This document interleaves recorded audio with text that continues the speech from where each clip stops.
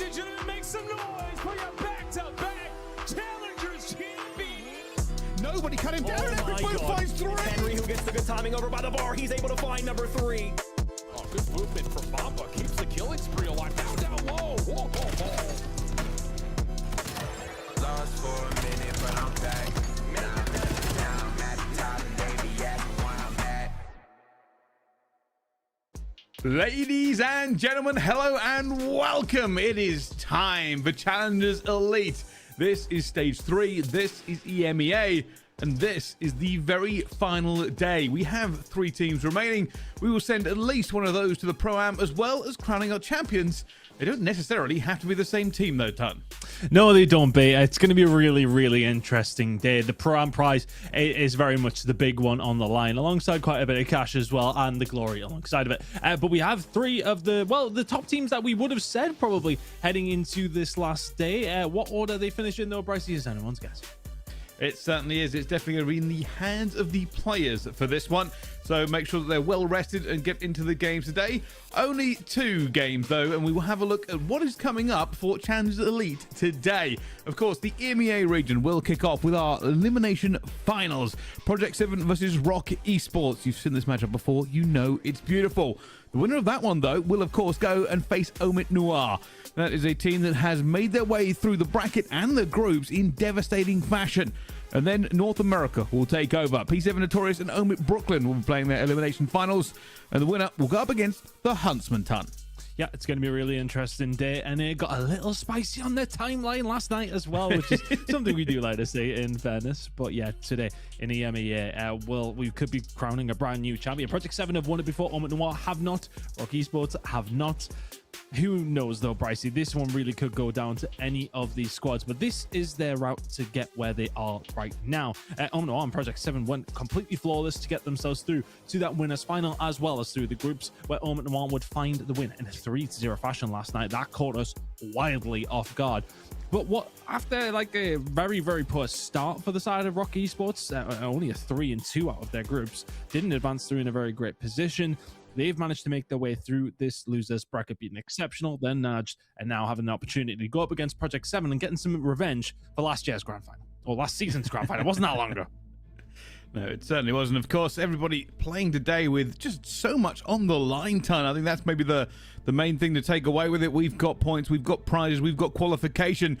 But this is how it's gone so far. As you can see, we said goodbye to 3 of our teams yesterday. Naj Exceptional and Omnia Invicta did drop out, getting 5,000 and 4,000 points apiece respectfully, as well as everybody else that we lost earlier on in the tournament, all the way down to 9th and 12th.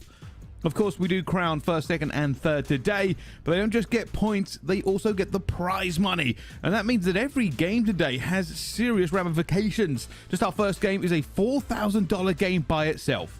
Yeah, really interesting game as well in that losers bracket final. I'm sure we're going to be talking about it in a second though, but not bad.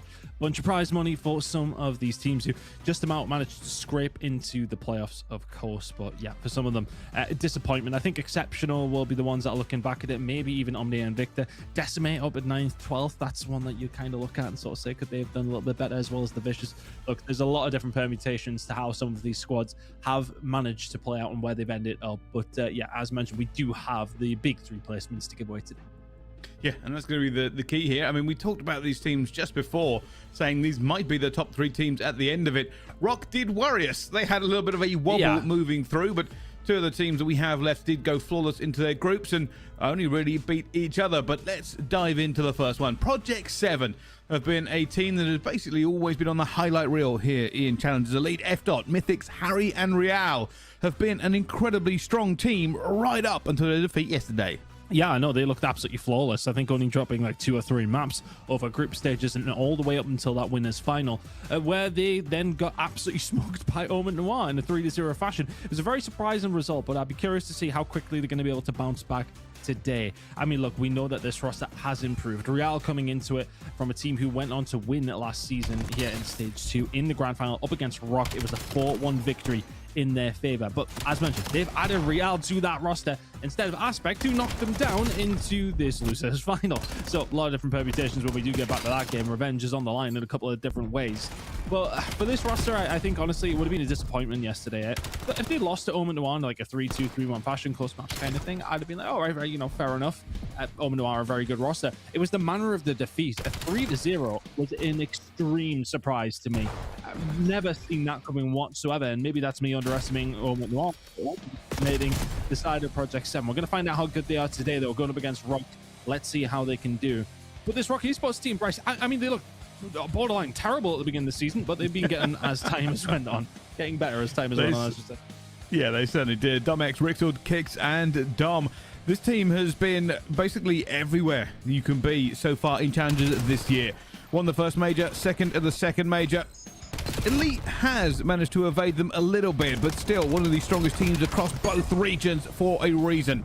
A slow, wobbly start in stage 3, but now they're top 3 and looking to see if they can grab that elusive win. Yeah, and I think it's probably no surprise to see that they haven't won an online stage yet, considering their LAN record has been so good. You would have thought it maybe would have translated, but I mean, we've seen how sporadic they have been online, and no more sporadic than they have been over this stage as well. They've really went the distance for some teams they would typically have put to the sword. They've lost to some teams that they would usually smoke.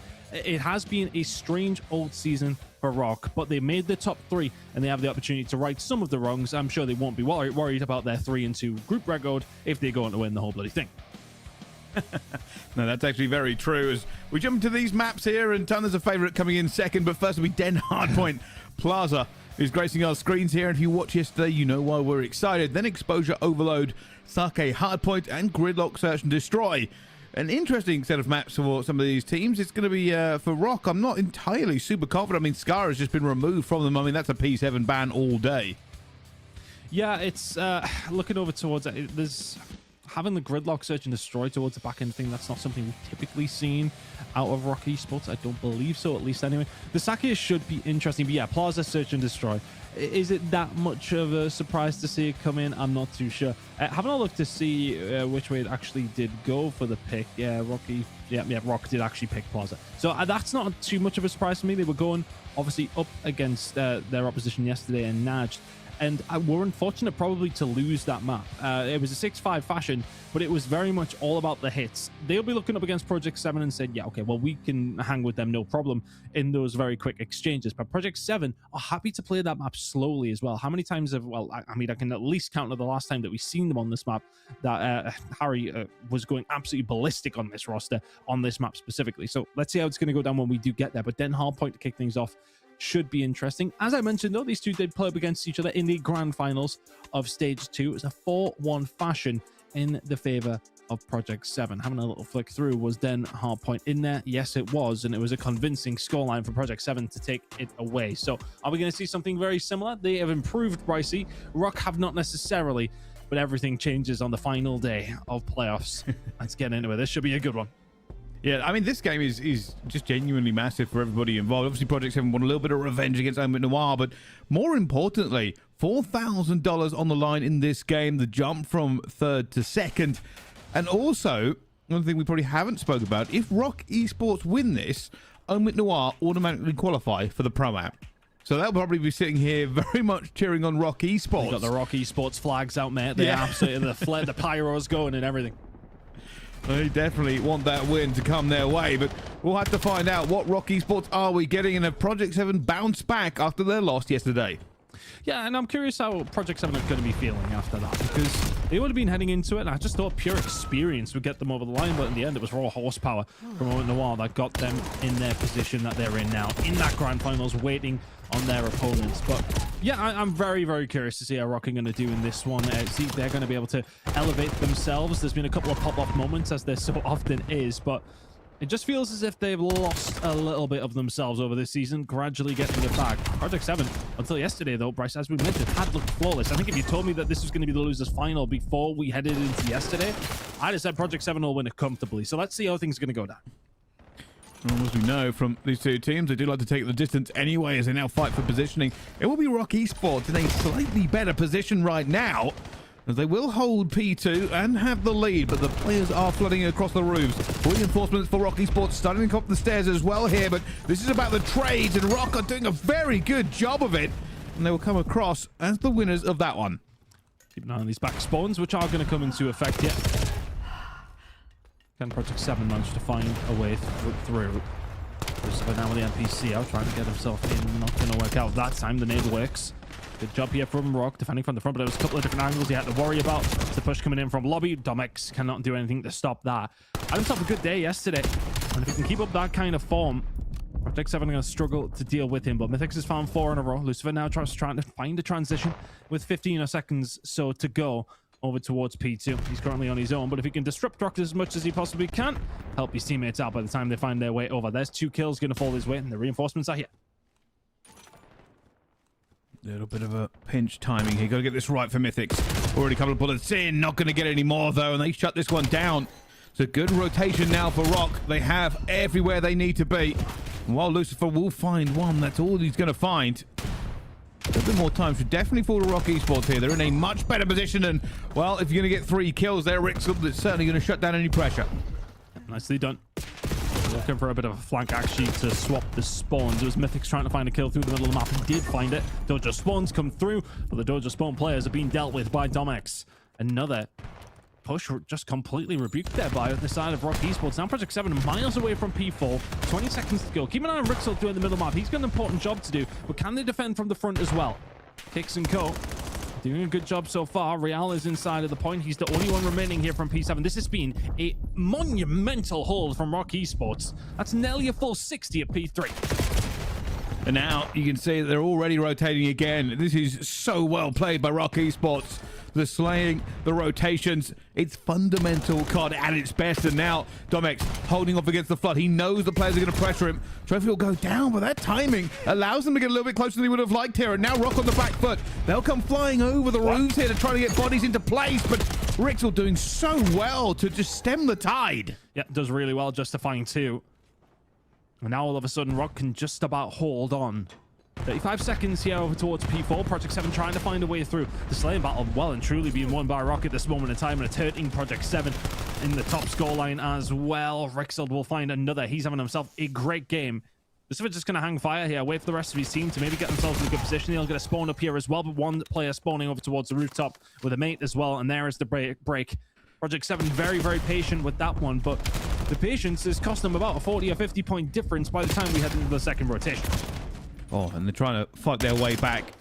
Project 7, though, will be on the back foot for this again. It's still going to be spawns for them. That is a wild split. If you just seen that on the side of your mini-map, Real spawns solo. So does Kicks. How do they end up working with this one? Well, Real gets a kill simply because he spawned on the right side of the map for it at the same time. And this has gone massively towards Rock Esports now. Project 7 have flipped the spawns with 43 seconds left to go. They will now spread out to try to hold this for P2. Yeah, they could do with a decent hold, and they may well get it here. 35 seconds to go. So far, so good. And as you mentioned, P2 spawns are looking solid as well. I think the contest is not a bad opportunity for Rock to maybe just stem this tide of points that is inevitably heading over towards Project 7, or just gun them out of the hill. Lucifer, he's going to get gunned as well. Not much he can do from that position. Rixel is having a hell of a game. Sitting at 15 and 10 right now. If he can put up those kind of numbers, Rock Esports do typically find a lot of success. One spawn out there for Project 7, though. Still a couple players over towards the backside. The P2 rotation is technically theirs for now, but you lose those gunfights, it ain't yours anymore. We've got to play it deep here. Going to be Lucifer, who has been one of the key members of this squad. Looking for a little consistency here up against the Rock Esports today. Mythic's coming to help out. They know there's a fight out towards the back here, but Don White has to have better timing. I don't know if they know, and Mythic's manages to catch him before any more damage could be done. This is still in the hands of Project 7. And Lucifer is going to go down with a little pressure coming through couches, but somehow still holding on. One player on the flank here from Domex. The rest of the players trying to find a way through the rooftops, but struggling right now. Keeping an eye on that flank. They know he's there. They've managed to deal with him. Now everybody else is just going to have to find a way through the front. Rock Esports just there. I want to say maybe a little one by one on occasion over the past couple of hills. But it was P3 where they really did make their money last time out. And can they do that again? It's going to be a rotation through Dojo for them this time. With 15 seconds to go. Project 7 are going to take a lead. Wonderful P1 into a P2. And you get a great deal of time from that P2 on top of it. But can you stop the bleeding at P3? Last time around, you basically allowed Rock a full 60. Cannot let that happen again. Spawns are a little bit wild here as well. Keep an eye there. I think Dom's going to end up taking out Lucifer before he can do any more damage. That call will be made here, but it's still Rock who have control. Mythics is contesting, but he is alone. There is no trade available for him. And this means, once again, Rock will set up the battle lines. They've got players from both sides. This is all on Lucifer to stay alive. He makes kills at the same time. It has caused Rock Esports to collapse. Only Kicks left alive, and down he goes. It was looking so good for a brilliant hull, but wonderful kills coming through from Project 7 at the right time. In 30 seconds time, we're going to be heading over towards P4. They've got the spawns for that as well. Lucifer quietly starting to wake up into this game. 23 and 14 now, and you find the last one as well. The snapper onto the weak player. All 4 kills coming through for Lucifer. And the rotation over towards P4 pretty much secured off the back of that little spree. But F-Dot's got a lot of work to do here. Brycey Rock trying to find a way through rooftops. F-Dot just waiting out for the pressure that he knows coming in, but finds a second. That's huge from them as well. It helps out his team so much in that gunfight. And they have the rotation and the scrap time. An absolute reversal from them of about 100 points over the last couple of hills has put Project 7 almost within lethal range. Yeah, I mean, Rock Esports have managed to get themselves, what, 15, 20 seconds over the last 3 hills. Currently don't have control of the 4th. Lucifer now going to have to try and stay alive here, though. Should be collapsed onto him almost momentarily, but he'll find one way out to the rooftops. That's what they're going to be finding their way through from. How have they not stolen? How is he still alive? Lucifer, are you joking? How on earth has he kept that one going and Project 7 still somehow in this hill? Rock Esports just said we don't see him. He's invisible and he's just killing everything in the hill. That is outrageous how that has collapsed on the back of Lucifer. And now they will fight for the scrap time. They should realistically lock down this last 15 seconds, but damage might be done, even if it's just emotionally at this point. Project 7 now in lethal range, over 200 points. P1 might not be where they finish it, but they've given themselves the best opportunity. I mean, what? They were heading into the second rotation, what, sitting in around, was it 70, 80, something along those lines? That is a hell of a haul over the previous 4 hills. Rock Esports, though, in that position that Project 7 were in last time around. They were able to get a lot of time over towards P1. You got to be careful of that flank, though. That's going to be a big problem for you to try and deal with. You deal with it, and can you find the players at the front? Yes, you can. Kicks has had himself a little bit of a slow game by his standards, but Rock are closing that gap. They're 20 away. And now we can see Rock are trying to make this a contest, and they are doing a very good job at it. Project 7 might start panicking. All this hard work, all that sacrifice for hill after hill. And that lead has shrunk considerably. This looks like Rock will go into the lead, going into this next hill where both teams can win. They are fighting tooth and nail to hold on to these spawns, and they have managed to do it, but the game is definitely not done. I mean, it's been a streaky game by all accounts by both these two teams, and who's going to go on that streak over towards the end? Dom, that's a big gunfight to find. He'll take Mythics down. Project 7 spawning over towards the rooftop sides with Dom X and Code trying to find a way through. Very tight angles, very close choke pots, but can you manage to make it work? Dom can find a couple, and will the trade come through? It will not. It's Mythics who just died the first time around. He comes through the rooftops and will find the kills, but Rock Esports are the first ones back in. 35 to go here at P2, and P7 bounce back as well. Yeah, it's no slow pushes. Everybody's just piling in over and over again here. Big kill by Mythics, looking for the trade. They are spraying these corners down with lead. There won't be any wallpaper left anywhere, as it seems like everybody's just piling through. At the moment, Rock Esports will have control. And now Dom comes back in for the trade. It's trade after trade, and nobody seems content to let this one slip for more than a few seconds. Right now, Rock Esports are in the lead, but P3 is calling. Kicks with a big 2, and that's going to be the final 10 or so going Rock's way. Rotation is going to be absolutely massive here for Project 7, but what a map number 1 we've been tread to here in this losers final. Can Project 7 hold on? It's 1 by 1 by 1. Real, can he find a third as well? Everyone lighting up when they need to. Rock Esports need to find a way through. Project 7, 23 away.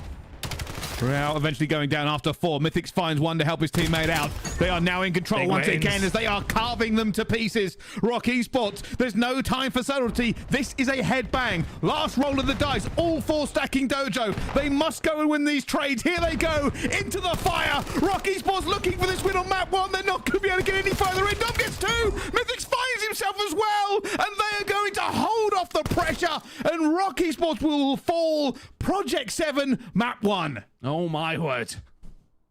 What a map 1 between these two. Just so back and forth. Neither team wanting to hold on to a lead. It's Passy the parcel. And in the end, the prize falls Project 7's way. The best player coming through.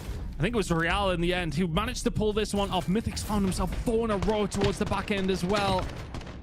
Incredible work from P7, who popped off when they needed to. Brilliant rotation towards P3, and you find the kills on top of it. What a map number 1. 4 more of these, please, Barman. Thank you very much. My word. Yeah, 100%. I was a little bit worried there once that double kill came in. I think it was dumb. Of course, the kill feed can be a little bit squirrely at that point, but hey, the kills were going to be made, and I think, you know, Mythic's managed to grab one. I think Real grabbed one as well, and essentially they just managed to shut down that push. Project 7 did not have the luxury of going around. They did not have the luxury of splitting any area onto that map, and I will say, full kind of like congratulations to them on playing it right. I think the stack there was wonderful. That call had to be made, and there is no time in Call of Duty that feels worse than when you know you're about to lose but still have to stop anyway.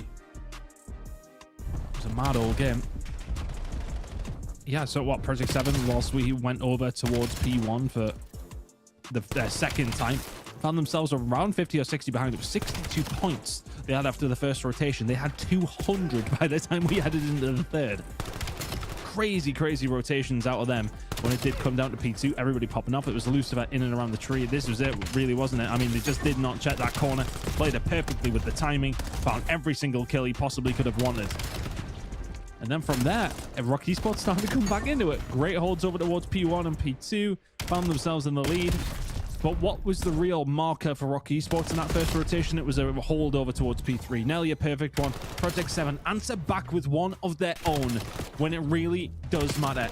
And right in those final moments. I mean, that's kind of the point where they kind of go a little bit one by one, but you wouldn't have expected Real to find all 3 like that. And one final push from Rock all through Dojo does not quite work. I think a team kill comes through from Rock there as well, but it's panic stations at that stage.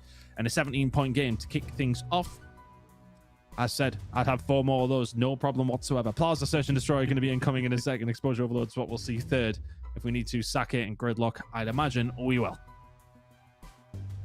Way more fun than I was expecting. Rock had that early lead, Tony, you are right, but Project 7 dug in, and there was a point there where I was like, oh my goodness, Rock have done this. They might have come back and sort of taken them out, but monumental plays out of so many from P7, just lighting up kill feed over and over again. But now we go into Plaza Search and Destroy. And if you were joining us yesterday, you know how Rock play this. My question is this, Ton. Do Rock play this like they have before? Do P7 have a counter? Do Rock try something different?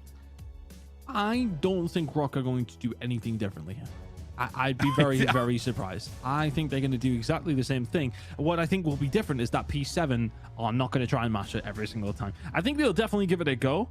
But I don't think for a second that P7 are going to get involved with those shenanigans, to be honest with you. I think they will try to play this one methodically as they possibly can. Are they going to rush over towards A at any given stage? Absolutely they will. But I can't see it happening round after round. I would be astonished if we have a repeat of what we had yesterday between Rock and Naj. I don't see Project 7 allowing that to happen, to be honest with you. They'll want to slow this one down. They know if it's pacey, it does kind of suit Rock. If you're Project 7...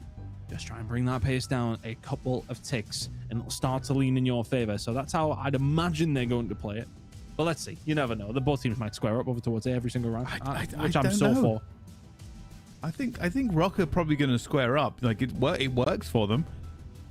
Here's the question. Project 7 know that the smart play is probably not to square up, right? Rock want to. You don't kind of play into your enemies here. But also on the other side of it, confidence. It's one of the things we talked about with competitive players in the past.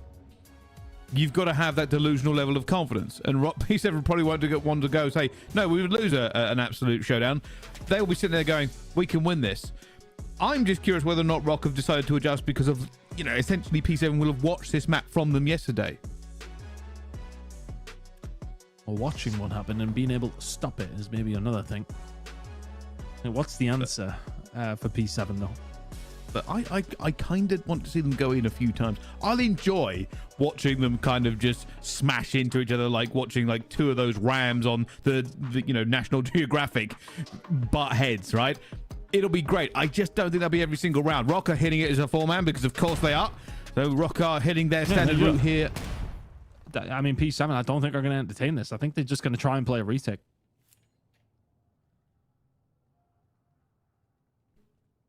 They are. I mean, this worked out yesterday. You remember Project 7 lost this map when the other team wouldn't engage them. And they are splitting it from all 4 angles. Essentially, they're going to try and pinch this to the best of their abilities. I mean, you see what Project 7 do immediately. 2 players on the flank. They know they've got the freedom of, what, 75% of the rest of the map. And now they've got them pinned in. But can you make it work? Utility is going to be so important, especially in round 1. No trophy systems there. They will come through, though. It was actually a team kill in the end. And now all of a sudden, it's Lucifer left in a 1v2. Finds one. Can he find the second? Not going to work. Rock just about get a hold of it. So you do get your pop-off moment, so to speak, with a 4v4. But Project 7 want to do it on their terms. I'll tell you something, Mythics would be very upset about that team kill. Also, credit to that nade. It basically threw it at the other person's face. No trophies, of course, in that first round because they haven't managed to regenerate yet. So for Rock to kind of take that going into it, you would think that might have been a bit easier for Project 7 to break, right? They still had utility to get it in there and essentially just nade everything. But they didn't manage to win the trade in the end. I think Lucifer obviously was holding, expecting a push out. So he was a little bit late to that fight.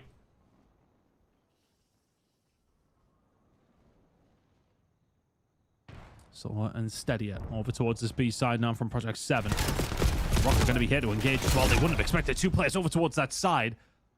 Domix and Kicks combining. They'll find a couple, but after as their answer back, Domix is here very, very quickly, and all of a sudden they just start getting aggressive again. Rock Esports, if you're not going to come to us, they say to P7, we will come to you. And that's 2 rounds now found from Rock Esports. Fast and furious, but in maybe different stages of the round. They do seem to enjoy it this way every single time. They are just a team that has absolutely no hesitation in these kind of bang out situations. Probably one of the reasons that they're so happy to go onto Plaza here in this case. And if you notice, they're all aiming towards A again. I wonder if Project 7 give it a go at matching them. They're sending 3. Here we go, everybody in, everybody flying, it's up on the walls, it's grenades, it's guns, it's everybody here as the trades fly. It's Pinstripe, but it's going to be Project 7 to walk away with the trade that time around. That was essentially a 3 versus 4 to kick things off. Eventually the last player come in to help out, but hey, maybe, just maybe, if you could beat Rock in a bang out in that scenario, do it again. It's surprising, to be honest with you, that they did go for it. And F-Dot is there to pick up the pieces. A couple of different angles that they hit from. It's the late flank that punishes them in the end, but it's the initial gunfights. Project 7 do so well with it. And Rock Esports beating it their own game that time. Now, what's the play for both these 2 squads? Again, for Project 7, they're happy to go over towards this B side on attack. Can they make the most of it now? Gives them a small advantage. It's not the easiest thing to push, as you can see the double choke pointing here as well to not smash the glass. Again, Lucifer will play a position I like to call hook. Essentially, you sit way back, and if anybody flanks, you can pick them up and kind of protect your team. But this bomb is now going down. Real and Mythics are pushing this one out as quickly as possible to try and give them a little bit of space around the bomb site. I don't think we're expecting every single player here from Rock Esports over towards this back side. They'll be expecting a flank, but Rock Esports have swarmed, and Mythics are going to get some awful timing. So there's a little bit of control up top. Oh, Real is going to be so big for the team here if he can get some good timing, if he can get just anybody caught. Oh, my word. But this is going to work out. There's just no way that Rock are going to estimate that this is going to happen. Real can find one, stays alive. Rest of Project 7 might engage, and they do. Domix and Dom are left. Oh, they're doing so well here as well, but it comes down to it as well. They've managed to get 2 of them. It's only going to be Lucifer left. And he needs to get towards this bomb. He knows he's going to be overwatched, but he drills him with the angle that they've clearly prepared for that one. And Lucifer plays that last man into the fight, even though he did manage to get one earlier on. And that's all they were waiting for. Project 7 showing a couple of different angles off here. With that exchange with Rixold and Real. Passing like ships in the night. Real finds a pick, and it kind of all then just goes to utter chaos from there. And P7 are just about the ones who pay off. Interesting rounds being presented. I think Rock, it's their pick on this one, and they would have just anticipated that they would have been able to just hit over towards A, and maybe Project 7 want to get involved in that. P7 have been going B consistently here. We'll send 3 over towards that on the defensive side now as Rock Esports start to get aggressive again. Lucifer will just play information here, I would imagine. Kneel back on down. Complete control over towards this A side for Rock. Double trophies is going to help them out here as well. They'll put this bomb down. They will set up the defensive line again. You can see this time they've gone a little bit further out. This just gives them a bit more room to maneuver and to back off.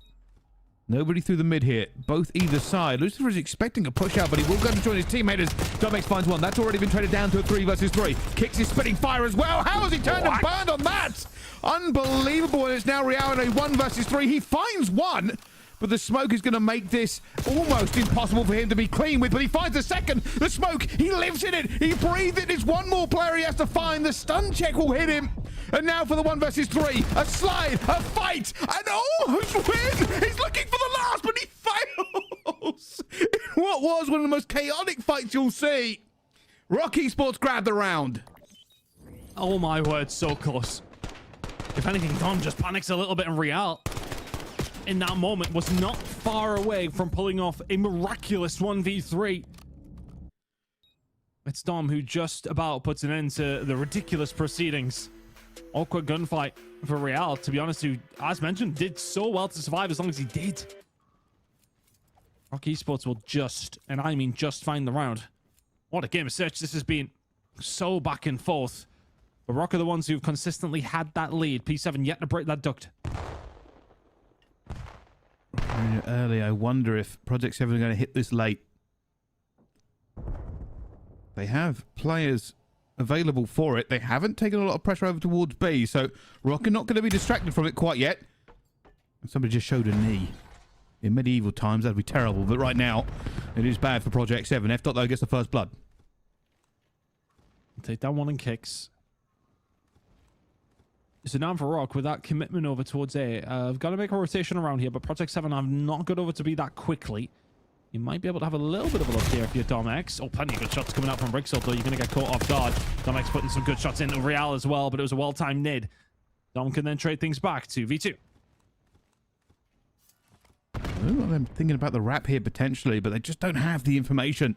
Real's going for it. He's made the call. We'll have Lucifer on Overwatch. Bomb going down does help them out a little bit here, but they've got to make a choice.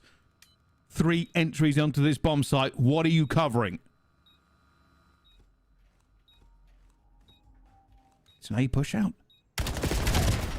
The way through Real with a big win. And now Dom left on his own. The 1v2 from him will have a little bit of information, but he will not have the timing. Project 7 with another one. How on earth did Real win that gunfight? He ran into a pre-aim and won. Oh, the MPC is a wonder weapon. That is some reflexes. And that's sometimes why it's so dangerous to hold a pre-aim. I mean, don't get me wrong, I was 90% convinced he was going down there.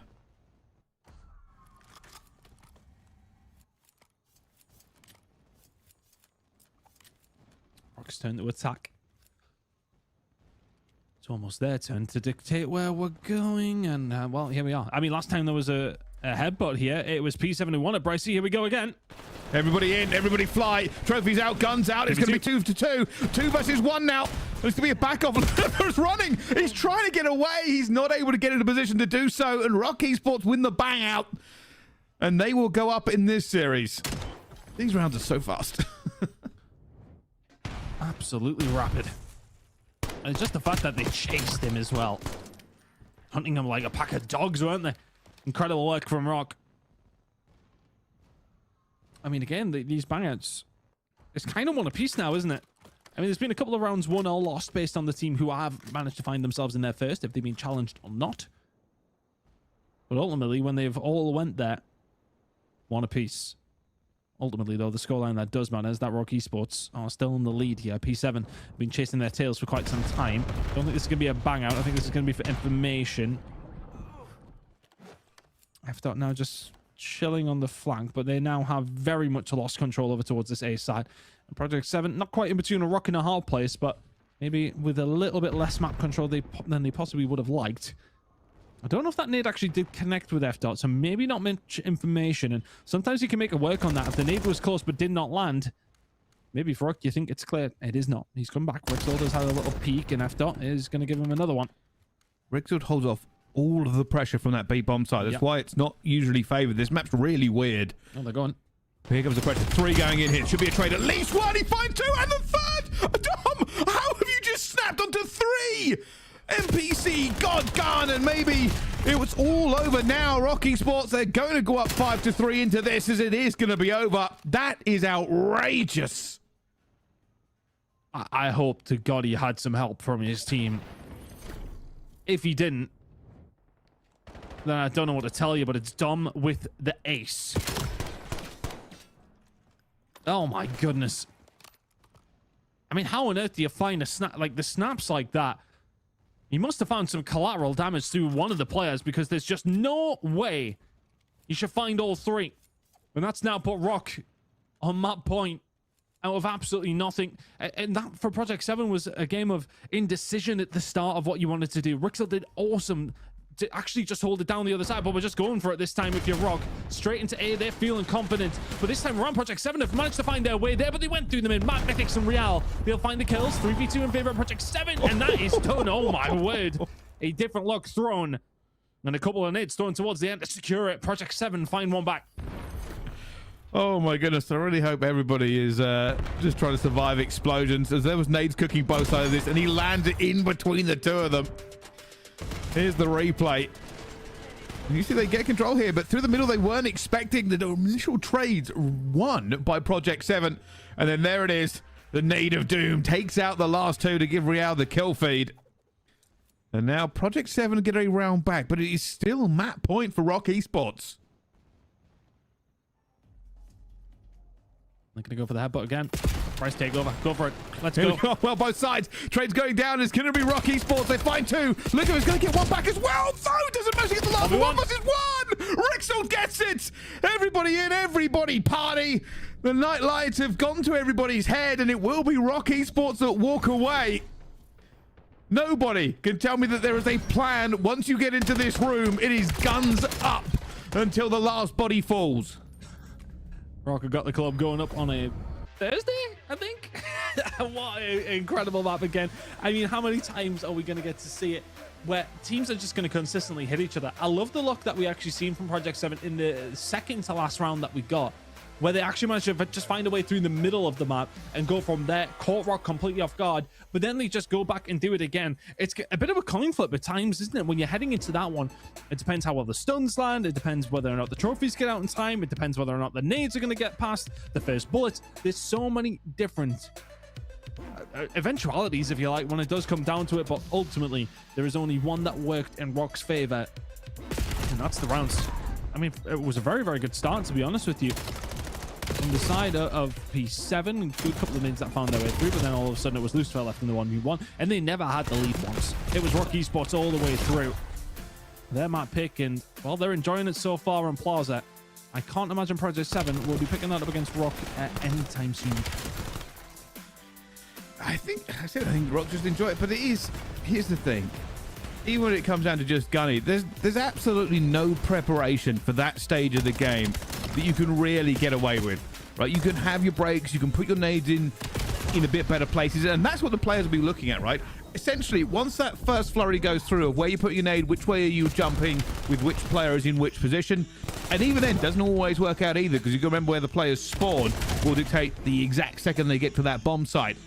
So the fluidity of it after that, like, first half a second is absolutely chaotic. And if you got to turn 90, you got to turn 180. Are you sliding out of the door here as we saw a player go out earlier on? It is not easy with all the lights, explosions, and gunfire to know what is happening here. I mean, obviously, if you just do what Dom did and kill all 3 before they get in, that certainly helps out. But it is a wild place to have a bomb, because essentially not only is it, you know, this kind of crazy 3 entries, but also there's lights and everything going off as well.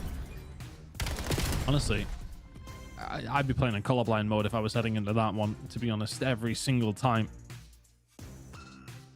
Stupid bomb site, honestly. But Rock, I mean, look, they live and die by it so consistently. More often than not, live. And they get a hold of the win in map number 2. Exposure Overload's going to be incoming. We'll at least get to see Sake at Hardpoint as well, which should be interesting. But this is where I feel as if there will be an advantage. Project 7, for me, I think their Overload is overall a little bit better than Rock's, and on occasion can be significantly better. this though, when it does come down to exposure, both these two teams have squared up on this one before, and I still don't really know which way I think this one may well go. I think last time they did play up against each other on it was actually Scar they played Overload on, but I believe it was in the map set that we would have headed towards an exposure. So both of these teams happy to play it up against each other. You see the Scar was actually banned out, so not too much of a surprise to see Project 7 trying to keep it over towards the end, exposure, etc., etc. But either way, exposure is where we're heading. And where this series is heading, I actually have no idea. I would lead in Project 7, but we could still head to a map number 5 here, Bryce. Yeah, I wouldn't be surprised at all. No, I certainly wouldn't either. I think that both these two teams realistically have faced off a couple of times now. Obviously, we had a bit of a change for Project 7 coming into this stage, but it's a chess game. The biggest changes that we've really had has got to be the NPC meta and also the different map pool. And Rock did struggle in the first 2 weeks with that massive change. They've had time, they've adjusted, they are now in the top 3. It's 1-1 in the lower final. So they've certainly managed to kind of adapt fast enough. Yeah, I think maybe the group stages, they're caught a little bit off guard. They've had no more time on a competitive basis to get some of this new meta, new map set underneath their belts. And I think it has helped them, Brycey. Map number 3 going to be incoming shortly, but they're looking a lot better. They certainly are. We're going to go to a quick break while we get these players into the lobby. Don't go anywhere. More action coming up right after this.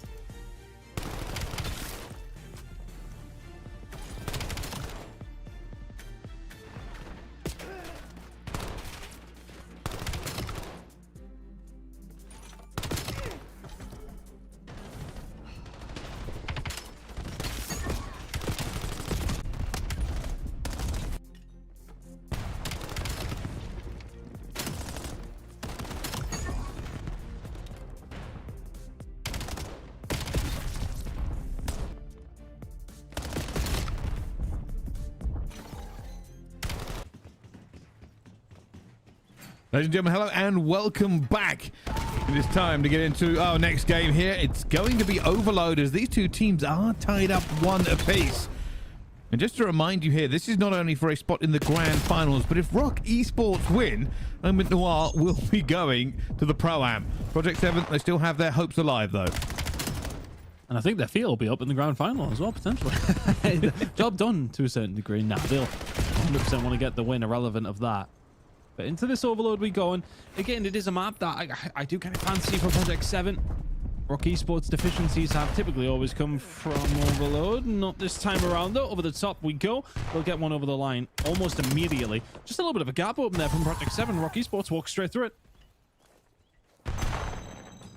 It's a very good start from them as well. You can see that even now Project 7 are holding off. Trying to stack bodies up, trying to get a little bit of control here. Real with a kill towards mid. He gives them a massive advantage. Now, Dom left alone. He's not able to find a... I think that's going in. Can they manage to get a hold of it? I think they don't realize how much time they had, and now they do. Just the fact that Real doesn't see anyone there, you're like, yeah, freebie. Because Rock have completely committed to the dirt push. Look at all this aggression that's come through. They could have done with winning their gunfights, though, and they haven't. Oh my word, that is just a disaster. Set yourself up so well, and it's only Dom X who can win a gunfight. And now all of a sudden, what you thought was a counterattack, you've been counterattacked yourselves. Project 7 get it over the line. Had to win their gunfights, did Rock. They set themselves up well, but I mean, that's just one of those moments. You got to win your gunny. You do. All the positioning in the world doesn't beat bullets. Real now, though, roaming about. They do know here. You can already see on the minimap, Rixel is waiting for him. Try to find a couple of gunfights going down, but it's still going to be Rock Esports to walk away with control of the EMP. They threaten a switch. Hasn't come through. They're still threatening a switch. He's going to try and hold off this gunfight. He needs reinforcements ready for this trade. He's about to get it. He will get it. There we go. Dom's coming in. Save his life, and now the switch. Potential big gunfight going to be won here by Real, and now he's going to create a little bit of uncertainty, but certainty is that Dom is going to challenge it. Currently alone, though. I wouldn't mind to see him just maybe wrap this one back, to be honest. You're not going to find a way through. Wrapping this back all the way towards the solar panel side of the map.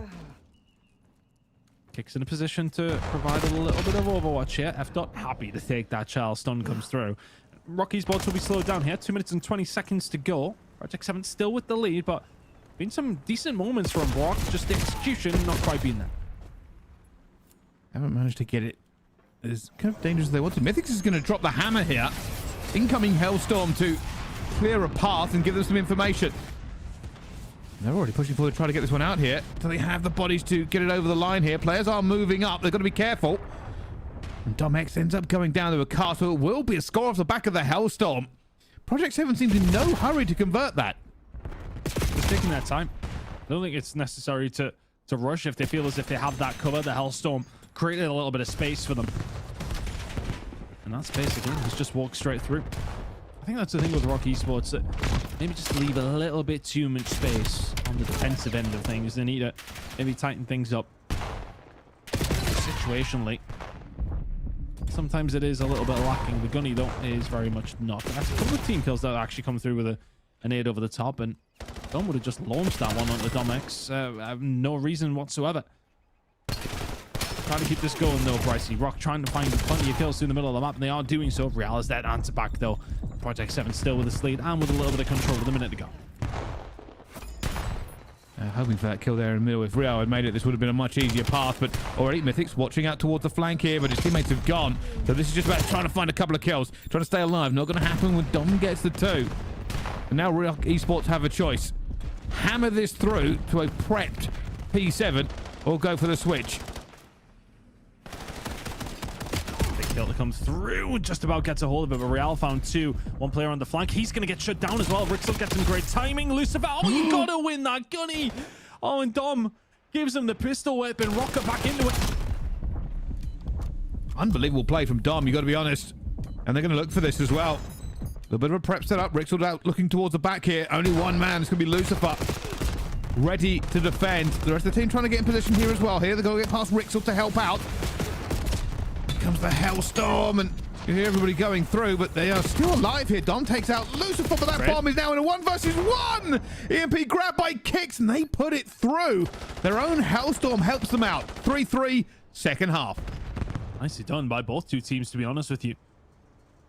A wonderful Hellstorm play coming through from the side of Rock towards the last stages of that half after what was a really nice start from Project 7.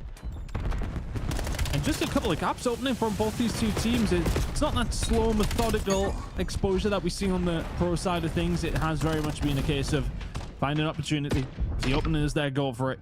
If it's not, we'll just brute force our way through at some stage anyway. Nicely done from both these two squads, but a good opportunity there for P7 to find themselves in a lead at halftime. Diminished very, very quickly. Rock Esports do exceptionally well to bring this one back. Well, now we find out. 1 half gone, 1 half to go. Mentally, a big win here to get ahead in this series between these two teams. Although most of us do kind of suspect it's going to map 5, but that's mostly because Rock do that every time. Seeing people will be scared. This is a very aggressive push for them as well. Dominic's just run out and said, I'm going for it, but they lose the gunfight in the end. Kix is going to try and grab something off the back here, and they hold on what was an incredible break from Rock Esports. Very close for a second, wasn't it? Very close. We've seen that on a couple of occasions, actually. Just the push through the cut is a dangerous one to have to try and deal with. Rixel now in a dangerous position. He will manage to find something. Needs a little bit of help from the rest of his team. Honestly, just surviving at this stage would be absolutely massive, and he can maybe do a little bit more than that. Great shots onto Real. I don't mind that from F-Dot as well, but they've had to wrap back to get a hold of him. Will allow Project 7 to keep a little bit more mid-map control. So it works out in the end. B7 in the better spot to get something going here. Still got to wait this one out. Got to be careful as Dom finds the first. Kix gets another one here, and this is danger zone now from the well. Rixel going into an advanced position. Finds one as well. They're just trying to stay alive for long enough, but that is deflected. Kix will now have to re-evaluate. His teammate will be calling out, hey, I'm really close to the other side. Can Dom X be the plug they need for the rest of these teams? He's already found one. That's going to be a wonderful turn and burn as well. It's only going to be Mythics who can do anything, but not in this case. Rock Esports take the lead. Nicely done. Some brilliant shots coming through from Rixel. Kix now starting to warm up as well. He's had a couple of slow starts to these maps, but coming alive when it really is needed. Real and Mythics are being dropped here as well. This should be another capture, especially if he can take down F-Dot. He's found the kill, but the trade will be there. 5-3 in the blink of an eye. Now you got to worry because Rock Esports are running away with it. 3 minutes left to go here. Bit of pressure coming in though from Project 7. They do have the advantage here out towards it, but Kix has said no. No pressure, no EMP scoop. You're doing nothing over towards A. And now Project 7 can play this one a little slower. But who am I kidding? I'm talking about Rock Esports here, I should say. Sorry, they can play it a little bit slower. But who am I kidding? They will not be doing that. Project 7 now looking to try and get something going. To switch. They 100% know the Rock Esports committed towards A here. Here's the big kill. Dom looking for one. Lucifer grabs it. Dom's not going to be in a place, but F-Dot grabs the one as well. But there are just too many bodies. Mythics has to turn and fight 2 directions. It's not going to help out for them. The switch falters now. Kicks in an advanced position as he almost snaps on the Lucifer. And the fight's still ongoing, but with every second that ticks down, Rock get a little bit further towards winning this map. And that was all kind of about Kix, to be honest with you. He finds the flank through the middle of the map. We've seen him round dirt. He sets that one up and finds the flank play. This may well be a play that turns into another cap here for the side of Rock, and it is. That might be a nail in the coffin. Rock 6-3 up with about 1 minute and 45 to go. If anyone could do this, it could be Project 7. But the call from me that Rock Esports, their overload has not been looking too hot, was entirely wrong. It's been looking fantastic here. They are setting up opportunities well. They are defending smartly. And they're putting themselves in a spot where they can add further fuel to the fire. Rock Esports well in command.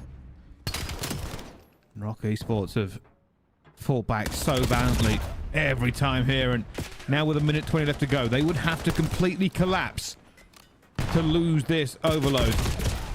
And they just don't seem in danger of doing so. They have been pulling out wonderful plays over and over again. Kix will now just try and find a kill to slow down this pressure. Domex finds another one. And they have control of this mid-map here. They are not letting Project 7 get any sort of momentum going.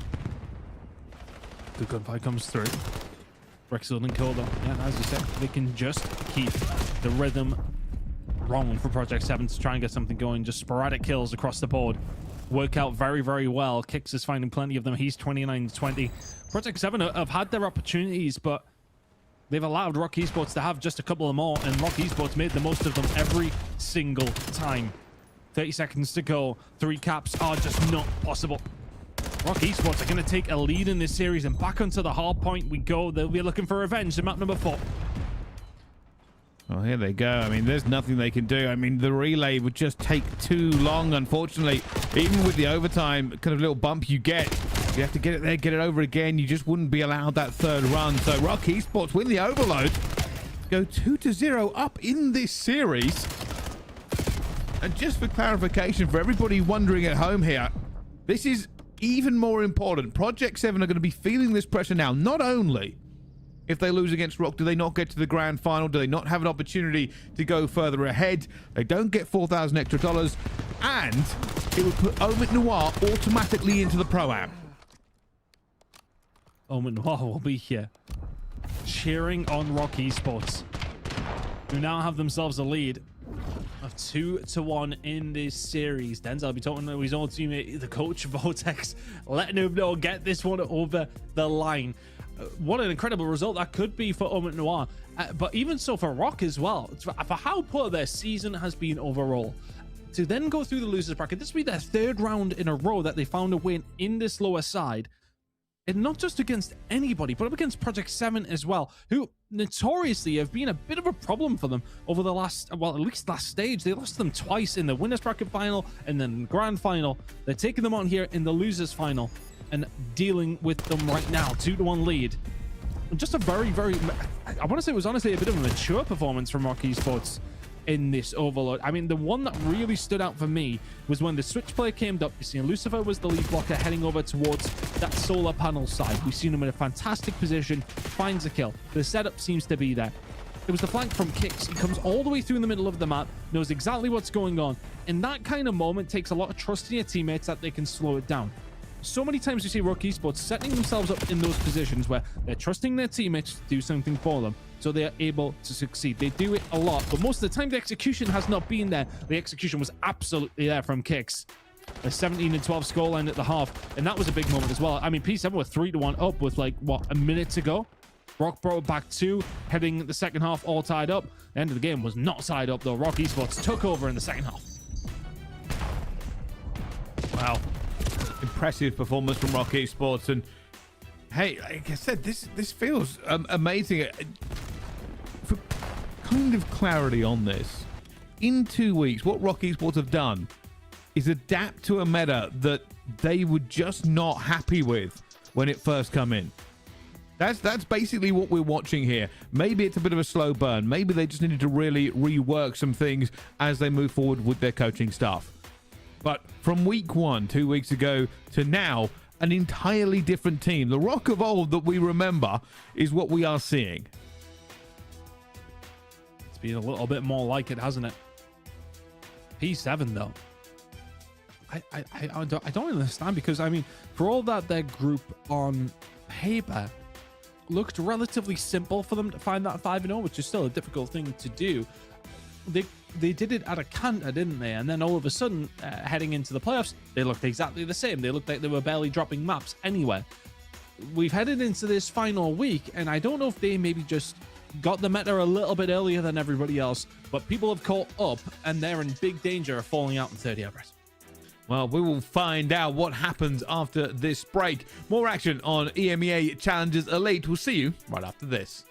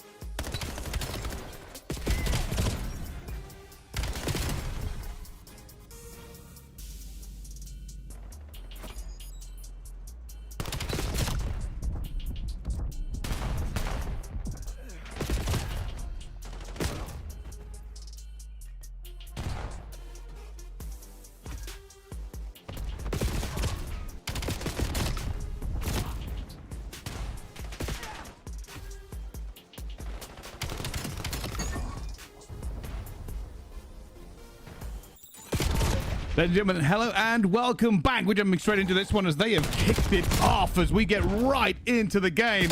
Rock Esports looking to bury P7 on this map ton. It's been a hell of a start from Tom as well. 6 kills already to his name. Managed to find our way over towards P2 already. Project 7 trying to get some control over towards this back side. Something I kind of haven't alluded to too much throughout this, but I think it's kind of an important one now. Project 7 losing that overload on their host, I believe, as well. We're over towards Rock Esports side of things now. After such a close map number 1 as well. Can Rock manage to get this done on their host on a map that they have looked relatively decent on as well? Or Project 7 going to send us to that map number 5? Honestly, odds are in Rock's favors. Still holding here, though. Just around coming in from Project 7. They need a player out towards the back. Not going to happen it. They're going to have them at the front door. Unfortunately, Rock Esports are more than willing to take them on one by one. And while Real will get one, he doesn't have any teammates now for a chow. And that'll be all the time for Rock Esports. Project 7 starting to feel the pressure. On his way around now is a bit of a contested P3 incoming. Oh, F dot. Oh, you got to finish your dinner. Project 7 will start to get a little bit of control though, but Domex is still yet alive and kicking. That's an egregious child, all things considered. But his teammates are on the way over. Project 7 are going to have time to get themselves set up, if only temporarily. Pressure is just consistently here though, isn't it? Rock Esports trying to find plenty, and they are doing so. 10 kills already to Dom's name. And Rixel, he's had a good series, hasn't he? Every single time we're on board with him, he's finding important kills, and no more so than them two. 30 seconds to go here for Rock. They could very much breach that 100-point mark if they can hold on. Kicks without alive, and he waits outside the door, hoping that somebody will kind of chow without looking properly. They'll end up going down here. Rixel will be looking to take away this scrap time as well. He wins the first gunfight. Real is now fighting for 15 seconds by himself and loses it. Also, your teammate has to come back and got to put him out of the fire here, but this does affect the rotation, which is now firmly in Rock control. Project 7 keeping within touching distance, though.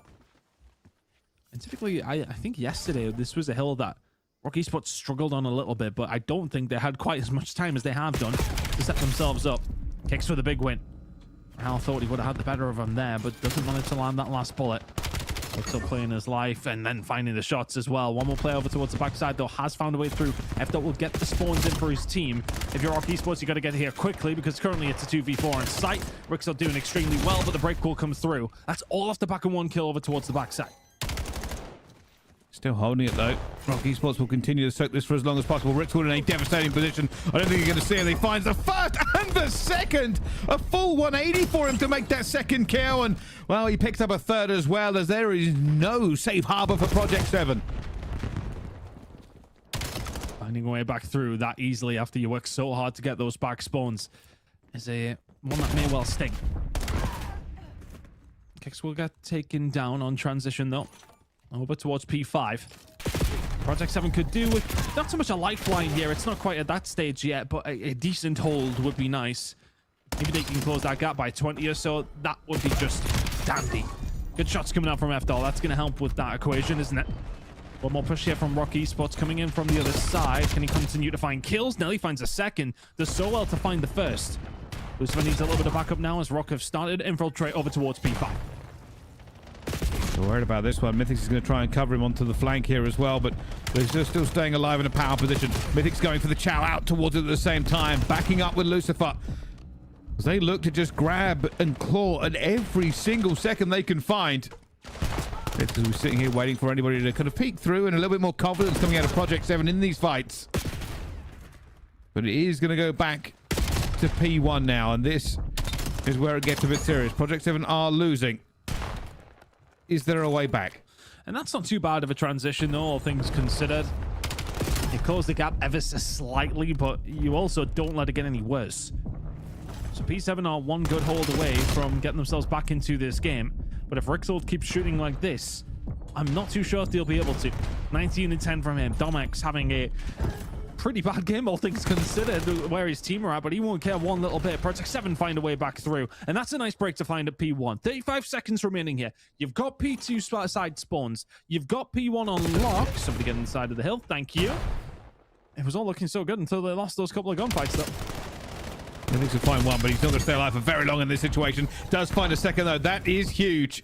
They don't want to take the scrap time away here. They've done exactly that, but every time they have to put a player into P1, they are worried about P2 and being flanked. Again, the same thing is happening. Rock Esports are looking for a bit of map control. Real goes slow, looks for the 2 and finds them. But the question is now this. Where are the spawns? Well, that's already a spawn out for them. Lucifer is in the middle of nowhere. F-Dot now has to hold against this team for as long as possible. F-Dot, this might be a magical moment, but not quite enough. It will be Rock Esports that now spawn out and spawn in. It's parallels in some parts, but Rock Esports are here. And that parallel is going to help them. Yeah, it was a little bit late, to be honest with you, but either way, Rixel will get the rub of the green. Can he find a way around the back? Yes, he can. That's a massive moment now for Rock Esports. Can they benefit from this? 35 seconds remaining here over towards P2, and Rixel is holding down the push from boxes. And all of a sudden, it's starting to unravel for Project 7. They've looked more like a flawless squad all the way through. They might be losing back-to-back series with 6 maps going the opposite direction. Tomek starting to shoot now as well. It's Project big problem here for Project 7. And now Project 7 need a miracle.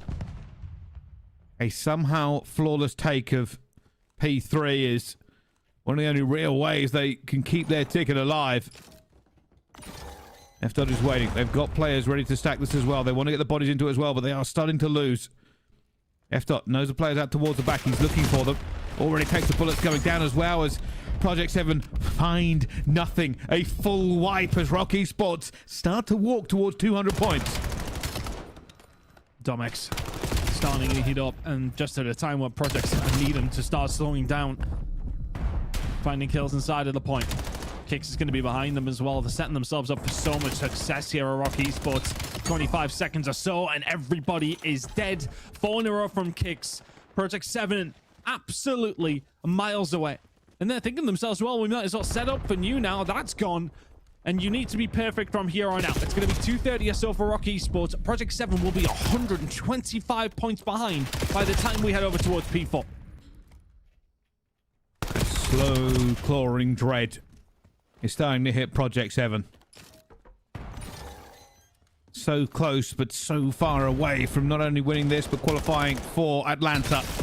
Kick's already going to find one. The rest of Rock just trying to play for position here. They have all the time in the world to make a play on their terms.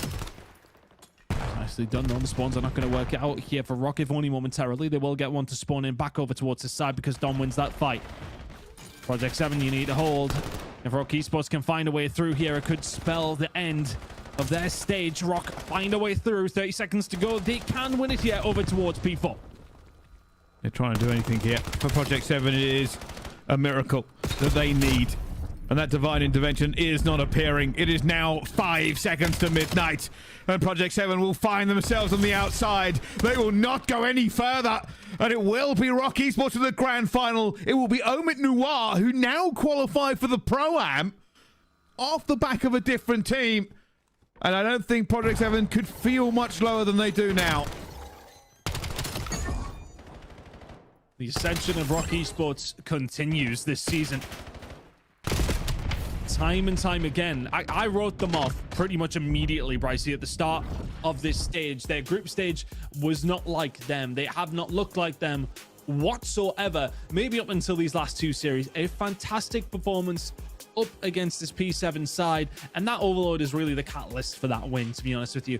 Okay, they lose map number 1. Yeah, they do well to win map number 2, but finding that overload sets themselves up for so much success here. Then heading over to map number 4, and they play it brilliantly. Project 7, I do wonder, because honestly, heading into this playoff side of things, Bryce, I would have, if I was a betting man, I'd have put a lot of money on Project 7 win this playoffs. I was that confident in them. Throughout the group stage, flawless. Every single time we were watching them in a series, they looked above and beyond. They looked elite. Real comes into this roster. You think it's a huge improvement, and it was. Throughout the group stages, they were fantastic. But it headed towards playoffs when it really does matter, and they don't convert. Rock Esports, we're honestly there for the taking to a certain degree. Absolutely not the case, though. Rock will get it done. We'll see them in another grand final. And that is an unbelievable ending. You are right for Rock Esports. What a stage so far. Doubted, but never down. They are now fighting for their place against a team that has put them in their place before, but Rock Esports looking as strong as their performances that have got them to the finals of majors. And I said it once, but I will say it again. The ramifications for that game were massive. $4,000 in the grand final. But for OMiTNoir, that has put them in the Pro-Am at Atlanta. Because Rock Esports already have a spot. They can't win a second one. So it has to go to OMiT. They get to have like 2 different games going on at the same time. We'll run it. My word. Rock Esports, what a turnaround from where their stage really did look like it was heading, which was looking to me like a top 4-5, something along those lines, wasn't it? I think that was kind of what we were expecting. They lost, of course, to OMiTNoir actually to fall down into this losers bracket. But since then, they've knocked them down one after one after one.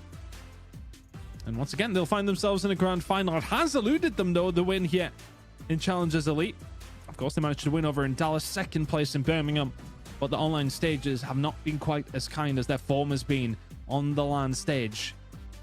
But there you go. They're going to have an opportunity to do it again here, Brycey. And this is how they got there. My word, it's some losers bracket run.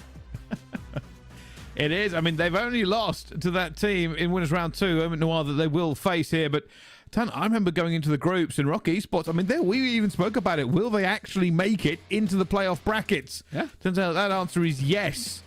And they have managed to get here just about. But they are now in the grand final. OMiTNoir on the other side. They've only dropped 1 map throughout the entire bracket so far. They've also already taken down Rock Esports. But all that is in the past. What happens today? Ugh.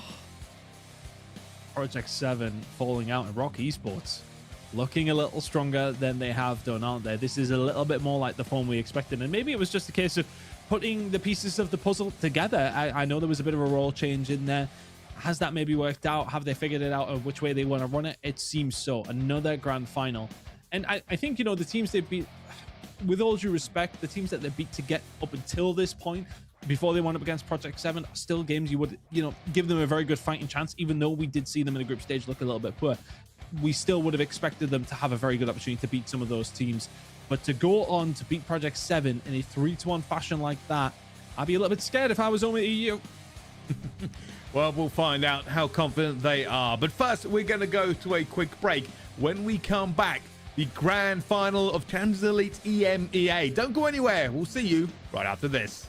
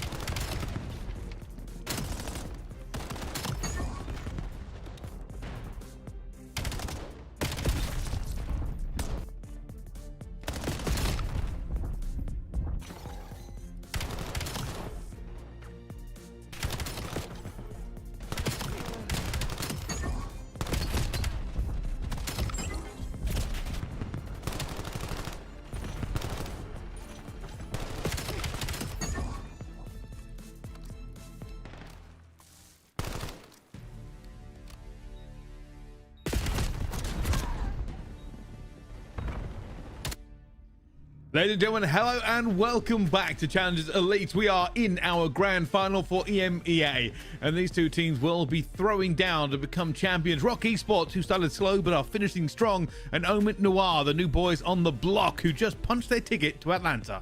Yeah, and what a ticket that is. I mean, you can already see them celebrating on the timeline, but they still have another job to do here, Brycey, taking on Rock in a grand final. They'd have taken it at the start of the season. I'm curious to see how it's going to go down, but yeah, really happy for the boys. Just pointed out before we do delve into the weeds of this game, Ethan's very first game online is going to be up against either seed 1 or 2 from the CDL. So all the best. Good luck. Welcome to the CDL. But before we go into future brackets, let's talk about the bracket that got us here, because these teams have battled their way through. For OMiTNoir, 3-0 Treaty 1, 3-1 against Rock Esports in winners round 2, and 3-0 against Project 7 has put them in this grand final ton. Yeah, it has done, and we are heading into this with now going to be feeling positive about themselves, but Rock Esports with a brilliant losers bracket run that sends them here as well. And both these two teams will be so excited for this game. And I am curious with the whole side of things for the Pro-Am is kind of out of the equation now. It's done for. Is that going to take a bit of pressure off this? Is it going to maybe make them a little bit over easy, if anything? I'm not too sure, but OMiTNoir, the job is done that they would have been heading into for this season to a certain degree, but you now, as said, have that extra step to take with this grand final. You certainly have. I mean, this is just kind of the tales of the two teams, right? If you look at OMiTNoir, they played 10 maps to get to the grand final. For Rock Esports, I think it's 20 to get there, but unbelievable runs from both sides. OMiTNoir, though, Aspect, DK, Ethan, and Sleepless. We're going to see these teams go into this one ton and really try to set pace. Yeah, and for these two in particular, I was kind of talking about it on Twitter, and I felt bad for maybe not giving Aspect and Denza the love that they deserve. But the main storyline of this squad has been Ethan and DK. DK, we were curious what was going to happen after what was his very first Elite stage, and he looked absolutely electric on his previous roster. To then see him come into the new season with a couple of veterans alongside of him, and this new kid in Ethan, you were like, okay, well, let's see how he's going to do. To see how well they've done has been a bit of a surprise. We know that DK was potentially destined for good things. To see him in this roster and how well they've been performing, though, is a level above, and Ethan alongside of it. The kid barely played a competitive game of Call of Duty before a couple of weeks ago. Anyway, this is their competition. They've got to go up against some other relatively new faces in this roster when it does come down to Challengers Elite. But they've been ever present at the very top consistently throughout here in EMEA here, consistently on LAN. But Rock Esports have had a turbulent stage, to say the least. But that turbulence is starting to subside just a little bit, Brycey. They're finding their final form once again. They are, and it's been a crazy thing to watch here, because we've been big fans of Rock Esports for some time, considering basically after Major One was like, hey, these guys are the real deal. There's always the question about when they got to LAN, and it turns out they are LANimals themselves. Obviously, they were disappointed at Birmingham, but they're already going to the Pro-Am. They've already got into this grand final. This will be one of those trophies that has eluded them this season. So if they can grab Elite Stage 3, they'll put themselves in prime position to go up against the best of the best. It's going to be very interesting to see how both of these two teams do, of course, in Atlanta. And I really like the concept. I mean, we talk about it more often. Honestly, just make every single event promo if you fancy it, boys.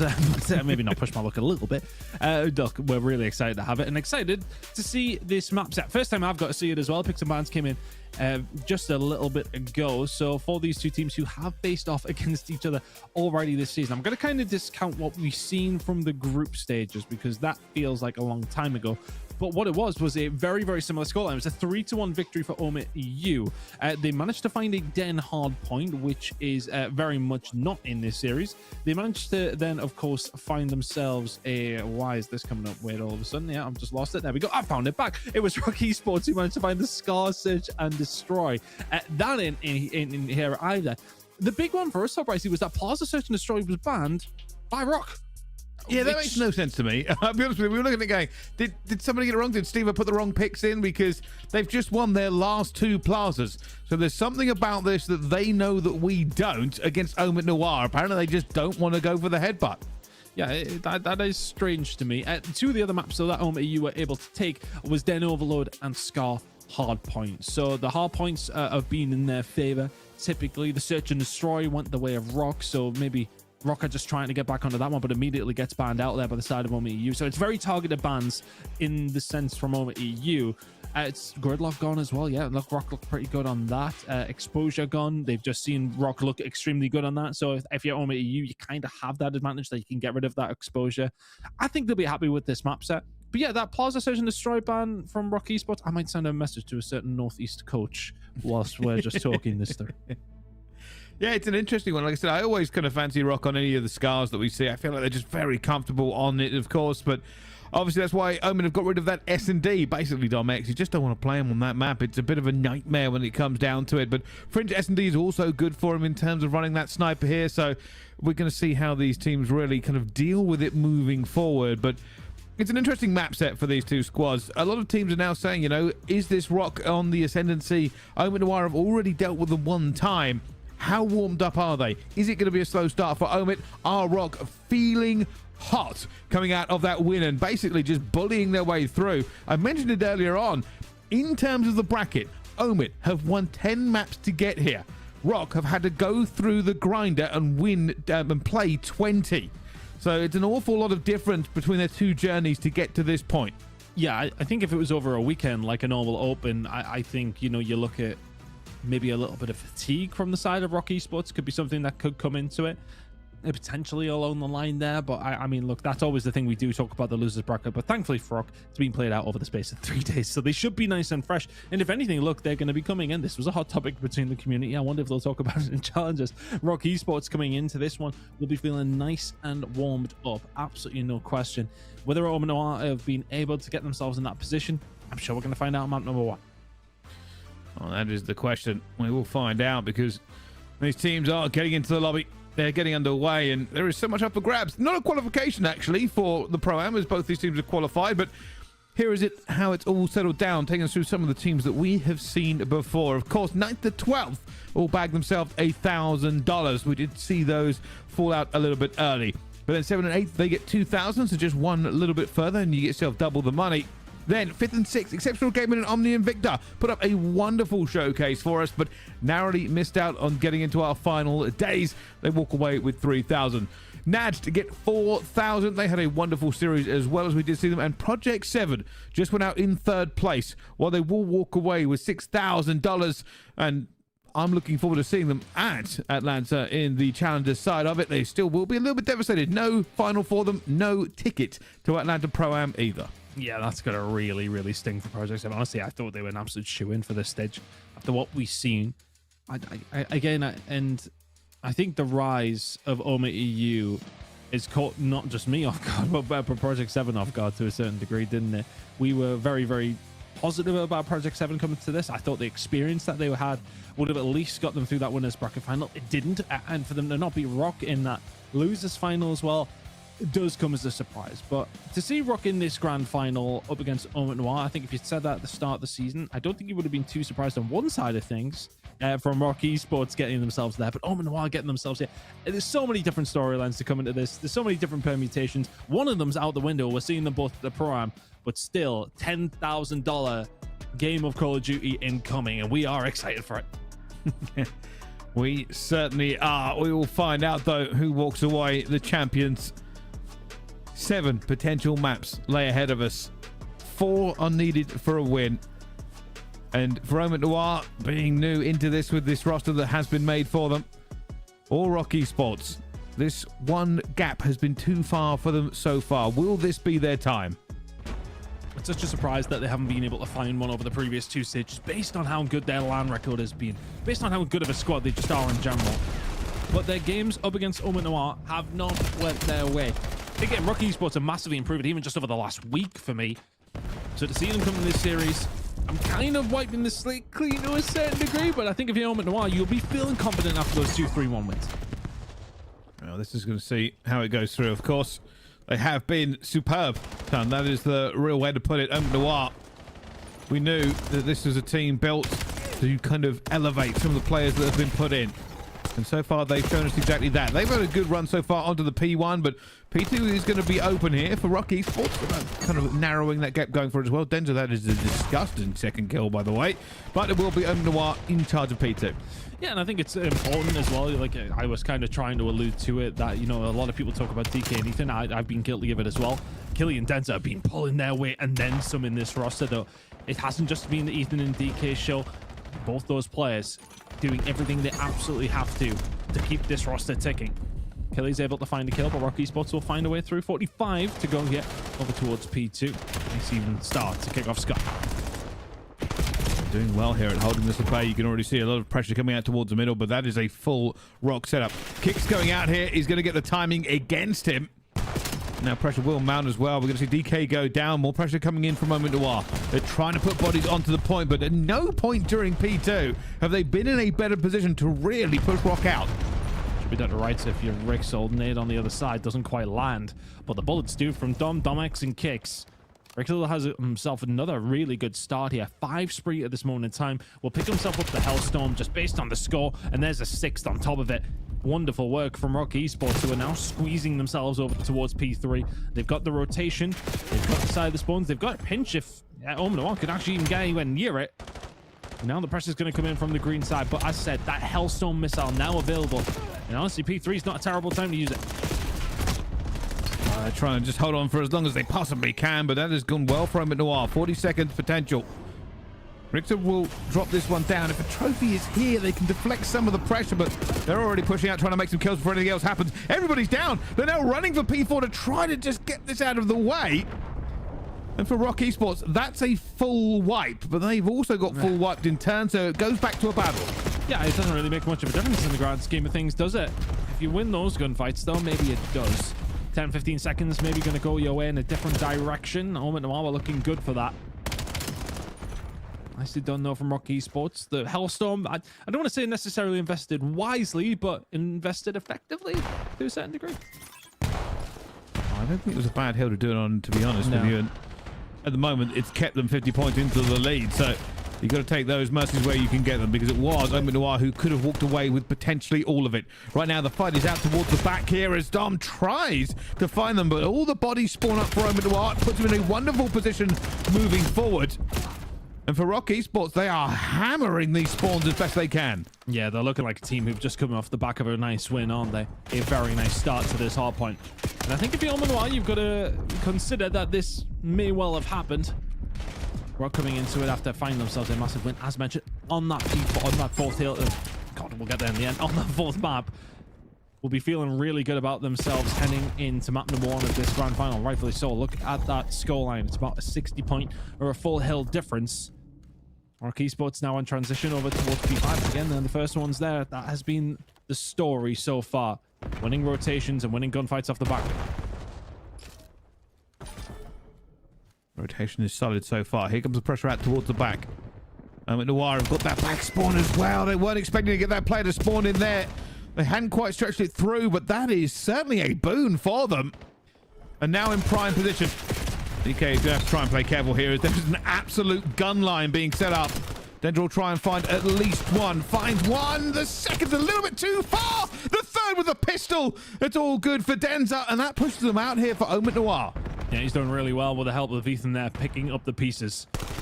25 seconds to go here, over towards P5, and it's a wonderful break from the side of OMiT. And they keep a hold of it here as well. Killy doing his best over towards top green just to try and revoke them as quickly and as best as he can. Rock Esports still here within a couple of numbers. Denza going to get caught out, so the break will come back. But OMiTNoir don't do too badly. All things considered, I think after that rotation, with the way that Rixold has been kicking off, with the way that the gunfights have not been going your way, to head into it only 35 seconds or so down, that's not a bad result. They're still going to need a bit of a hold here. You can already tell that Rock Esports are feeling very, very confident.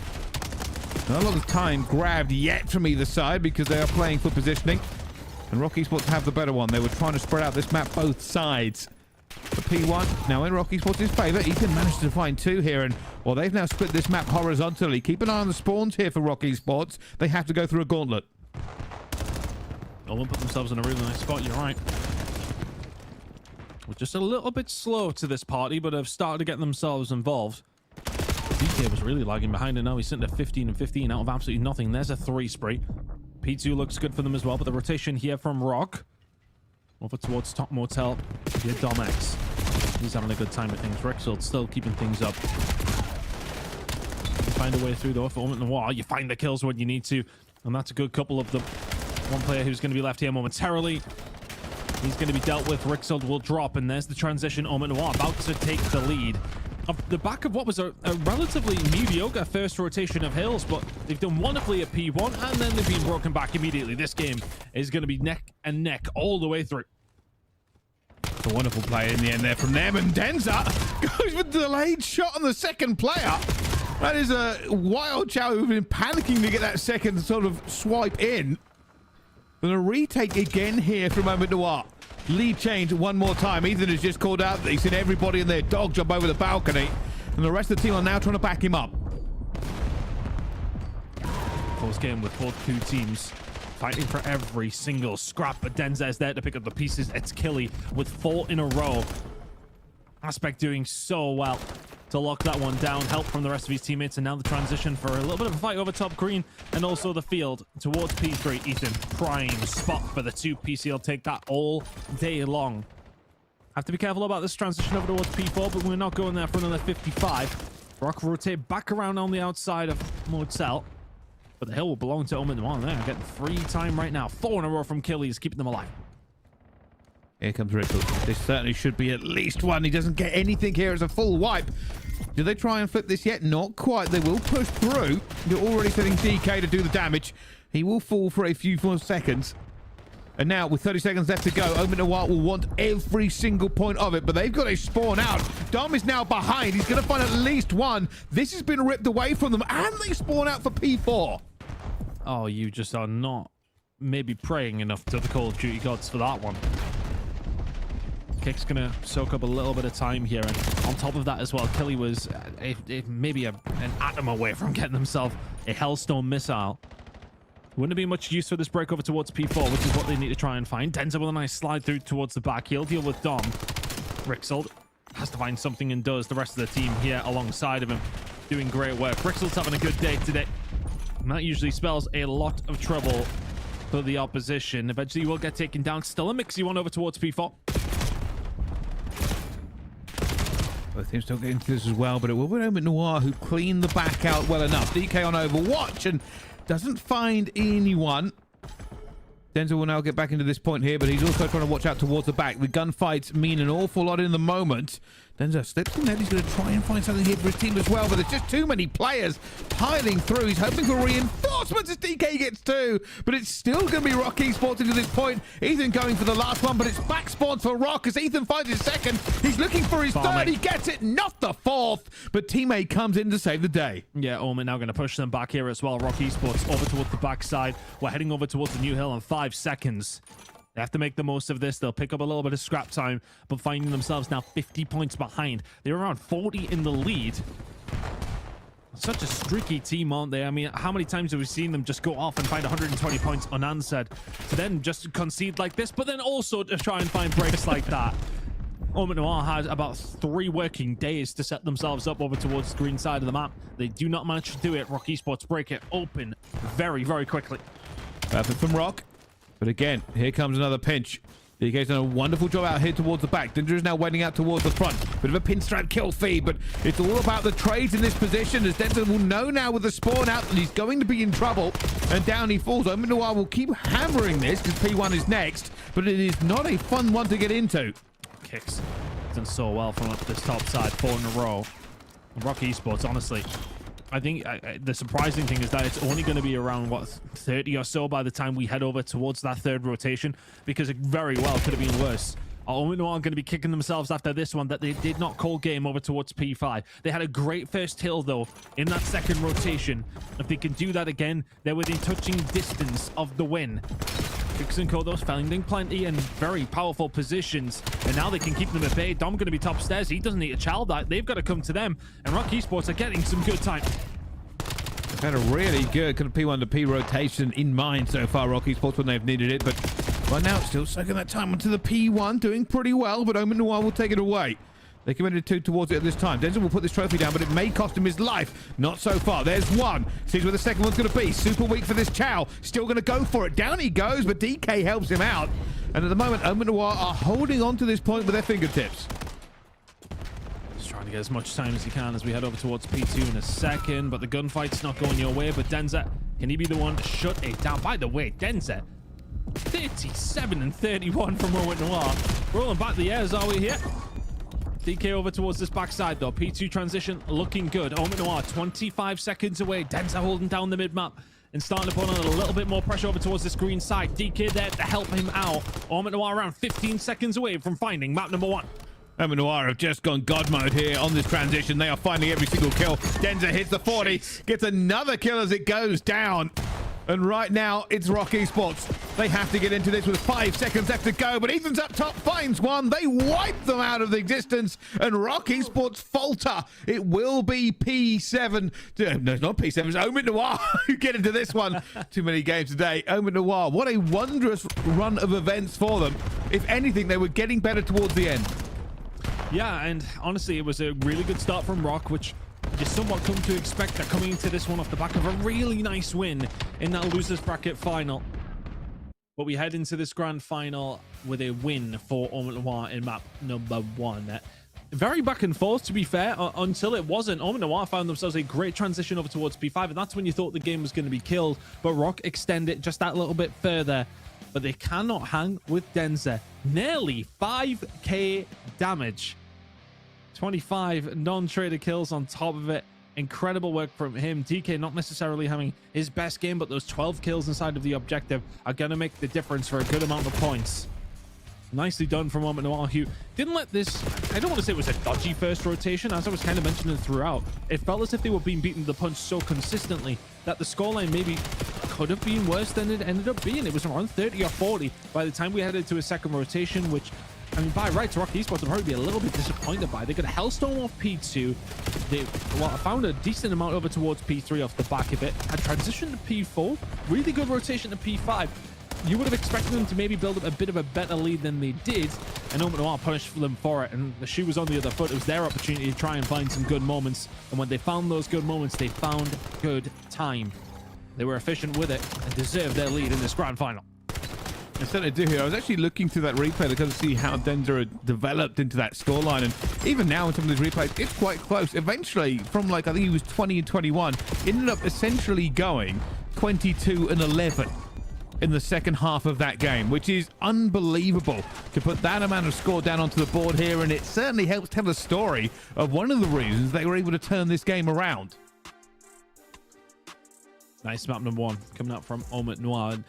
As we did mention, though, when it has come down to these hard points, that is where they really have had the number over on Rock, to be honest with you. Throughout the rest of the modes, though, is where things may well get a little bit closer. French Search and Destroy going to be coming up next. We'll see Scar Overload and Sake Hardpoint if we need to. Gridlock Den to finish things off.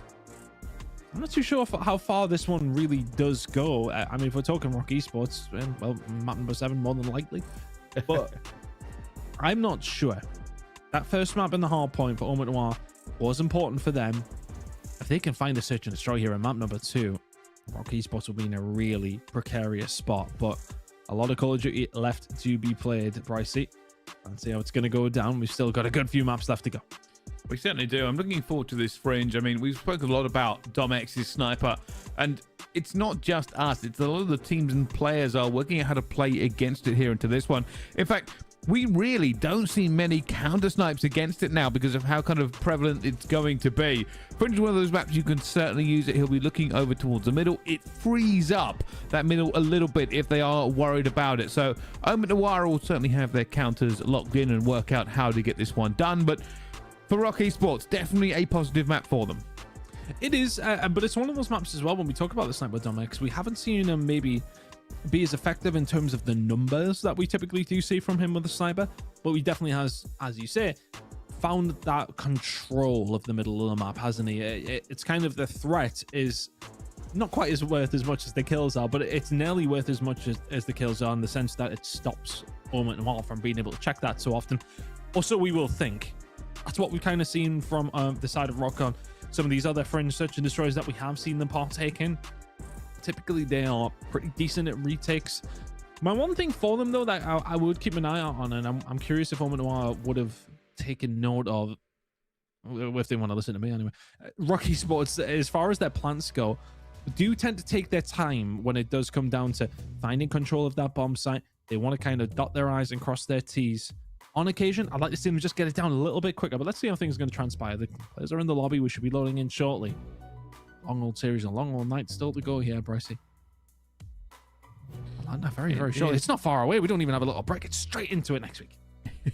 It is. It is closing upon us very, very quickly. But speaking of closing on us quickly, I assume we're getting to this session straight once these teams get into the lobbies with the host change. But I don't think this is going to be as clean. I think one of the biggest shocks we had last time was OMiTNoir taking it down in 4. So I expect to see at least 5 for this one. I don't think it's going to be clean all the way through. But for me, it's definitely a bit of a benchmark. OMiTNoir, you know, they've been tested. We've kind of hyped them up since they started just doing very, very good work in the group stage. For Rock Esports, kind of the opposite story. We doubted them in the group stage because of just how poor their start really was. But since then, they've done what they've always do. They take the games a distance, they keep battling, and they keep pulling out wins. We're going to a Rock Esports pick here on Fringe. I can't recall seeing OMiTNoir play this. Can you remember? I'm trying to remember. We cast a lot of COD these days, mate. Honestly, it kind of does amalgamate it all into one a little bit, doesn't it? It does, but it's a good thing. It's a lot of COD, and a lot of COD is a good thing. A lot of COD. No sniper out in round number 1. Rock Esports going shocking all over towards A. Honestly, if I'm Ethan, you find anything here, that's a bonus. He's found one. No, you'll take that all day long. That could have been a lot worse. 3 versus 3. I don't know if they're going to call this. Domex may have got terrible timing. That may be some of the worst time we've seen. Did not see OMiTNoir on the flank.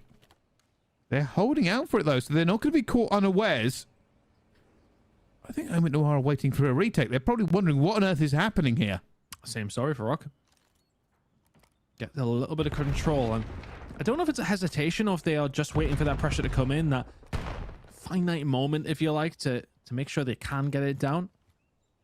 Look, it's always easy for me to criticize that because I can see where everybody is on the minimap, but it does feel as if it is a trait of Rock Esports, whether intentional or not. They do take their time with these bomb plants, and eventually it is going to go down over towards it, as you were. 3v3, late flat Frantenza, and all he needs to do is distract here. The rest of the team need to kick into gear. He is going to fall pretty quickly, and Dom's going to make DK follow it. Tilly now left in 1v3. Easy enough here for Rock Esports to deflect this. Kelly's going wild. This is an absolute wild run. They're going to call it, though. You can already see Kix has turned. Kix got the right timing here. He does. Will now call for his teammate. And if anything, this is an even more horrible chow for him to try and make an aspect. Oh, there are angles everywhere for him, but it's just not enough. Tried to make magic. A little bit difficult towards the end for that 1v2. Needed to move quick on that flank if he really did want an opportunity, but Kix has got this one on absolute lock. Always a difficult push there. Great job, though, from Rock. Doesn't matter how many times I criticize how long it takes them for to get the bomb down. I think ultimately, look, it doesn't matter. I think it's just so many times you see them with so much control, and you're like, all right, you found the opening pick. Everyone has got everything covered. Let's just wait 30 more seconds before planning. Wow. Good enough for Rock. Mid-map pressure being taken here by OMiTNoir. Already finds Domex. I mean, he was watching with the sniper, but it goes down to a 3 versus 3 again. DK finds it, brings it back to a 3 versus 2. Ethan will be the first one. They're going to know this surely, but no, that was not a big slide in. Ethan, they've chowed him in slow motion. And he said, all right, thank you very much. Ethan gets a hold of it. Nice corner to be found. And one that just is not checked. Ethan will find a little bit more there for OMiTNoir, and we'll get them on the board. Tight one still. Dominic's going to bring out the scope here for round number 3. What can he get going with it? We haven't seen it yet.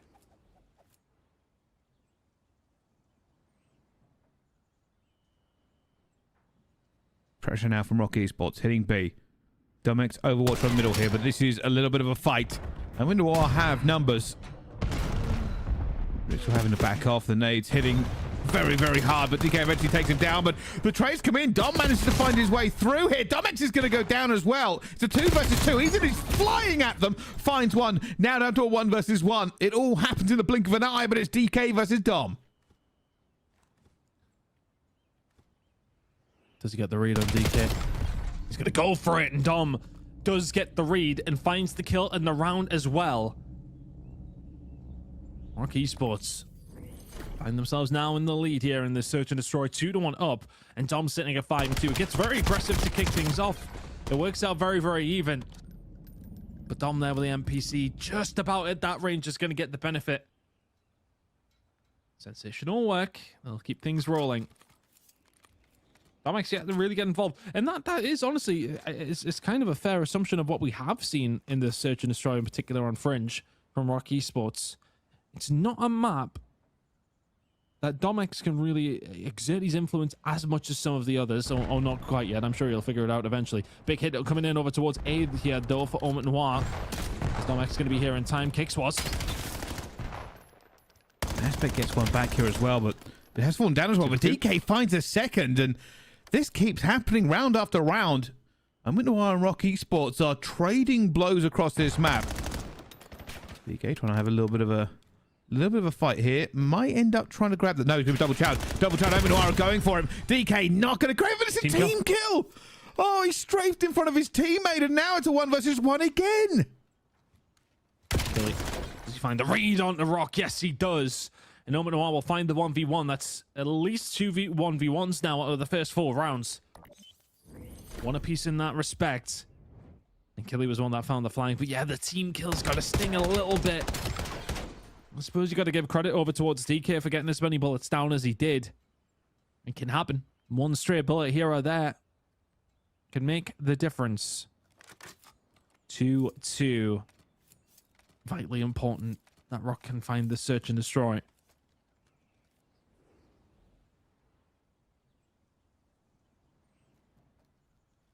Who wins this one? It really has been back and forth, but again, little pressure out towards the middle here.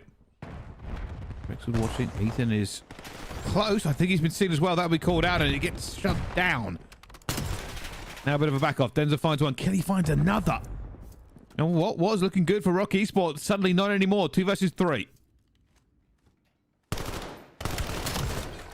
DK towards backside will get caught out. Weren't expecting the players here though, and Denzer picks up the pieces. OMiTNoir starting to chain some rounds together. 3-2 now. Aggression through the middle of the map does not work out. Denzer is there just to have a nice little ball around this round.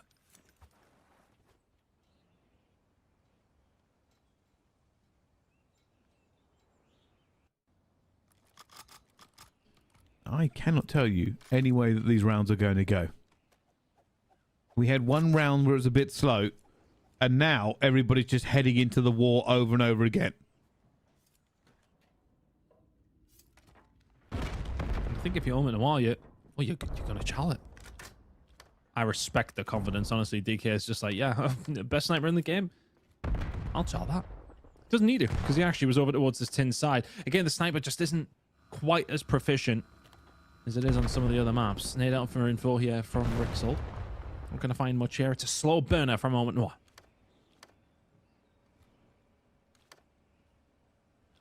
They just don't have good map position right now. For Rock Esports, they're much more comfortable. The benefit here for OMiTNoir is that they can choose to apply pressure in a 4 versus 2 situation. This is what they're doing. They're taking the ground now. Ritzel out towards the back. He's ever so slightly off on the centering, and it costs him. I mean, the timing would have been awful. Den. Yeah, Kicks is here, but the timing would have been absolutely awful for Rixel. Don't think they would have expected Kicks to be here either, but thank you very much, Killy. That's a mistake that is very much not forced. Domex around the backside, now starting to put a little bit of pressure on. Rocket are going to be here in numbers as well, and the numbers were slightly at their advantage for just a second. 2v2. Could go for it as well. Kicks is being chowed, but Kicks is almost thrown away. Oh, he didn't have the bullets. Domex now left alive. They've got to go for the plant. Domex is going to find this, surely. They're going to know which way he's coming from. Ethan on Overwatch and catches him before he can do the damage. That round was ridiculous. Oh, and Kicks will be spitting feathers about that one. It's one of those gunfights you're never, ever going to see him lose. And yeah, it was maybe just a little bit awkward with the jump over the fence. But OMiTNoir also with a team kill in that round, but still managed to find it. So ultimately deserved. And OMiTNoir find themselves now 4-2 up. Their talisman, their sniper player who was, well, dragged them over the line in search and destroys before is not at the races here today. 1-5 right now. Need to start getting this sniper singing very, very quickly.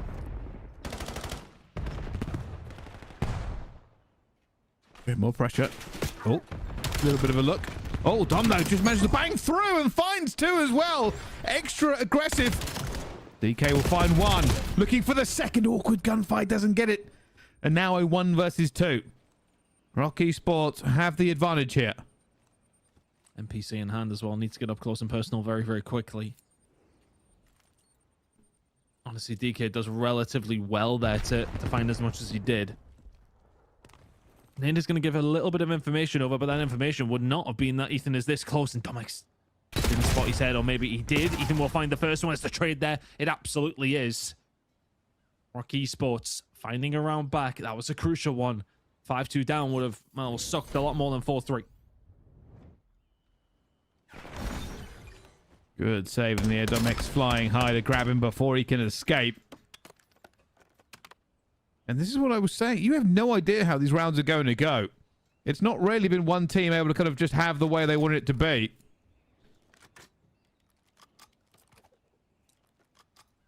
OMiT, though, if they get this one, it will certainly be a boon towards them.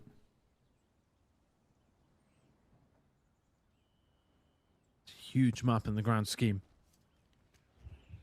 OMiTNoir take a 2-0 lead. Be heading into overload on their host. Just spell an absolute disaster potentially for Rock Esports. But the comeback is potentially on the cards here. Dom sitting at 9-6. The SMGs have been doing their work. Slow burner here from the side of OMiTNoir. We're expecting maybe a little bit of aggression. Then just starting to send some utility over towards this tin side of the map. And Rock Esports are going to start squeezing themselves up over towards A just with a few more numbers. No the blood's found just yet. Big push coming in over towards tin. Gets aggressive. Has some backup as well, and the timing works out. Rock Esports should be able to tie things up. Yeah, OMiTNoir just didn't have an awful lot to apply pressure there with, and this is going to be a timing thing. Richard will call this out very, very quickly and catches them before they can do any more. And, well, that was just sort of lamb to the slaughter. Rock Esports will tie this one up to 4-4, and I suppose the question has got to be for Rock Esports is, not for Rock Esports, for OMiTNoir is, what were they expecting out of that push? It was a weird one because they waited, and I think it was a little bit awkward in the sense that Kix chooses to push himself forward and just gets that little bit of timing.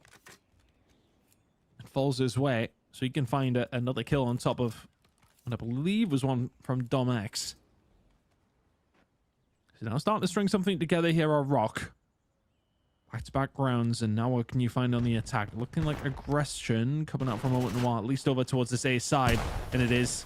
Ethan maybe in a little bit of trouble too in the middle of the map, but he just waited. He was so patient. The rest of his team have fallen, but Ethan still finds two, and he'll go for this Chal. He'll fancy it, but doesn't find the knife, and leaves DK in the 1v2. DK is wanting to try and maybe push the tempo here, but he is outnumbered. They're going to go for the chow on him as well. Oh, I don't know if he's going to get away. Do they go aggressive on him? No. In for the bomb plant. Will DK get a bit of timing here? He has waited it out, but this is still very good for Rock. Tight setup. Will favor the side of Rock. DK with the M15 in hand as well. This is going to be a very difficult round to win. Still hasn't hit, though. They're not going to be expecting that. That's going to go in and that cause chaos. Can he find something over towards the back? The other player was very, very weak from the nade. Oh, the slide by the bomb. And Rock Esports will find it. I just don't think for a second that Rock would have expected the frag to come through the door. I mean, Kick's very, very weak, but Domix had to turn around and find the angle, and does. Big rounds coming in from Rock. That's 3 in a row now. Looking for number 4 to seal this map number 2. It has been a bit of a wild one. And OMiTNoir had a lead here in this S&D. And now they find themselves facing against a Rock Esports on map point. Here comes the push. Now, they didn't fancy A last time, so it's going to be a big B hit. Already putting the bodies into it.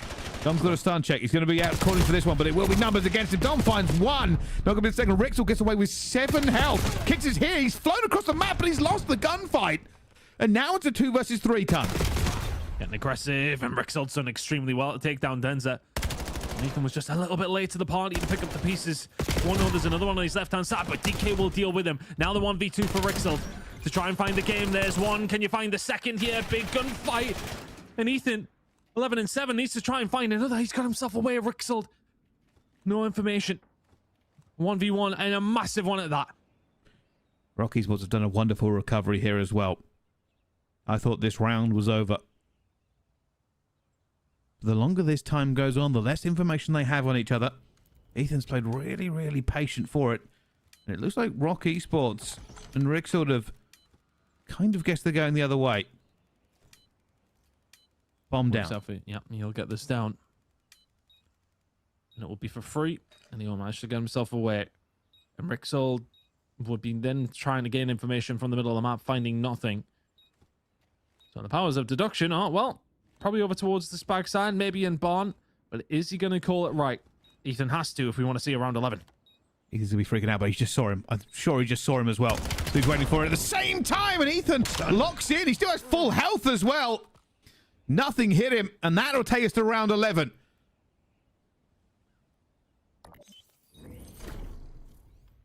The thing is as well, from that position, it's just a difficult one for Rixel to win. He nearly created the 1v2 for the map. But as it goes,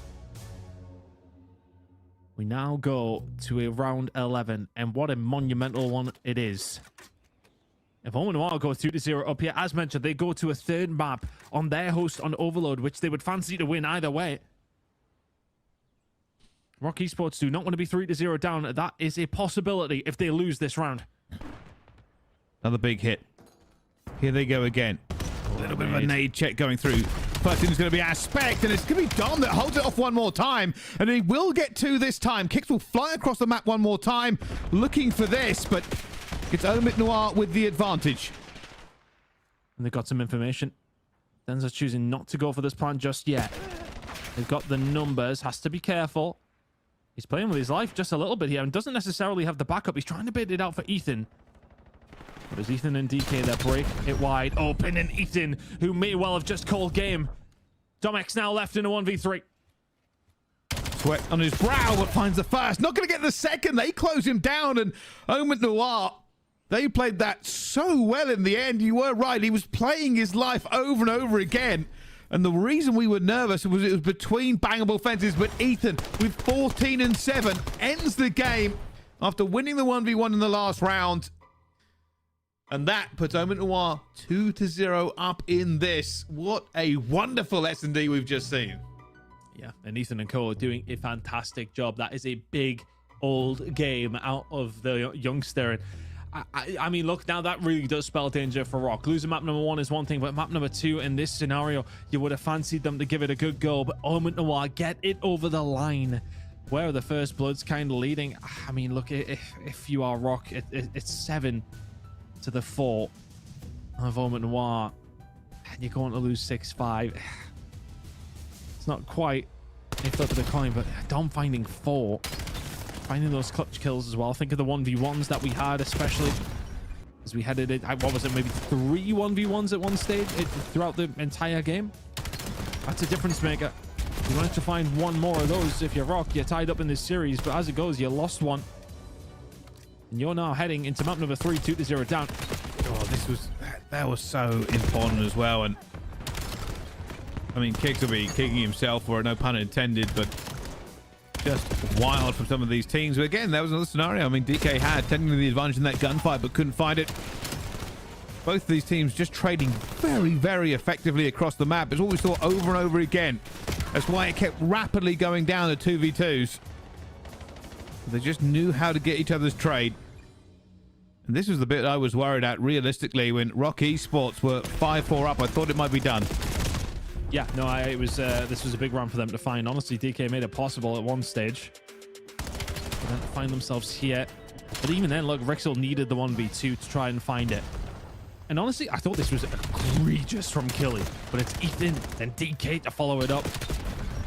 And they were the ones that set it alight. It was Denzi who picked up the pieces on that one, but it was Ethan to find the final kill for a 14-7 game in a grand final. The kid does indeed have it. 250 to 185 and 6 to 5. OMiT will find themselves 2-0 up with a Scar overload incoming. Scary prospect here for the side of Rock now, Bryce. It is. It very much is. Going into the overload, I mean, technically the last overload we had the winning on, they definitely, definitely losing on, they definitely won. So it's not over, but we do kind of favor OMiTNoir on this one as well. But before we find the answer out to that question, we are going to go to a quick break. Don't go anywhere. We'll see you just after this.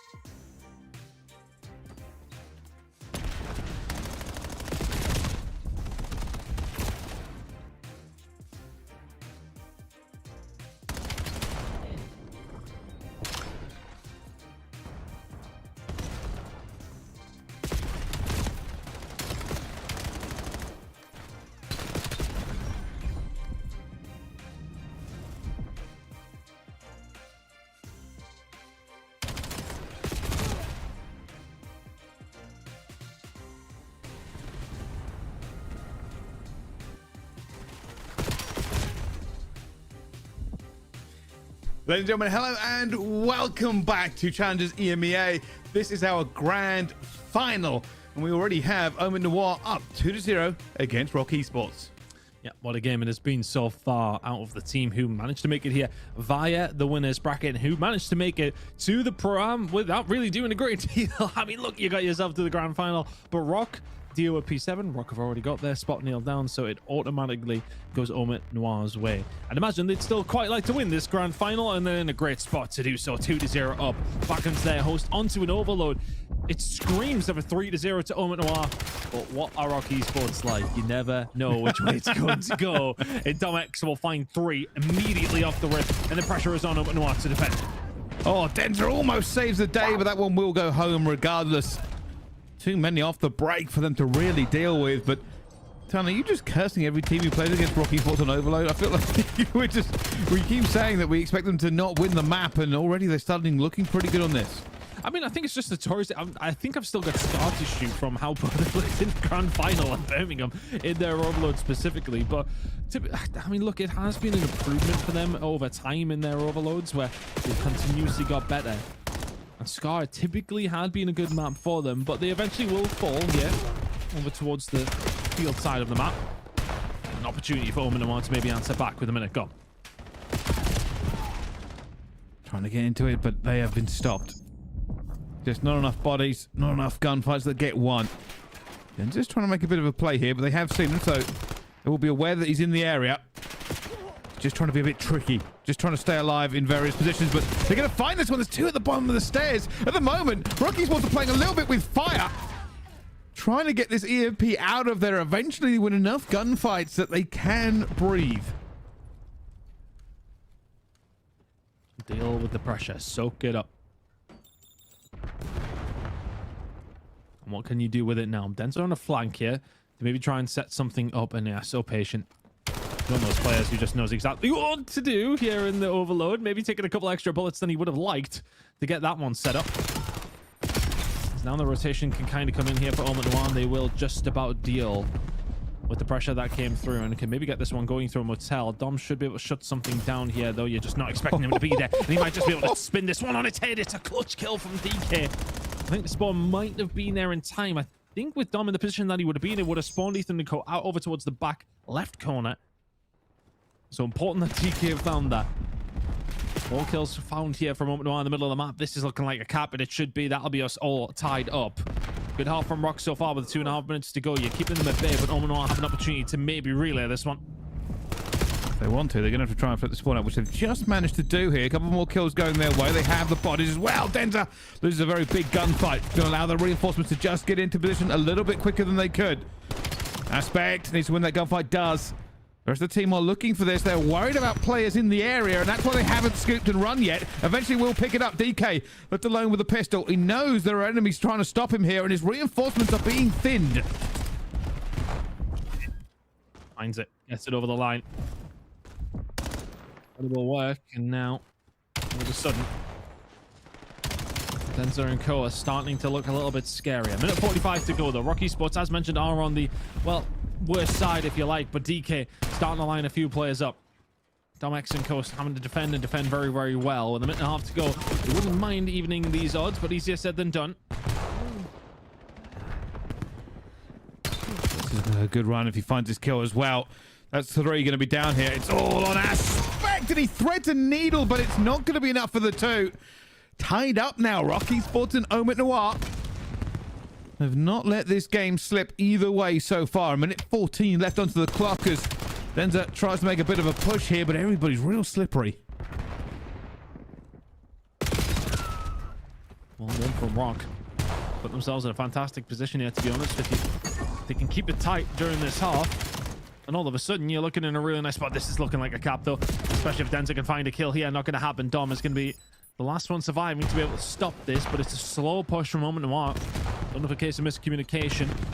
Could have got that one over the line, but maybe the kill that came through from Dom just made them take a re-step. It's going to be here to pick up the pieces, you would like to think. Ethan will find the kill and just back that on up. Nicely done. Keep a little bit of control here, and if OMiTNoir can find these kills, they're in a great spot to be able to answer back. But this is what I mean. The door's being opened once again, and it's just freely going to be walked through by OMiTNoir unless Domex can do something over towards this backside. 2 big kills will fall his way, and Rocky Esports live to fight another day. Big play from them as well, and they tend to get the free play off the back of this one, except they don't. It's a double nade coming through. That's 3 now from Aspect. And in 5 seconds, they'll get their own free play. Basically means they cannot lose it once they have it, though. And here we go, already on the 3 streak. Aspect's going to try and hold the lane. They do not want their bomb carrier to be touched. They're still trying to hold it as well, and they do get it in. Off the back of a double nade, they run it the other side of the map and get it. And the pressure was just too much to try and deal with if you're Rock. But I think ultimately it's not a bad half from either one of these 2 teams. There's a lot of openings, is all I will say. No tightening of the defenses by any stretch of the imagination. It's grab the EMP if we find a couple of kills and move forward. Constant pressure being put on the opposition, and now all of a sudden, if you are OMiTNoir, yes, okay, you're in the lead here, but Rocky Esports have more than enough opportunity to try and turn this one around. As mentioned, there were gaps in both defenses. There will be opportunities both sides.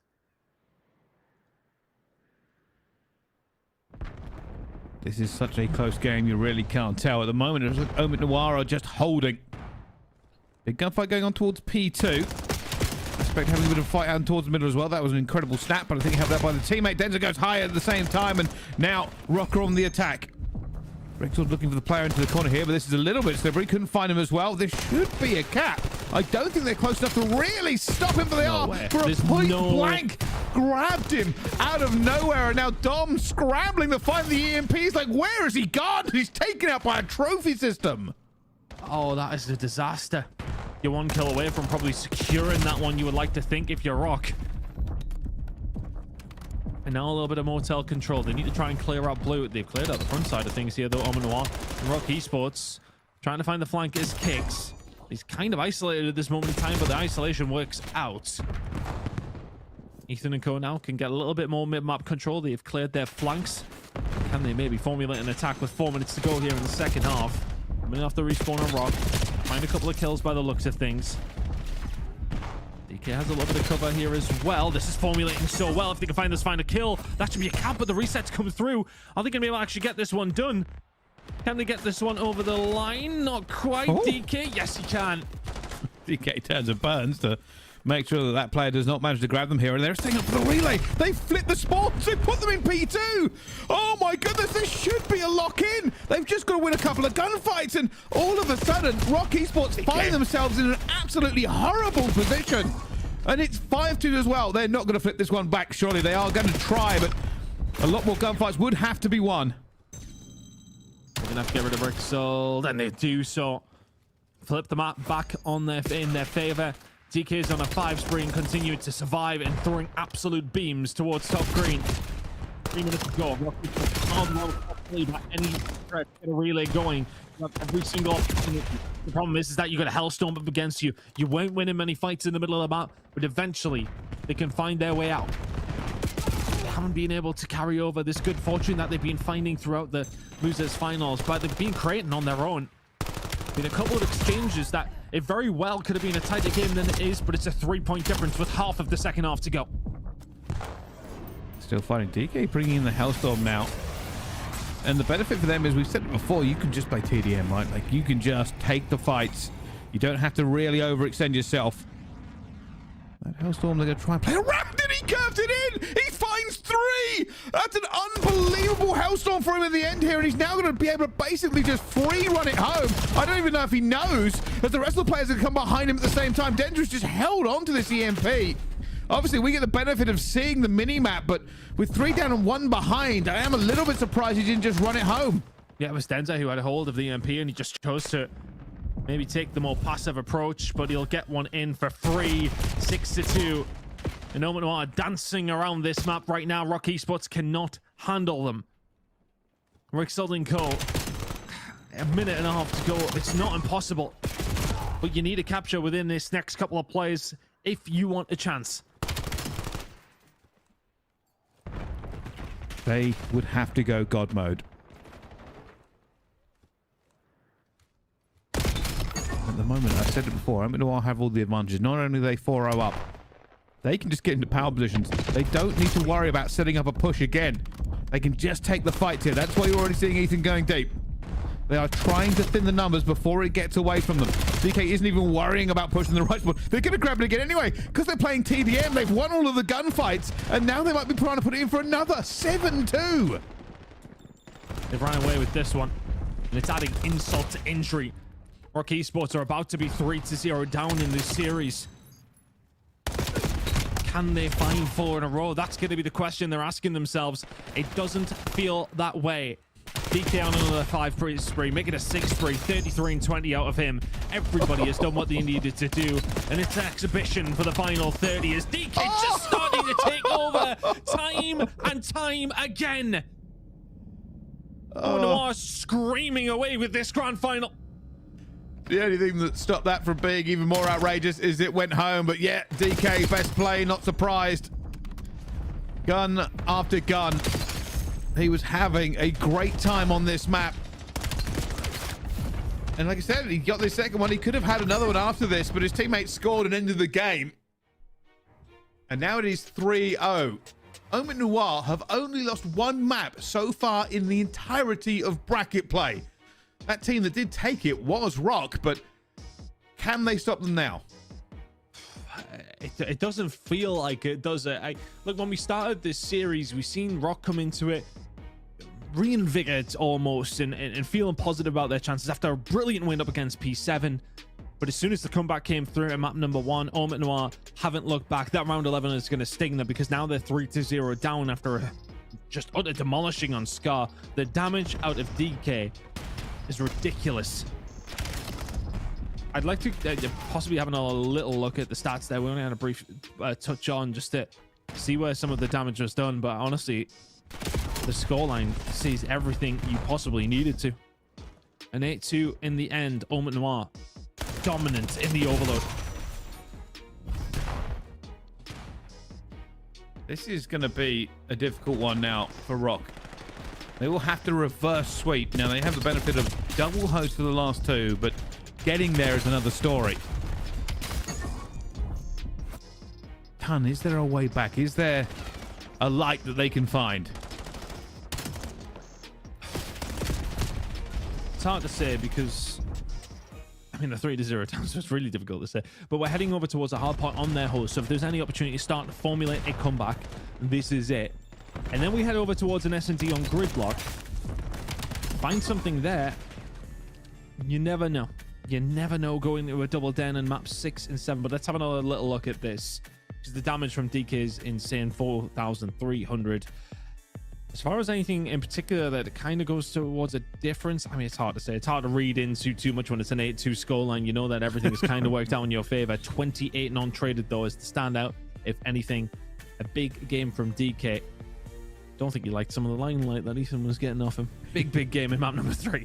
I also want to say I completely forgot about the spawn bounce. I don't think I've ever seen it happen that clean. Yeah, it Rock is have tried it plausible on occasion, but that was very clean. It was unbelievable. I've never seen one that effective where you've managed to keep 2 in the backfield to flip spawns to P2.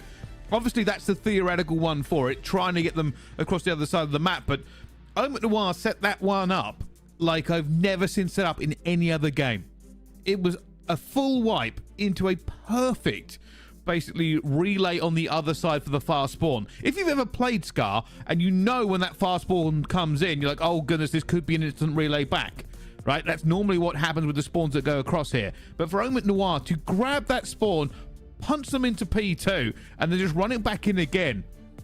I've watched an awful lot of COD. I've watched all of the Elite series. I don't think I've seen a team do it that clean. All you're doing here is giving a lot of credit over to Benjamin's Bans. And I wonder if we just no, maybe I asked just about rein this. in He a doesn't little tell him anything. It doesn't tell you. I get everything on the other end. Anyway, irrelevant of that. It's even the lead right now. The ones who are keeping their cards close to their chest and performing extremely well in this grand final. That's a very dominating scoreline in that overload. And the Sake Hardpoint is incoming. And it's, 4 maps now coming up that Rock Esports have to win. And that is something that is extremely difficult to do at the best of times. OMiTNoir in cruise control here, Brycey. So here's the thing. Sake Hardpoint should go to Rock. It should be a Rock Sake Hardpoint, which means, and this is important, that Gridlock Search and Destroy that we see coming up, if they don't do it, if they do it, sorry, is make or break for OMiT, realistically. Because that'll be back on their host. Then we've got Den Overload, which will go onto Rock Host, and Den Search and Destroy that will go onto Rock Host. And if they get to map 7, I feel like that's where just Rock are going to be way more comfortable over OMiT, because OMiT will be like, we've just lost 3 in a row. You know, we could be throwing away our chance to win this stage. It's a long road for Rock Esports, but it is a road that is possible to travel. Yeah, it's not impossible by any stretch. I think, when we talk about the 4 maps in a row, could Rock do it here? Absolutely. Their Sake Hardpoint looks pretty solid across the board. A Gridlock Search and Destroy for them. if you think about it, it's going to be potentially a little bit of a bang out on occasion. Is that going to work out in their favor, or OMiTNoir going to be in a really nice spot? I think if anybody believes that they can do this, it will be Rock Esports. OMiTNoir, though, I think another thing that I will kind of not put in Rock's favor, but for OMiTNoir, that, you know, they do have a lot of experience, but only really in one player. I think this is the third year in a row for Aspect. It might be like the third series that Ethan's played at this stage. It's been so little. Do they have the experience to get this one closed out? That would be my only caveat to this team. So far, it hasn't proven to be an issue. But this is where things could potentially get scary. You lose the Saki, you lose the Gridlock. You think to yourself, well, we're going over to a Rock Esports host over the last two maps. What starts to play in your mind? And that's where OMiTNoir have to just get it out of their heads and just win the Saki Hardpoint and just kill it off. But it's easier said than done. Hopefully we're loading in very, very shortly. But they've been absolutely brilliant over the first three maps. They only need to be brilliant once more. They certainly do. And just to kind of run everybody through what we've been doing here so far, of course, this is our grand finals for EMEA. Both these teams have qualified for the Pro-Am in Atlanta. If you are curious about more Call of Duty after this, which I know some of you are, you want to see North America, that'll be coming up after this. There might be a little bit of a break while we get the North Americans in, but it will still be coming up on the same channel in just a while. And you get to see basically this all play out again. They have their lower finals to go, and they also are going to have their grand finals, and you will find out who qualifies from the North American region to go to the Pro-Am. So there are plenty of thrills and spills still available. But yeah, before we get to all that part, we have got a grand champion to find here in the EMEA. Saki Hardpoint incoming. OMiTNoir, can you be the ones to, well, deal Rock Esports another blow in an online stage in this map for Saki Hardpoint? The pace is going to be there, but Rock Esports looked good on this map previously, Brycey. Can they maybe find it here and force us into some more maps in this grand final? Oh no, OMiTNoir just going to close this one out. They've looked absolutely brilliant. This one will be tough. Absolutely will be. Here we go. The smart money puts this in Rock Esports' hand, but OMiTNoir are not going to want to go down without a fight. I say that, and they've almost been wiped out of P1. It's out here from Kicks and Cup. The killer piece to open things up, and that's just going to get the confidence flowing. P2 is going to be important, though. We're going to be heading there in 30 seconds. OMiTNoir currently do have a little bit of control, but they're all dead. Again, really good start here from the side of Rock Esports. Very, very clean so far. They would like those P2 spawns. We're heading there in 20, but we may be heading there with a Rock Esports 40-point lead off of P1. And so, well, it's going to be Aspect who tries to take it away. Sees the player there, finds the first, and well, that gives him a bit of scrap time, but he's not going to wait on his laurels. DK already out here, and he finds a massive two to try and hold these spawns, but still going to spawn miles out. OMiTNoir are nowhere near. Tries to try and hold these back spawns, but unfortunately for him, the rest of his team have been well farmed at this stage and have been sent packing. Really actually going to get a bit of a spawn over towards this backside. Sorry, it was DK. Not enough control from Rock over towards that position, but still inside of the point. 45 seconds to go. One player on the outside can't win that gunfight. Denza, a ridiculous win, and now they can start to swarm. Ethan will find another on the back. Killy with another. Can you continue to hold it? Not quite. Denza set that one up with the kill on the outside over towards the boxes. 30 seconds to play for here for OMiTNoir. They can do with it. Well, Ethan tries to go for the double chow, but OMiTNoir doing a really good job of holding for a few seconds, but there are so many players from Rock in the area here that this should go towards them. They've got the back spawn as well. That is unfortunate for OMiTNoir because Rock are running now for P3.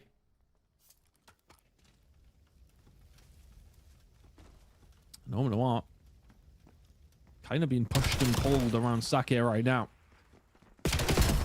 Don't move towards this backside. Those are big kills to be found.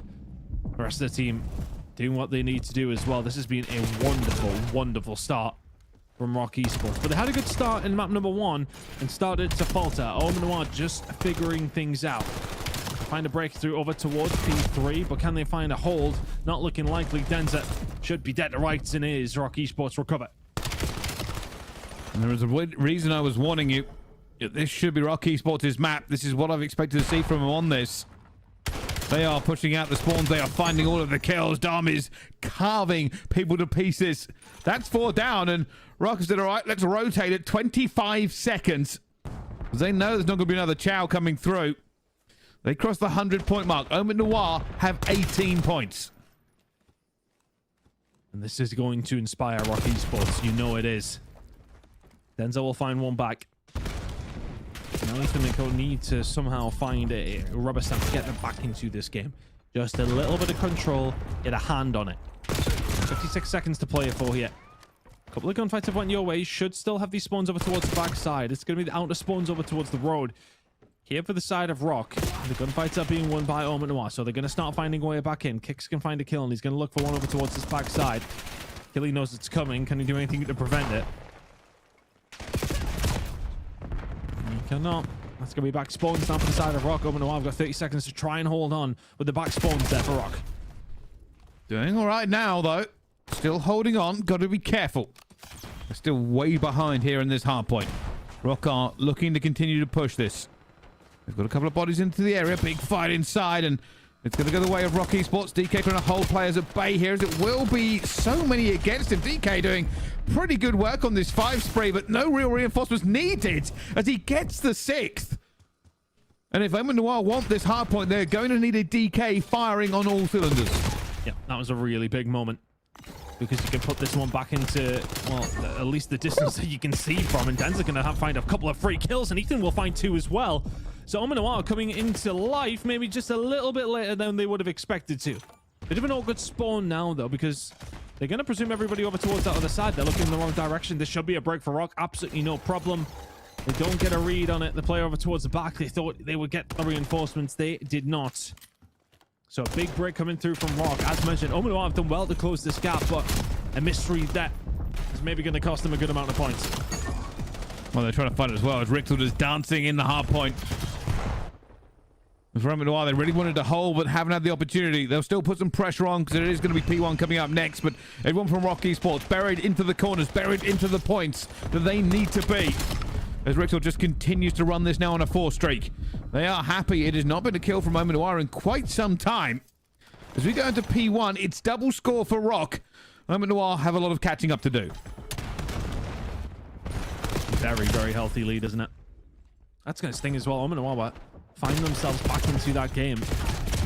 If they could have found a hold maybe over towards P5, but as it goes, still not out of touch by any stretch. But we need to start finding a little bit more. Killy sitting in 8 and 16 needs to start finding a few more moments with this SMG. DK held it in hand, and he's doing plenty with it. I mean, just want to bear in mind, this is, of course, on the Rock Coast as well, and still finding those shots. But he's been streaky, if anything, as well. Now on a 3 spree, was on a 6 spree beforehand. Has sparingly found kills across it. But I'll tell you what, OMiTNoir are doing a fantastic job here. That is a lot of time that has went their way. They've closed that gap up to around 50. Good job holding here as well. This is now the most important thing.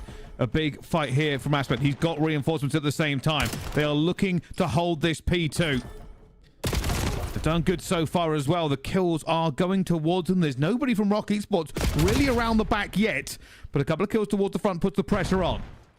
They didn't get a hold of these back spawns, and they weren't even to keep them last time.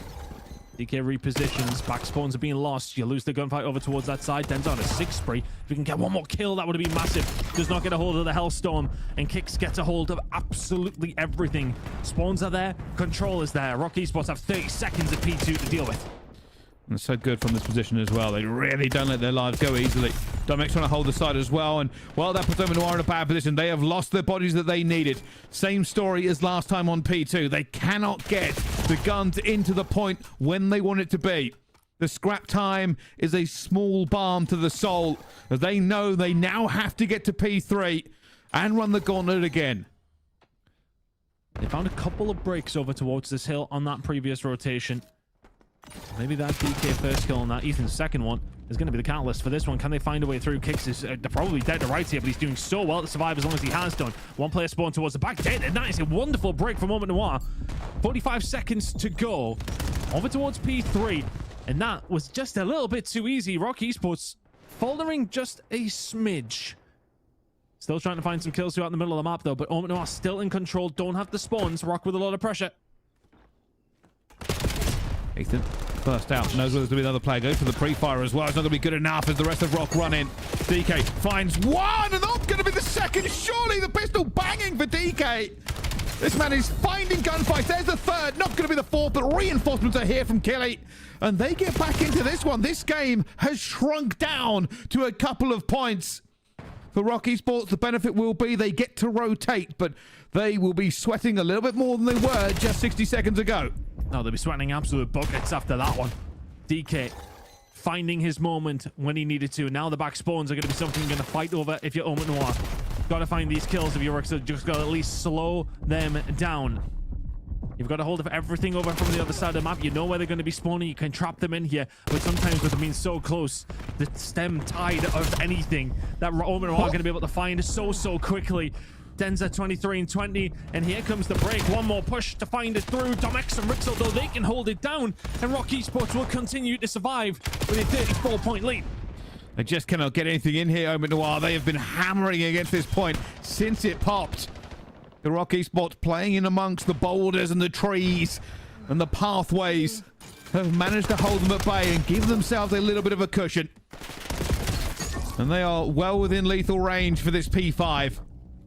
8 seconds to go onto this one. It will all go towards Rock Esports. And OMiTNoir will now have to find a castle, a beacon of stability onto this P5 if they want a chance at getting this game to them. There's the first wipe. Yeah, 4 down there is really going to help them. But do they set up correctly? They've got this back spawns now. They've got this under lock and key. Can Ethan farm in the middle? No, not quite. He will be shut down. DK, got to find some kills here. He's pretty much inside of the point all on his own. Can deal with one. Here comes the backup. Denzel will find one through the middle of the map as well. Still 25 seconds away from even just finding 200 points. Rock are starting to find some kills. And all of a sudden, is this going to be the moment for Rock Esports to seal the deal and finally get their first map of this grand final? DK is worried. He knows he needs some reinforcements to hold off the pressure. Trade still ongoing. DK takes a couple of ticks, but it's still going to go down here. Rixel finds 2. It's going to be Ethan now flying through, but it's not going to be enough here. Neither team able to win it. Rock Esports can grab this and put themselves within a touch of winning this game. They cannot end it. Not quite. Ethan trying to slow them down as well. Nelly finds the second gunfight. He will not. Rock Esports need a decent hold to send us to a 5th map. OMiTNoir need a perfect one somewhere along the line. They've got a P1 rotation here as well. They just got to try and keep Rock Esports off it and get a good P2 hold, but that is easier said than done. Domex 3 in a row, and they are now 14 seconds away from sending us to another map. I think this is going to be it. So P1 Nightmare Kicks has pushed this one all the way out of it as well, and he's found 2. That is going to be called game. We are going to the next map here. Rock Esports find it on Sake Hardpoint. They were always favored to win it, but OMiTNoir did not allow them to just strut that one home. No, it was feeling like it was going to be a bit of a blowout after the first rotation, wasn't it? And OMiTNoir brought themselves back into the game, but maybe they might be kicking themselves that they had such a poor start. Because the difference maker was that probably in the end. Pretty comfortable throughout the first rotation. Best player once again goes over towards DK, but goes over to him for absolutely nothing but a map loss, and Rock Esports will find themselves in this series now. Again, we've talked about it. The last 2 maps, and sometimes I don't want to harp on about hosts so much, but it is important. The last 2 maps are going to go for a Rock Esports host. If they don't close it out here, OMiT, that's when that thought process starts to come into it. That, okay, we may well be still up in this series at 3-2 if we do lose this next map. But you'll be heading over to 2 Rock Esports hosts. One on an Overload, one on a Search and Destroy. And anything can happen when we go there. It's a difficult one. It is a difficult one because it is not guaranteed for either side. OMiTNoir fought valiantly onto this one, but I mean, I think the last time we saw that kind of same scenario with Rock Esports, they hammered the other team as well. So it's one of those ones where I just saw it kind of going that way. For OMiTNoir, you know, a couple of big kills could have gone the other side of it, but they were basically trying to push water uphill all the time here. You know, you talk about P2, they just could not get it locked. When Rock Esports had it, it felt like a bunker. When OMiTNoir had it, it felt like they were on the edge of the cliff, barely holding on, but they did a fantastic job anyway. Well, What a game that was, though. Rock Esports really bringing their slaying prowess to the table, weren't they? Everybody doing what they need to do. Dom just roaming around, not really getting the kills inside of the point, just trying to keep players off it. It was a really good start. I mean, you've seen from the get-go, I think Dom X won a 6 straight, pretty much off the rip. I think P2 was the big problem, if anything, for OMiTNoir. It never felt like they really had a hold. What, we were there, was it 3 times? Not quite. Yeah. We were going to be there for a 3rd time, but even though over the 2 times that we were there, it never felt like anything but a Rock Esports hold. And then they got flipped out nearly every single time. So from 2 to 3, they never really had a rotation on OMiTNoir. If you do that on Sake, you ain't gonna win Sake.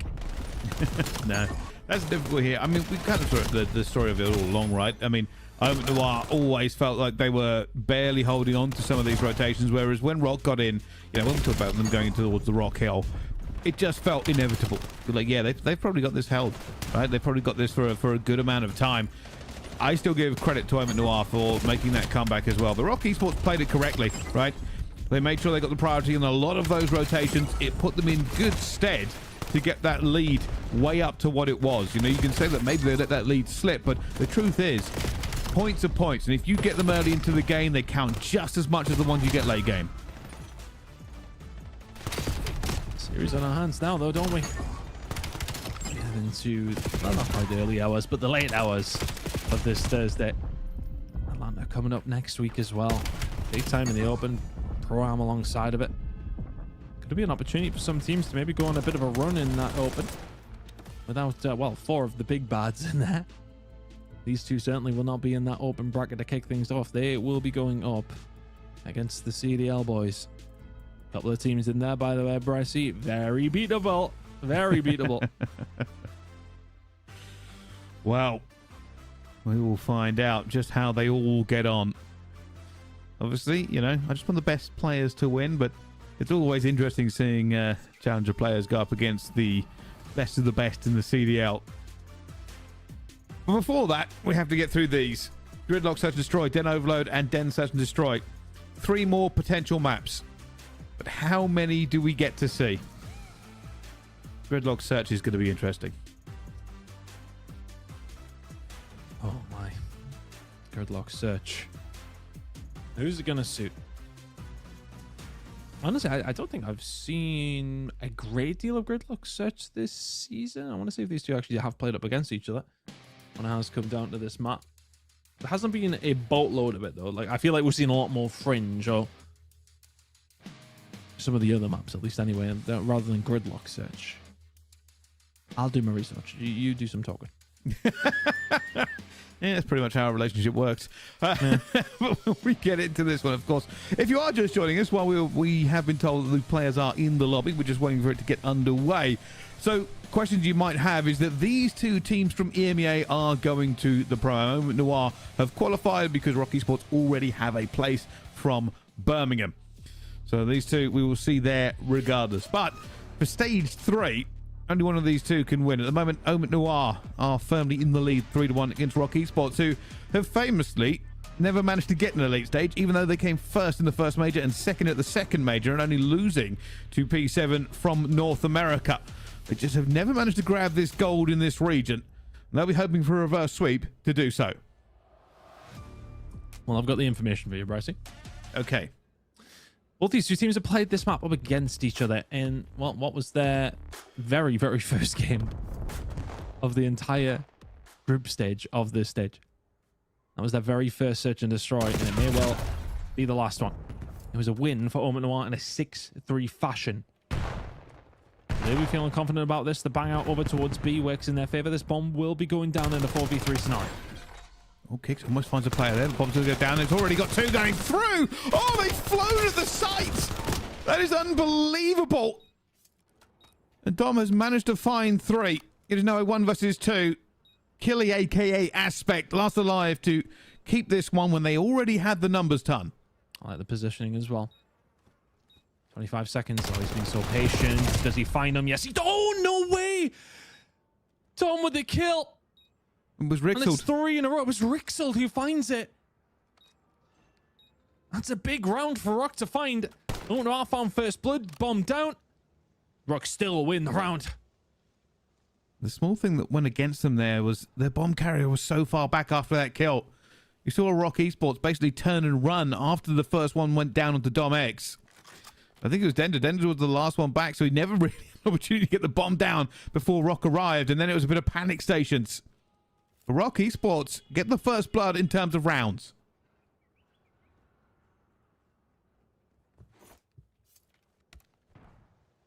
Could be another bang out over towards this B-side. Dom X had eyes on DK. About to say gets out unscathed, but he was slightly scathed. Oh, my word. A couple of kills going in the opposite direction here as well. Rock Esports have got the wind beneath their sails now. Got a bit of a precarious spot. Oh, is he? Ethan will get taken down. 4 in a row. Not going to be 5. Killy will shut him down. 1v3. Does Dom get paid by footstep? Because this man moves. He's going so aggressive every single round here. And again, we find Kelly in the clutch scenario, but this one is much worse than the last one. And doesn't find anything. 2-0 to Rock.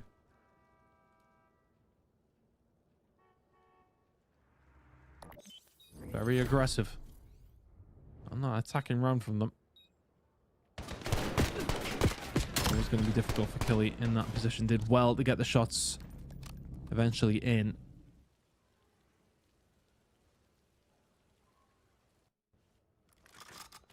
Now for OMiTNoir, can you try and stop this bleeding? I think that's important. Rock go 3-0 up. They're going to smell blood in the water. They're going towards A this time, though. OMiTNoir are fully committing. So 3 players from Rock Esports here as well. It's going to be a trade fest. Dom already finds one. Looking for the second, finds it as well. Going to find the third. It's all good. Rock Esports running amok here on this map, and that is unbelievable. Dom is 7-1 over 3 rounds. Uh-oh. This is a problem. A big, big problem for OMiTNoir now. If you lose this, the way that it's looking like you're going to lose this, you may well awaken the beast that is Rock Esports. Dom is feeling it. He currently has 3 more kills than the entire OMiTNoir roster combined. Nearly has more kills than the entire rest of the lobby. And now we go over towards A, and Dom, he can find the shot. It's Dom X to pick up the sniper, find it again, another first blood over towards Rock Esports, and information gained here. He's going out as well. Aspect will get through and find it, but already cut down. Next with that sniper is unbelievably deadly, and now they have the advantage one more time. It's a 1 versus 3 for DK. They have nade checked him. His health will get back before he takes his next gunfight, but this is a labyrinth of doom. Finds one, doesn't get traded. DK now on this 1v2. And what a catalyst this would be to maybe get you back in this position to get something going, and Dom will present himself as a 1v1. Oh, DK's like, where has he gone? Am I going to get flanked here? Hasn't seen him. All the way around here. This is a big play by Dom X. He goes to check the bomb from the outside. DK's like, where on earth is he?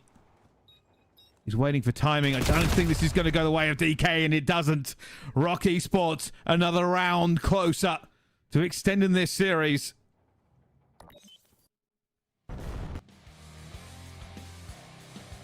Dom X with the opening pick. That sets you up for a lot of success over towards A.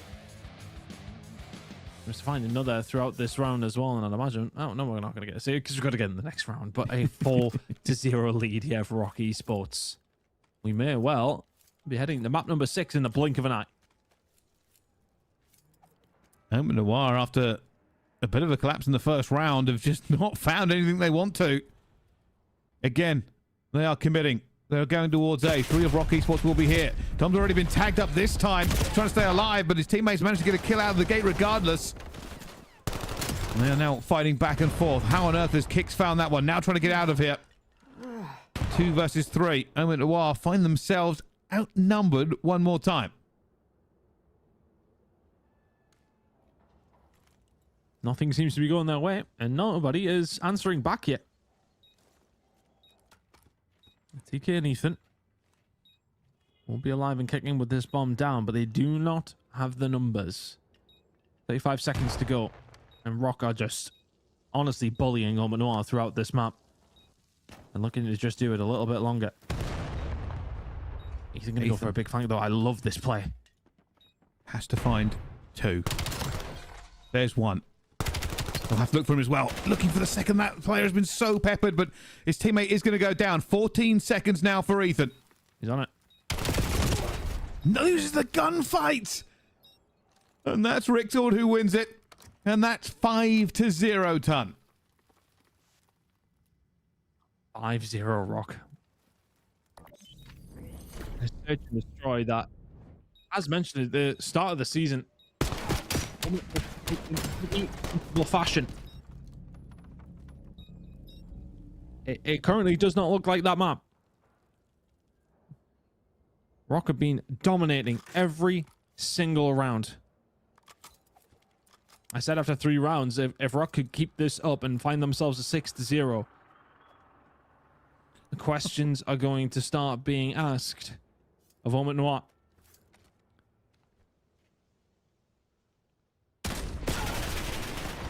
Already first blood. We're going to be traded out. Domex will get another kill. 2 versus 3 again here, Ton. Rock Esports with the advantage. Denza cooking grenade. Throws it short. Looking for 1, but finds nothing. And now Shotgun. DK left alone in a 1 versus 2.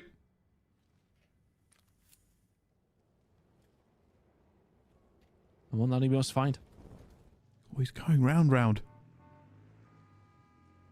They have no idea where he's gone because DK has taken a very long route.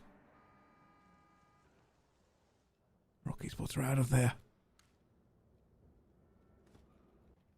They're out, and this bomb's going to go down over towards A. It'll be a nice, tight setup. And I think OMiTNoir have just not been able to deal with the pace, which is a surprise. Rock Esports have stuck it on them. I mean, yeah. DK, there's been a lot said about him. Next up, potential. And he will have to channel every ounce of that potential to get this one done. There's 1. It's the first. Oh, they're doing it again. They're holding on the outside here. DK's going to chow. Oh, he gets it. Time. I don't think he can get back in time. He cannot. Well, he wins the gunfights. There is nothing else he can do but look with a sad tear in his eye as that bomb goes off and they get 6-0'd. Rock Esports with a devastating S&D against OMiTNoir. I think we're going the distance now, Brycey. How have we managed to find ourselves here? Rock Esports do a fantastic job on Sackett, absolutely, to send us to this point. But now, finding that search and destroy on OMiT's host in a 6-0 fashion. How the turntables. We said. Denza got 76 damage. Oh, that's not. I'm not a a mathematician, but that's not a lot. No. That is not a great time for that team. Rock Esports were just overflowing with confidence after round 1. Just you cannot take anything away from them. Just really ran at them and gave nothing back in return. And we said, Sake Hardpoint we expected for Rock Esports, but this was the key one. Gridlock S&D, OMiTNoir needed to take. They will now find themselves in a little bit of a disadvantageous position. The next 2 maps are hosted by Rock Esports. While it is Overload coming up next, it is certainly something that Rock Esports could do, even though OMiTNoir took the last one. That's their biggest chance here. I do not want to see how well OMiTNoir will be feeling if we get to that map 7. I think they just need a bit of a reset here. Just need to take that moment. And that's the kind of moment that I was talking about. Not ever to discredit them, because they've done absolutely fantastic as a squad to come as far as they can, and they have very well. Might win this grand final still and go on to do brilliant things. But the thing that they cannot prepare for is the lack of experience in these moments. Albeit, Rock don't exactly have a great deal either, but they've been competing at the highest stage all year. OMiTNoir have not quite been there, have they? All right, Denza's been there for quite some time. He'll be the resonating voice within the camp to sort of say, how do we get through this? How do we reset? Panzer's there to help along on things like that as well, of course. He's done it at the highest level, but it's not easy to get in the minds of these players and just actually settle them down, because the heart rates will be rising and the palms will be getting sweaty. And you'll be heading into this den overload, maybe starting to do things you wouldn't typically do against a Rock Esports team who will feel like they can't miss. And this is the trouble. Is there a reverse sweep in the grand finals?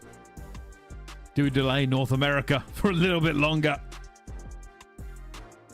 It is certainly looked like we are walking that path, because that is an insane scoreline. 6-0. You could also remember that Fringe Search and Destroy could have gone the way of Rock as well. It was a close run thing. Then Overload. Oh, I am excited to see how this one plays out. Whew. It really could go any way. Then Overload, then Search and Destroy.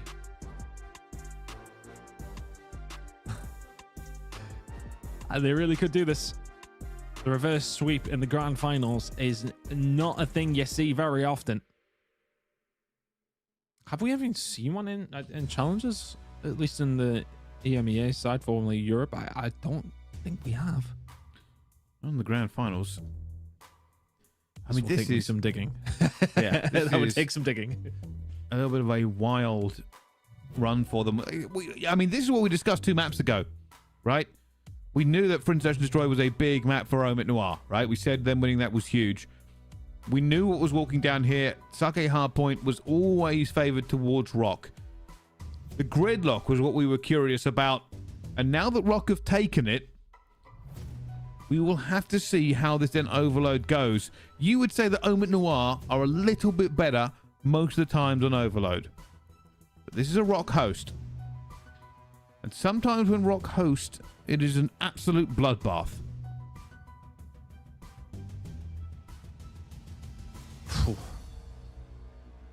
The den Overload incoming.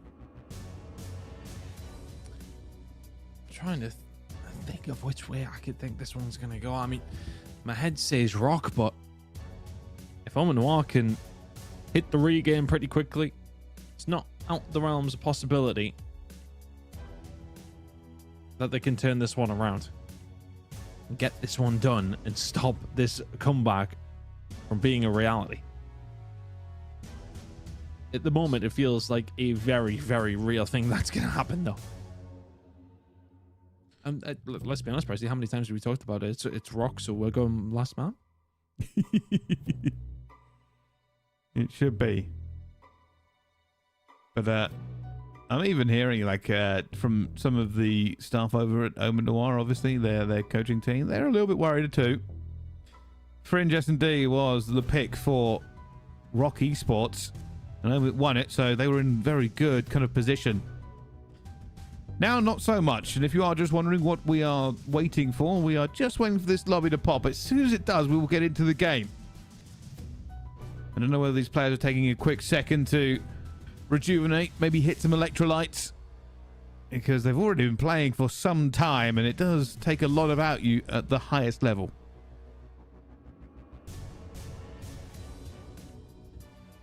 Should be heading in a second. Get back to the first Overload, though. Domination for a moment. It was very, very impressive on that Scar. But ever since Sake, things are being a little bit different. And are they going to continue to be different here in map number 6 of this grand finals? It's been an absolute roar so far, to be honest with you. Hasn't necessarily been maps that are ridiculously close. It's been comfortability from both these two squads in their wins, but Rock Esports still only have the 2. OMiTNoir still only need 1 more. I don't think there's going to be many comfortable ones here. There's not going to be many comfortable players. A sweaty one ensuing, Bricey, with 2 more maps potentially to go. Oh, here we go. Question asked, but the answers will appear to us in the next few minutes. Already heavy hit by Rock out through the middle. They're looking to take control of this map straight away. And they are pushing this already through. The rest of OMiTNoir have been caught a little bit flat-footed. Can they catch the player in couches? They're worried about it. Rixel is on Overwatch. They're trying to punch through this one. They're still making all of the kills. And that might be the first one home already. Disastrous for OMiTNoir to start things off. The first thing you don't want to happen is concede almost immediately. You want to be coming into this one feeling nice and confident. Now there's going to be a big fight in and around the EMP. Kicks does not win it. Ethan had to find that gunfight. The rest of his teammates did find a couple more though, so he might have been all right either way. Now Ethan could start to get aggressive. That stun's going to catch him off guard. And this pressure that OMiTNoir were trying to put on almost immediately is going to have to settle off just a little bit. I'll make this one through, but just not an awful lot of places to go. And a little bit worried, backing up here. Probably going to go down straight away to Rixel. Will do.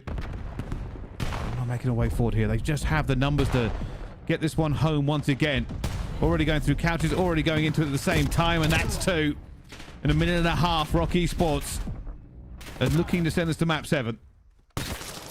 Just so much pressure that OMiTNoir are very much struggling to deal with. And how many times have we talked about Rock falling at the final hurdle? They haven't been able to get in the late stage over the line. They may well be about to go 3-0 up in this overload, but it's all looking unlikely. Big kills coming through from DK and Co. If it went 3-0 with 2 minutes gone, you might as well have just ended it and sent us to this map number 7. As it goes, there's still some potential here for OMiTNoir. Killy is in a good spot. And they've just played him like a fiddle.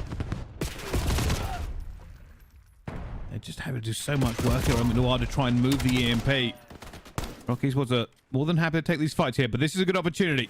Ethan will be the first one in. Not going to get it, though. They now don't have the bodies. It will be whether or not DK can just slip through. He's not going to get it either. Killy out towards the back. Cannot get any more done. And all that work, all that... he gets stabbed before he can do any more. Rock Esports forward again. It feels like an inevitability, doesn't it? 2 minutes into... Oh, my word. Dom is shooting absolute layers. That's 3-0. Mercy Rule might be in effect here very shortly. Rixel can't miss. Rock Esports can do no wrong. Map 7 is beckoning.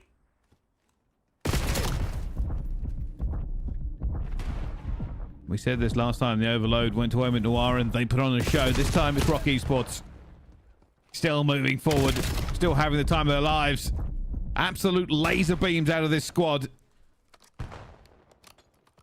In a minute 46 left to go. Do OMiTNoir have any other pushes? Their pushes have been a bit anemic. Not enough bodies as well for Rock Esports. I think they're ending this half right now. We said it could happen. We've watched enough of these to tell you how we think the series is going to go. So far, the playbook is wide open.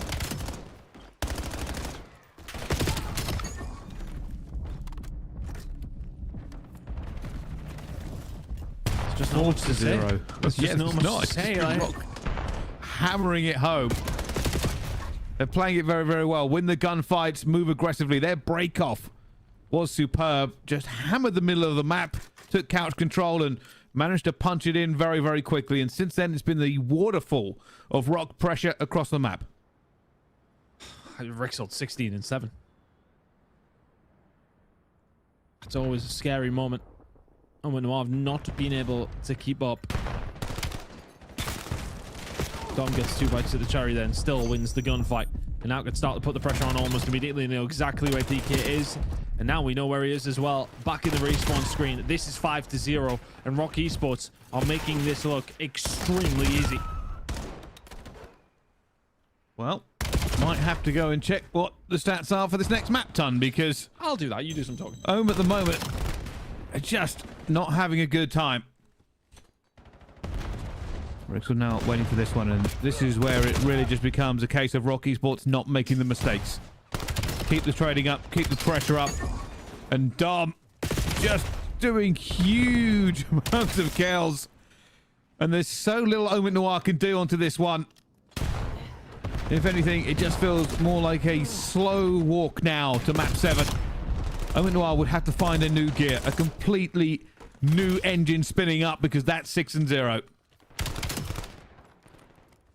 This is such a scary prospect. OMiTNoir haven't scored like an in-game point since the Sake Hardpoint. And that is going to be playing on their minds. Den's trying to get something going here for the team, but 3 minutes and 30 seconds to go. You're 6-0 up if you're Rock. Not to get... well, it's not even a dirty tactic. If I'm Rock, I'm shooting bodies. I'm shooting bodies, and I am getting in their head. You may well... wait. Oh, everybody just jump off the map. Oh, well. I mean, that only slowed it down for a few seconds. There's going to be 7. And for OMiTNoir, what is the most important thing is try and be a little bit positive and just keep warm. This map may have left you by, but there are still one more to go. Stay warm, stay shooting. Get yourself fully in that flow zone. Because while defeat is all but inevitable here, the championship still beckons. One more for the mystery rule to come in back-to-back rounds. OMiTNoir, though, has an opportunity. Well, they did have one until Rexel just did that. Until he's there to pick up the pieces, but he's dead to rights as well. And Rock can find their way out. They'll be getting called to say that I'm behind them. And that's Dom in a good position to maybe try and set something up. It's going to be over towards the rooftops to try and seal the deal. Another kill here from Dom will be massive. Killy doesn't answer back in time, and Dom continues to survive. Everybody else finding the kills, and we are not quite going there yet. The difference comes through from Denzer and co. They'll stop it from happening with 2 minutes to go. They're making a run for it. Like I said, stay positive, keep on moving forward from OMiTNoir. And there is a reason Rock Esports have been first and second at the 2 Challenger Majors. They can do this, even on the biggest stage, under the brightest lights, and looking to end this game right here, right now. This is map 7 in the grand finals. Rock Esports run it 8-0. And that was an anticlimactic map, apart from it gave us the map 7. I think every single map kind of has been that way, hasn't it? It's been one-sided, but these last two have been a little bit different, haven't they? They have been extremely one-sided, and in the favor of the team who are looking to prevent, well, actually complete, I should say, the reverse sweep here in this best of 7 grand final. There's only one team who look like they're going to win this last map, Brycey, and that's the team who've just won 3 in a row. Well, I tell you something, there is so much to kind of unpack here. This is just so many maps now that OMiTNoir have dropped, more than their entire rest of their bracket run, right? They obviously knew that this might be happening once they got to this map. Then we go forward and talk about map number 7. A little bit disappointed it isn't Plaza, by the way. It would have been a wonderful thing to see. Yeah. But Rock Esports are not a team to be underestimated, right? They had one of their worst starts in any stage ever. They lost 2 games off the bat, barely got a map going for some time, and they have fought tooth and nail to get to this point. A point, by the way, which we didn't even know if they would qualify to get into the bracket. That question was asked, which is insane for a team of this caliber. OMiTNoir were the team that were newly made and put huge impressions on us. We wanted to see how they would do. The silver lining here for OMiTNoir is they are going to the Pro-Am regardless. For Rock Esports, though, this reverse sweep would give them something they have been chasing since stage 1. The gold in Elite. And they may well get it now. It's surely not far away from potentially seeing that with the way that Dom and Co are shooting. They feel it, and they feel it big time. That was a clinic in the overload.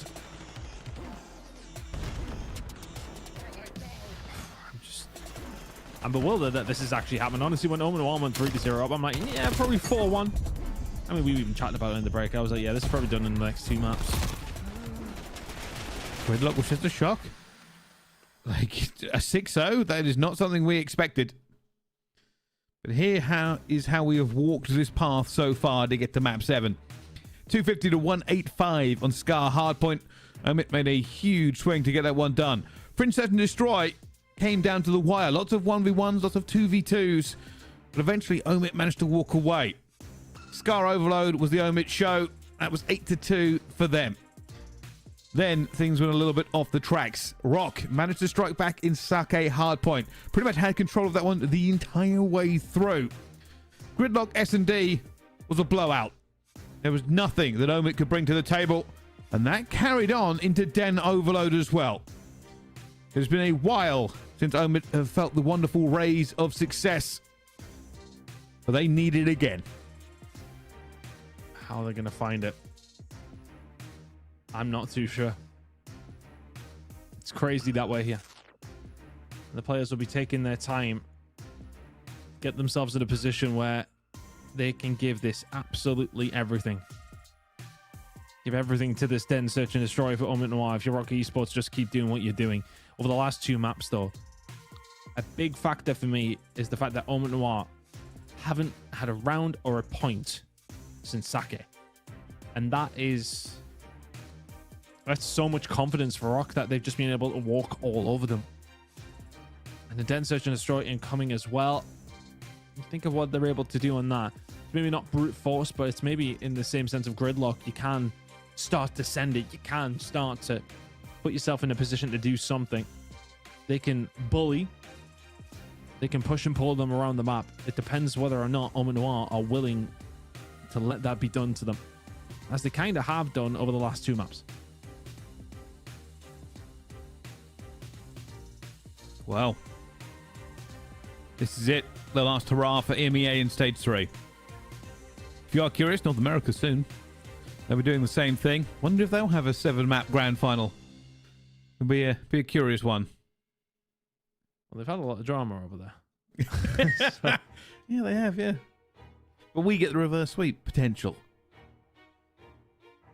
So we will see. We are still waiting on these players to get into a lobby. It's technically going to be the same host. So unless somebody's had a bit of a walk in between maps, we're not entirely sure where they've gone.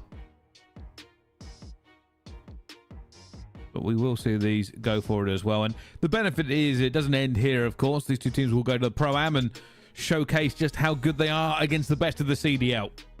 Matchups we are very eager to watch. Should be loading in shortly. The players are taking their time, and rightfully so. They want to make sure they've got everything underneath their belts to make sure that they can get this one done. I mean, like, just to kind of reiterate here for anyone maybe tuning in, seeing it is going to be a map number 7. OMiTNoir being the surprise package in a different way this season, haven't they? We're expecting some good things from them. Look, Rafi does not pick up terrible teams. He just doesn't do it.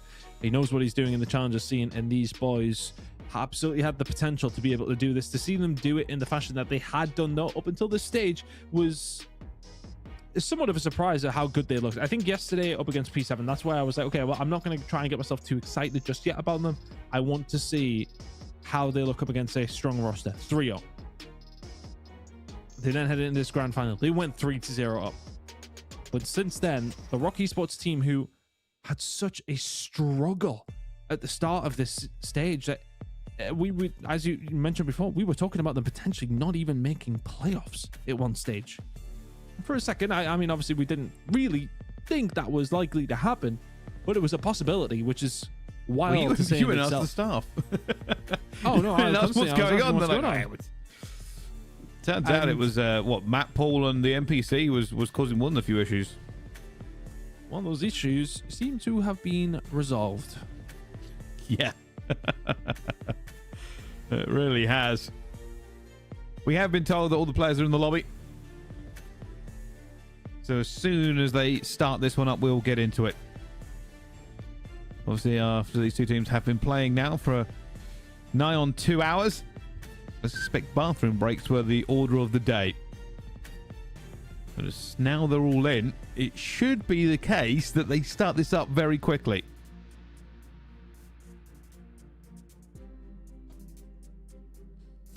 And only that. All right, one last hurrah. Players are in, teams are sorted. And if anything, this is just building dramatic tension. They're just waiting to see how this plays out for everybody watching. And all the different platforms, all the watch parties that are going on. They're probably wondering how on earth it's got to this point. OMiTNoir have been the talk of the town. They forgot there was a rock waiting in the rings. But while we wait for this to go through, let's just take you on a bit of a journey. At the moment, we can talk about the prize money for these teams. Of course, this is not just for the championship. It's also a $10,000 game ton. Of course, massive difference in the prize pool. But what these two teams have already secured the big prize that they wanted. That was attending the Pro-Am. They have got their ticket pretty much punched. But who's going to be going into it as the champions out of EMEA? Is it going to be Rock Esports for the first time? Is it going to be OMiTNoir for the first time? Who really knows? We know which team are trending. It seems to be Rock Esports, but OMiTNoir proved exactly what kind of team they are on those first three maps. Can they find that again? Or can Rock Esports complete a reverse sweep in a grand final? Unheard of. Here we go. Domex with the sniper out. Already a couple of kills going down. Rock, get the first blood. Domex in a bit of trouble here as well. Takes a bit of a knee to the face, but still alive.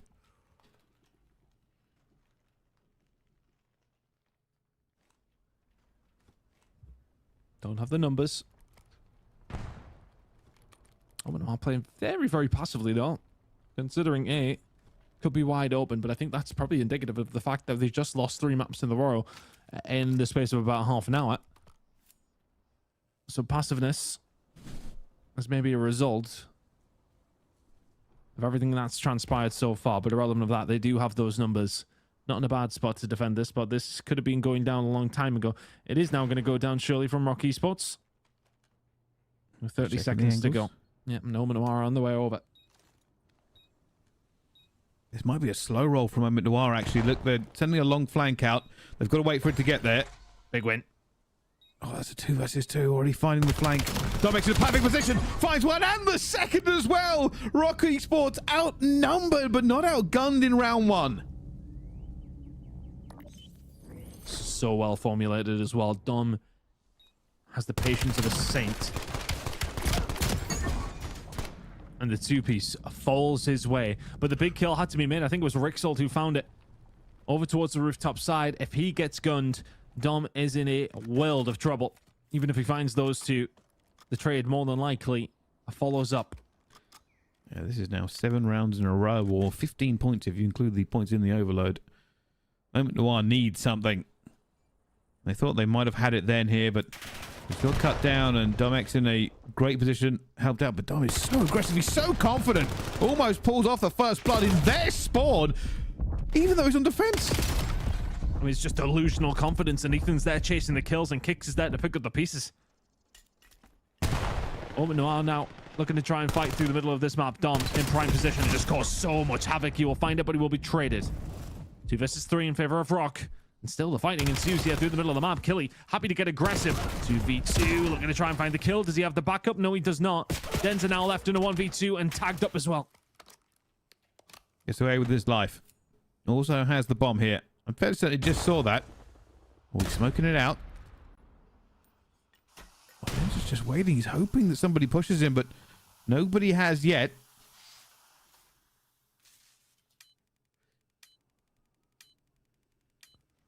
Anybody has the experience to do this? Denza. No, Rex is going to check at the right time. And Rock Esports find another. 2-0 up in the search and destroy in the blink of an eye.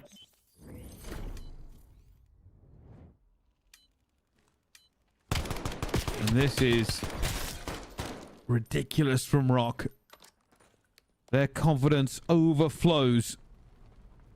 They are aggressive. They are taking fights to OMiT everywhere they can go. OMiT didn't even really get the chance to look at a bomb site in that round.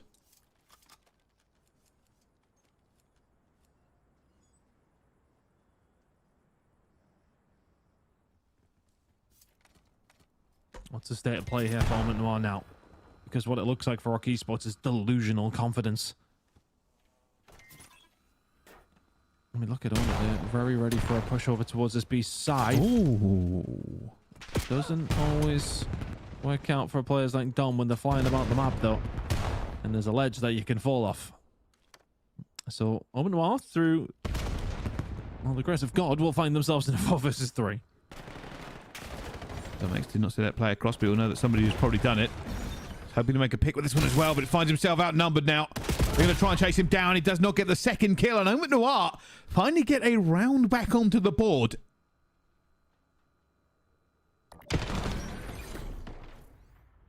And they absolutely needed it.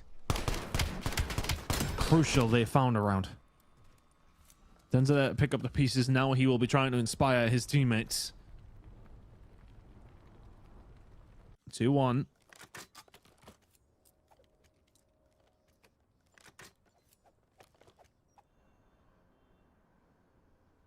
OMiTNoir are going to be feeling the tension here. Comes the push, though. It's heavy, which means it's a B. Bang out. They're going to try and take control of this quickly. Already flying across here, but we know that that sniper is working. Domex gets the 1. Goes back down to a 3 versus 3, though. Kicks is sitting in a prime position, and another one falls from OMiTNoir, and they fly at it. And there's a second snipe. Rock Esports. Simple when they had the numbers. 3-1. Incredible. Domex finding the snipers again. I think there's 2 in that round. Just feels like the inevitable is happening. And the inevitable we would never have thought about even an hour ago. Rock Esports 3 rounds away from the reverse sweep in a Challengers Grand Final.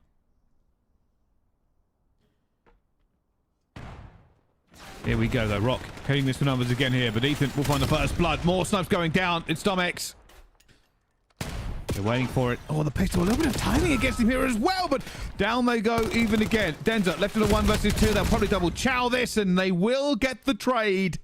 Rock Esports 4-1. I don't want to quite write their obituary yet, but he said it could be done. OMiTNoir may well have faltered at the final hurdle of what has been a flawless season from them. For Rock Esports, I think probably the best way to describe it, not even trying to be funny, was rocky. They went through the group stages, Bryce. We thought they could not make playoffs, and here they are, about to potentially reverse sweep in the grand finals after never winning an elite stage all season long. Domex, another sniper. You just gotta stay away from him. The 6 would have been found if he didn't have to cock the sniper once more. It's 5 in a row. Lethal in his hands. Always a talk, and barely misses. More of them trying to challenge as well, but he has reinforcements. Rixald is here to cover him close. Denza finds 2, though, and now they're running. The rest of Rock Esports are behind onto the pinch here. OMiTNoir have managed to get out. It'll be DK who holds this angle, but OMiTNoir do not know what these last 2 players will be. They have not rotated over to A yet. They have time. 40 seconds to get something going here. The perfect play, though, would be just to push back over towards B. Yeah, they've kind of baited out the A push here. Checking all the corners again. Take Rock Esports at least another 5 seconds just to prove. So if you're OMiTNoir, you have a little bit of time to get this one down and get yourself set up. And I mean only a little bit of time. All the time. The Overwatch is going to have to be here. Denza's positioning with this bomb. He may well not get out of this one. And just about does. 2v2. Oh, they've already gone for it. Dom doesn't even care. He's phone at it. It's DK versus Kicks. And Kicks has gone close and just says, all right, I'll hold the irons on that one, baby. 5-1, the retake. And they are so confident. They ran at them. Just ran at them. No positioning, no shouldering. Just let's get into it. And Rock Esports find themselves on map, series, and championship point. Just pure disrespectful play from Rock Esports. That's what put them in the position to win in Dallas. It's delusional confidence in their ability. And why wouldn't you have that? They've went from the worst they've looked all year to apparently turning this one around. Not just in their form, but in this grand final as well. They were 3-0 down. They may well be about to complete this reverse sweep. Here we go. One more time. Dom, first in. Again. There's the first blood. They are taking OMiTNoir to task. Good positioning here for Denza over towards this B side, but Rock Esports still working on this over towards blue. Dom gonna get tagged up and he will get out of that one, but he already did find that first blood. Denza is crucial here for OMiTNoir. He has to find at least one. Gets one. Looks for the second, but he's going to get taken down. It's a 1 versus 3. DK on the far side of the map is the only hope remaining for OMiTNoir. The prodigal son of European Call of Duty right now has to find the impossible angle to prevent this 1v3 and to prevent this reverse sweep. DK's been found. They know where he's going to be, and down he falls. Rock Esports reverse OMiTNoir in the grand finals. They have found gold here in EMEA. It took 3 stages, but it is good enough. A rocky start is just part of a roller coaster that leads to this championship. And they now walk into the Pro-Am with their heads held high, ton. If there was ever going to be a time that Rock find a EMEA stage, elite stage, Pricey, it was going to be the reverse sweep in the grand finals. They've got to do it the hard way every single time. It is trademark Rock Esports. Domex dominating with the sniper. OMiTNoir got 1 point in game over the last 3 maps. Rock Esports absolutely took over when they needed to, and you're champions here in stage 3. Honestly, we were having that conversation. We were having the break and be like, okay, when it was 3-0 at OMiTNoir, I was like, this game is done. Even if they lose the next map, it doesn't matter. They're going back over towards their host on the Search and Destroy. And since then, they haven't had a sniff. Yeah, like I said, I was a little bit more dubious. I said the Sake Hardpoint we knew was basically favored towards Rock. It was the Gridlock S&D that we were worried about. We were like, well, it's an S&D, and S&Ds are a little bit magical in terms of the way they can slip towards either side. We were expecting a 6-0. Nobody expected a 6-0.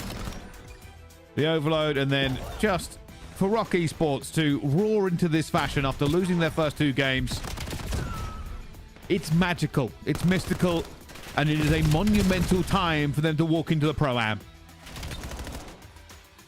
It's got to give them so much confidence. Look at the start. I mean, I know we've kind of harped on about it a little bit, but to go from a team who in the group stages had never lost a series over the previous 2 stages. They were 10-0. They only just squeezed through 3-2 in their group.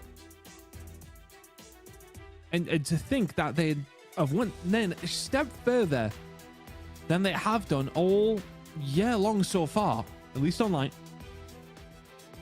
It is absolutely mental to me that they've managed to do that, because not ever they finished 3rd in their group. They were 10-9 the maps. They lost. They lost to OMiTNoir, obviously, but they lost 3-0 to OMiTNoir and Victor. The only way this could have been worse for OMiTNoir, and this is technically actually a silver lining for them, is if this was P7 that did that to them, because they would have also lost out on the start of the Pro-Am. So OMiTNoir, you know, you get yourself to $10,000, a 2nd place for your first time as a team, and you're going to the Pro-Am. It's not that bad, but obviously they won't be thinking of that right now. They'll be thinking they could have had the entire thing. But unfortunately, Rock came to play. Only did they not. Let's have a look to see what they've got a hold of and how they did it. It is an almighty losers bracket run. Fell almost immediately to OMiTNoir in winners round 2 after finding a win up against Snatch, which, by the way, just remind yourself all the way back to that winners round 1. Rocky Esports had to reverse sweep Najd for their very first win, lose to OMiTNoir, and then went on a run all the way through that losers bracket. Exceptional, Najd, Project 7, OMiTNoir. Sayonara. Thank you very much. We'll have that. No problem. 4-3 reverse sweep done in the grand final. The Rocky Esports way. Quite literally. Yeah, no, genuinely is every single time. Just don't do 3-0s over there. But yeah, unbelievable play, and we can talk about how much this has meant to them, but we can also talk about all the prize money that has been taken for these teams. Rocky Esports will be in your first place. $20,000 goes to them. Their first taste of gold in Elite. Then OMiTNoir, 10,000. Project 7 came in third with 6. Najd with 4,000. Exceptional and Omnia Invicta. They will get 3,000 apiece as they come 6th and 5th. Trinity 1, Hybrid Nation get 2,000 apiece. And then in our 9th to 12th slot, each taking home $1,000. The Vicious, Decimate, Noah, and Lynn will round out our prize money. But it's not just prizes, it's the ever so important seeding points. Of course, Rock take the lion's share at 15,000. OMiTNoir, they'll have to settle for 10 ton. Yeah, I think for OMiTNoir, though, that's important, the points as well. And I think for them, it's very easy to. I would never want to get on their backs about anything. Obviously, of course, they are a team who have so much room to grow. They, as I've kind of talked about throughout the season, have reminded me of that first and second season Rocky Esports in a way. They're raw. They have a lot of room to grow into, but they've got a ridiculous amount of talent. And for them, I mean, what an opportunity! As mentioned, it's going to be Ethan's first LAN. And that's going to be the Pro-Am, and you're going to be squaring up potentially up against the Tiny Terror. Well, obviously not the Tiny Terrors anymore. They are on separate teams these days, but you're going to be going up against players like that, like Sim, Dashi, etc. I mean, what a crazy come up that is for them, and they should be very proud of themselves that they managed to make it that far here. Of course, in EMEA challenges, but it will be very disappointing that they didn't manage to get it over the line. But as you mentioned, maybe the opportunity is going to be at the Pro-Am for them to really stamp their authority and put their names out there even further than they already have done in what was a very, very good season from them. Massive congratulations, but also commiserations for the grand final. It's a nasty bit. It certainly is. Well, Rock Esports, they have been champions on LAN. They are now champions in the Elite. It has been a thrill ride from start to finish here in Stage 3 in EMEA.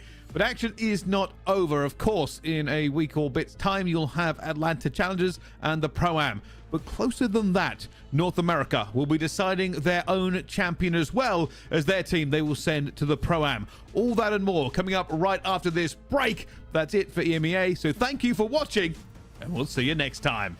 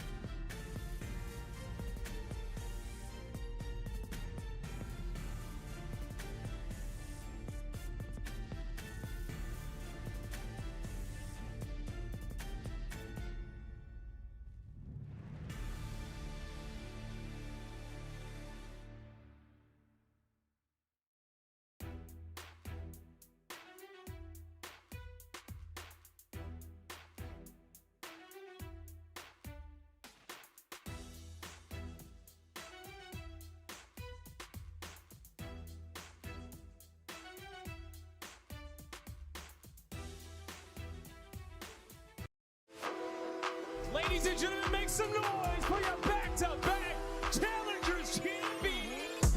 Nobody cut him down. Oh my Everybody God. finds 3. Henry, who gets the good timing over by the bar. He's able to find number 3.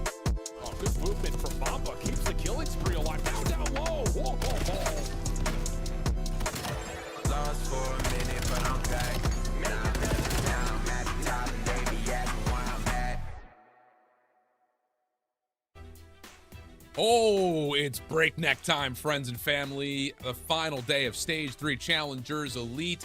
We've got 3 squads left, and one of those 3 is going to make it into the Pro-Am. Of course, also, we've got to crown a champion, but that's the big news, I think, for a lot of the teams, especially considering where we start.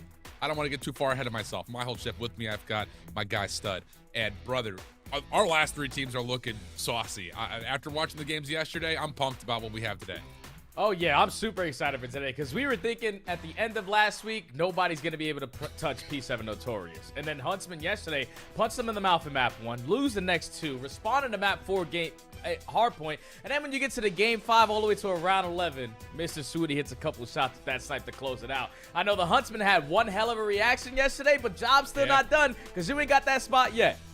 Yeah, I gotta say, I saw Swootie's tweet saying, like, sorry I showed so much emotion. Like, brother, lay that on the line, man. That's what we're all about. Like, you deserve that nonsense. Let's get into it. All right, let's take a look at what we got for the day, though. As mentioned, 3 teams are left. So, you take a look at the overall schedule. We'll start, of course, in the lower finals. P7 Notorious have already locked their spot in the Pro-Am thanks to their win in Birmingham. I bet Brooklyn are hoping to take down P7 Notorious to square up a grand finals matchup that would be you win and you're in. But if P7 Notorious are able to win this lower finals, then Huntsmen have already done the job. They're already sitting in the grand finals. P7 Notorious would, of course, eliminate a bit Brooklyn from having a chance at making the Pro-Am, and it's just all about crowning a champion after that point. So I won't lie. I think selfishly, Jay, I don't like to be biased caster, but I'm here right for there a with grand you, bro. final that is not only to crown a champion, but also to get that last team at the Pro-Am. No, 100%, man. P7, you already did the dirty work at Birmingham, got the job done, guaranteed your spot at Major 3 with the pro players. So let's just give one of these other squads a chance. So OMiT Brooklyn v Huntsmen is what I want the grand finals to be, because pressure at its highest moments, everything else on line. You worked so hard to get to this position, and both teams are desperately going to be fine for. I think that's the best story. I like that. Well, of course, you see the look back over the course of what's happened so far in the playoffs, and how about this Huntsman team, man? Again, last to qualify, perfect in the group, and they have made their way through a lot of adversity in this upper bracket to get to the grand finals. Really impressive stuff. OMiT Brooklyn making the long run from lower round 1. Ooh, we've seen this story before. Can they make it into a grand final, though? That will be the question that we take a look at. But of course, it's not just the championship, it's not just the Pro-Am. There's also a lot of challengers points that are up for grabs here. Here are the current standings to this point, as FaZe Falcons for Fun Esports, FC Stallions, they all secure their points after the results yesterday. And then, of course, you see the right side of the screen, who's got that. But on top of the points is also the money that comes with this stage. Still, $20,000 up for grabs for whoever finishes first, $10,000 for second, $6,000 for third. And, of course, the breakdown follows after that. I won't lie. I thought initially, kind of going into yesterday, I had expectations for wow. This is a hard sentence to say. I had a lot of expectations for Fun Esports. Okay. A little upset to not see them make it through, but that's what happens, man. Tough day. Yeah, with players like Yuli, players like Gio, and Giga, Mr. Awakening, you're expecting them to make a deep run. Unfortunately for them, ESSA didn't even really treat them that well. You fall short in some of your respawns versus OMiT Brooklyn yesterday, and they just ran you over. They did win that Major 1, like Elite Stage 1 qualifier. They tried to put it back together for this Elite Stage, and it just simply didn't work out. Probably due to the meta change. They couldn't put it together quick enough. Yeah, man, it's benefited a lot of teams. It's also hurt a handful of teams at the same rate. Talking about people like, again, Bush didn't even make it to the playoffs, brother. Whoa. Excuse me. So that's kind of what we have. Again, top 3 teams that are still remaining. We'll jump into the lower finals here in just a moment. I know there's a lot of people getting ready to go, setting up the watch parties, saying hi to chat. We'll do the same. How are you guys? How are you guys feeling? How are you guys vibing? Let's just take a moment, since we're kind of waiting for the next thing to kind of happen here with our 2 teams in the lower finals. What are your thoughts about the 2 EU squads? Because initially, looking at that grand final, looked like ROC, Rock Esports, was just going to get blown out of the water. Yeah. This OMiT EU, OMiTNoir team looked like they were fresh, feeling good, dominating. Then all of a sudden, they went absent. Very odd. Yeah, it's crazy to see, man, because you were up 3-0 in that grand finals. Like, you're expecting to put yourself in a position to obviously win 4-0 because you did everything that you needed to get to that position, and then you just fell one map short. The fact that Rock were able to combine 4 maps in a row, obviously when you get to the later half of the series, they had a majority of their map picks, but just the last couple of maps in that series were completely one-sided. Rock Esports have way too much slaying power, and they better be able to bring it versus the best in the world because those guys are making a lot of noise in the EMEA scene. Yeah, I'll tell you, I don't know, like I was talking to Seymour a little bit today, kind of about the Pro-Am. I know he's really excited about the prospects of what the Challengers teams can do in the groups. I don't know. I still think that the way the groups are going to break out, depending on how the last qualifiers go this upcoming weekend, based on what I've seen from both Rock and OMiTNoir, I don't feel great about their chances of getting out of group. Maybe they take down the worst CDL team, but I don't know. I just feel like there's a lot of inconsistencies, and at this level, at that level, especially for the CDL, it's just tough to get through squads when you're playing a little hot and cold, especially on the main stage with big lights. Let's take a look, though, at this open matchup, because, again, lower finals, this is all about the storyline of can OMiT Brooklyn take down P7 Notorious and have one more chance to potentially get to the Pro-Am. But to do that, they've got to go through DiamondCon, Beans, Eric Boone, and Snoopy. And I think the biggest story point here, Jay, is Snoopy has been unlocked with the NPC. This team plays with a fire and a passion and a speed that is hard to stand up to. The only team that's been able to do it so far, really, is just Huntsmen. Yeah, I know. And if you're P7, you desperately want to get back into the next map because you feel like that series yesterday versus the Huntsmen could have 100% went your way. You were down like 150 points to start map number 1. You make a miraculous comeback and lose it at the very end. But then getting all the way to a game 5, losing it in around 11 is just one little change that you need to make. And you can put yourself in that position, but P7, they're stacked from top to bottom. Yeah, bro. DC Beans, those guys have phenomenal AR presence. And then the Eric Boom alongside Snoopy after the NPC meta, like those guys are outstanding. So much to handle on the side of that P7 lineup. OMiT Brooklyn better be prepared. And, well, I will say, kind of watching them yesterday, they do look prepared to take on P7 Notorious. 2Real, Paul X, Standy, and Dylan Rex. Rex in particular has looked really solid this stage. Not an unfamiliar phrase to say with him in the challenger space. But I got to give a lot of credit to Paul X, who's been kind of being Mr. Flexible. I think to quote Proper yesterday, he was saying, like, which of those two is going to be on M15 duty? Because it feels like both of them are fine picking up the NPC and running with their SMGs. And I think just on top of that, you know, watching the tempo that 2Real's able to set, Standy's able to follow with, it's good to see that the two ARs of Paul and Dylan, who I would say have been in the past criticized for being a little bit slow, can keep up with that presence. And they did a really nice job versus FaZe Falcons to get through that series. Oh, yeah, both opportunities, players where they're going to make the best of their situation. Paul Lex is going from Rosso to Rosso all season long down here in Challenges, but finally sitting alongside some familiar foes. Puts them in a position to be very comfortable because OMiT Brooklyn yesterday, especially in all the respawns, it didn't matter what roster they were playing up against, they were in firm control. And I think that's a lot of it due to just Standy, in my opinion. He's one of the guys that has really impressed me all throughout this elite stage because he was always one of those guys that I just didn't really believe in just because with the style that he played with his SMG. But it looks like over time, you know, going through the pit, having so many different teammates, he is taking his gameplay to a whole different level. In that series yesterday versus FaZe Falcons, he has like 12k damage with an SMG in hand. The guy's setting the tone. He's finding the kills. He's creating openings. Standy's all over the map. Well, take a look at our best of 5 series layout. Again, the grand finals will be a best of 7, but for here and for now, it's a Scar Hardpoint raid search and exposure overload to get us our first 3. Scar Hardpoint, a map that OMiT Brooklyn, you know, I will say, kind of thinking back to teams in the past, they've done well here playing the macro game of just making sure they're keeping their eyes on rotation. But the thing that I think P7 Notorious throws at you that not a lot of teams are able to really kind of receive is the amount of just raw, sheer, and utter focus they pull on the objective to where it's like, okay, we'll just take these last 18 seconds and rotate. And P7 get a read and say, no, you're not. We've got 2 players already running up and contesting you. Like, it just feels like everything is contested all the time. And that's something that I feel like if you can't get caught on sprint versus P7 Notorious. Like, you have to always anticipate someone is waiting for you on rotation if you're trying to chalk and rotate early.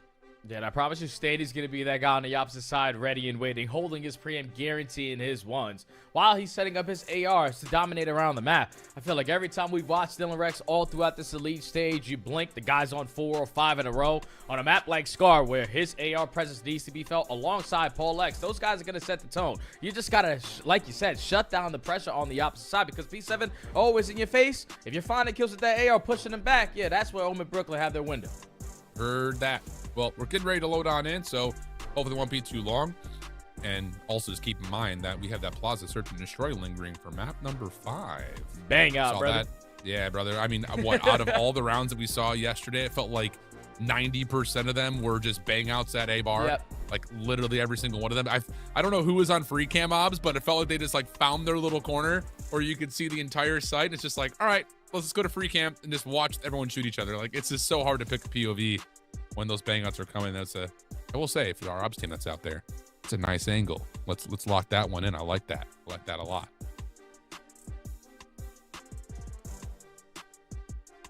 How do you think this match is going to go right here, Al? Because I know the way I want it to go. I want OMiT Brooklyn to win this one. Me too. Obviously, OMiTNoir from the EMEA side have already qualified. Rafi is jumping with his pom-poms up in the air. If he can potentially get 2 teams to make it to the Pro-Am on 2 different regions. But I just think it's a better storyline if OMiT go up against Huntsmen. Rafi versus Methods. All right, the storylines are all going to be there.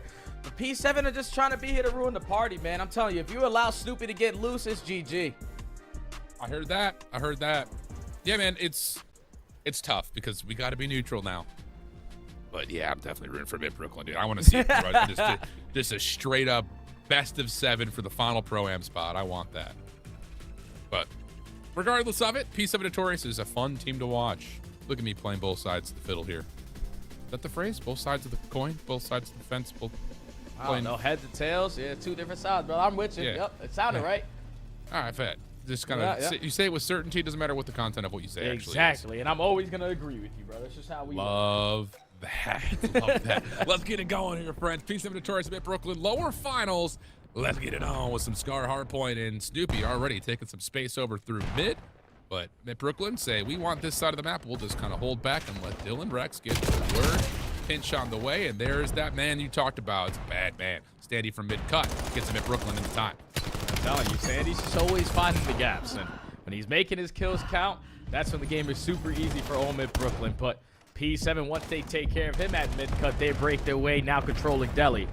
Snoopy on 3 in a row, make it kill number 4. OMiT Brooklyn, you were fantastic on the first 10 seconds of this map, but so far P7 to punch you right in the face. Here we go. Opportunity for P7 to get a commanding lead. Not even bothering the rotation right now. Deep shoulder from Snoopy punished. DC has to try to find a double. Not going to work out.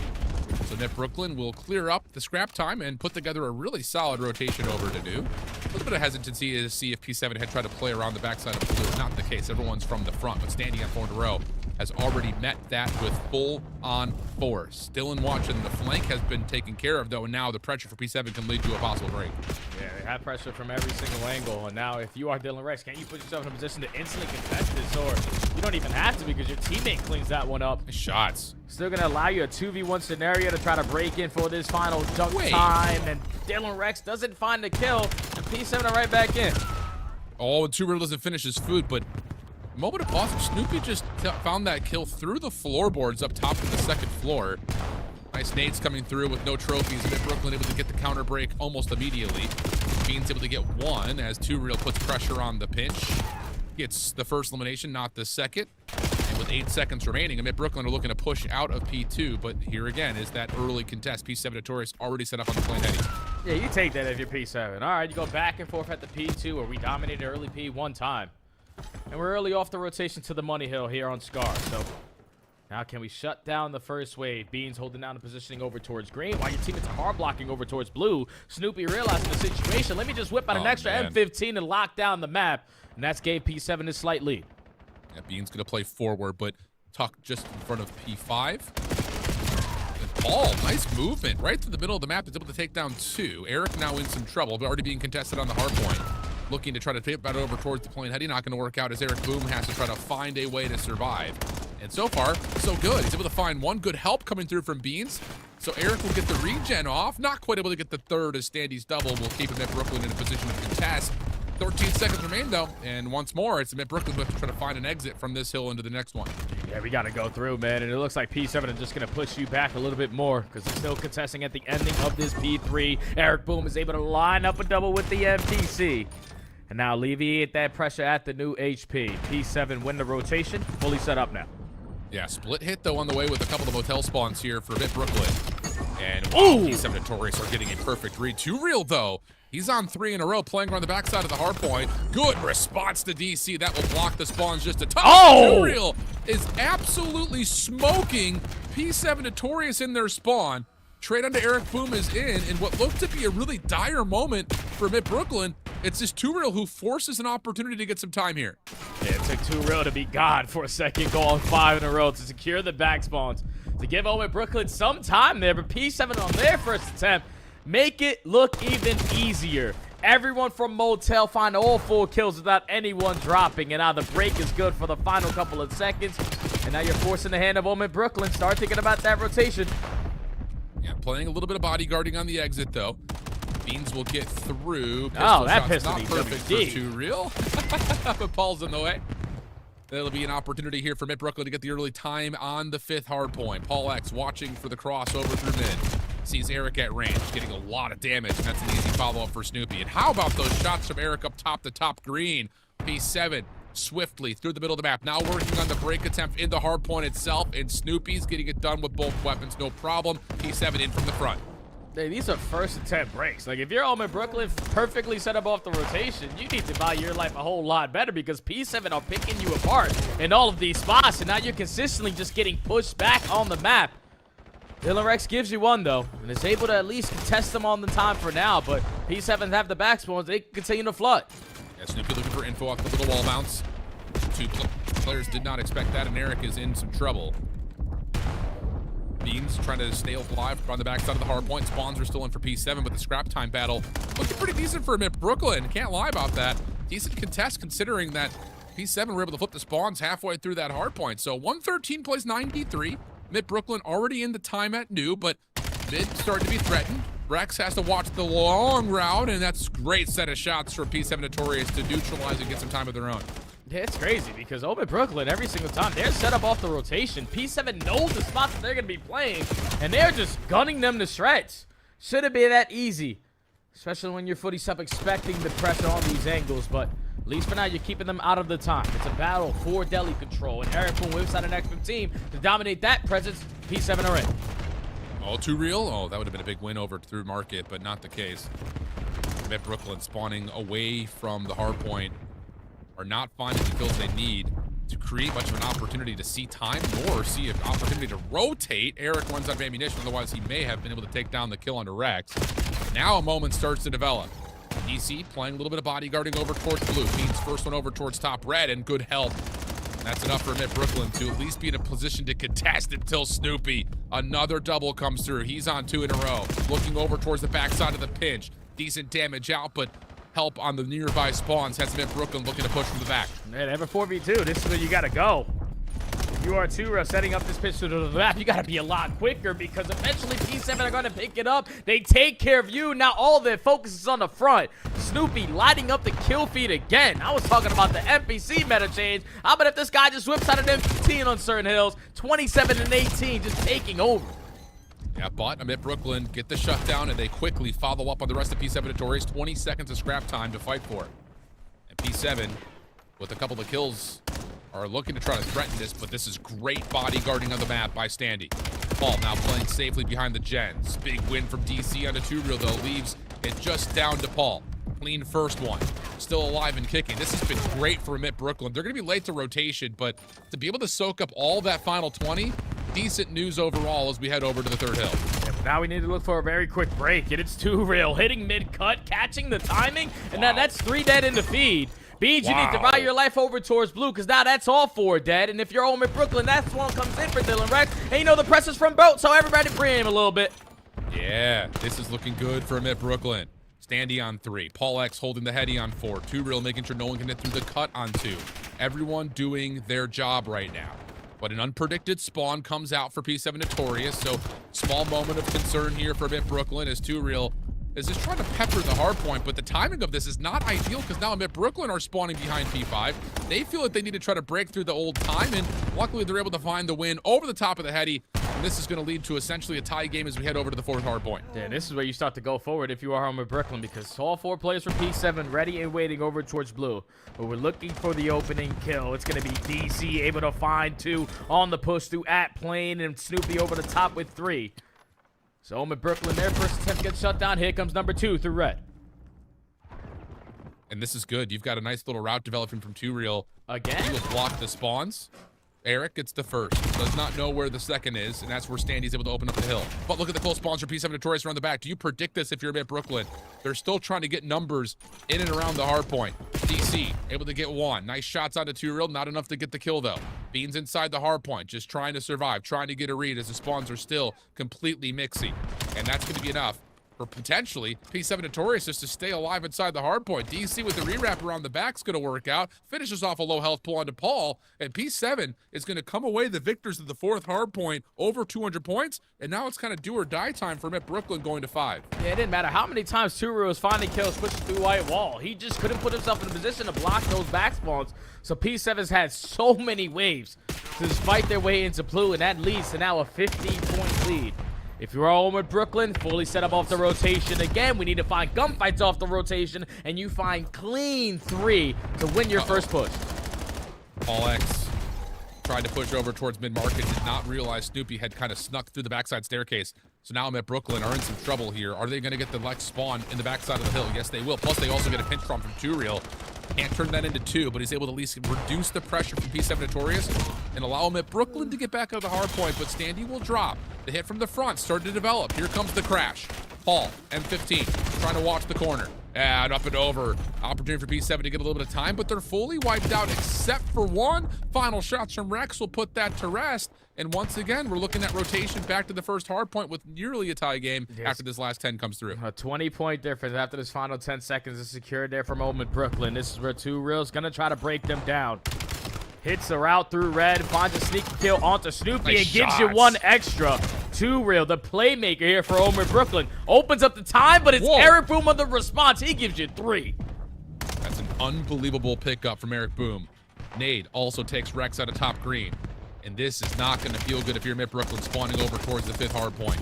DC locking down the white wall rotation. Snoopy here to help. Real from the front, trying to create something, but is shut down by Snoop.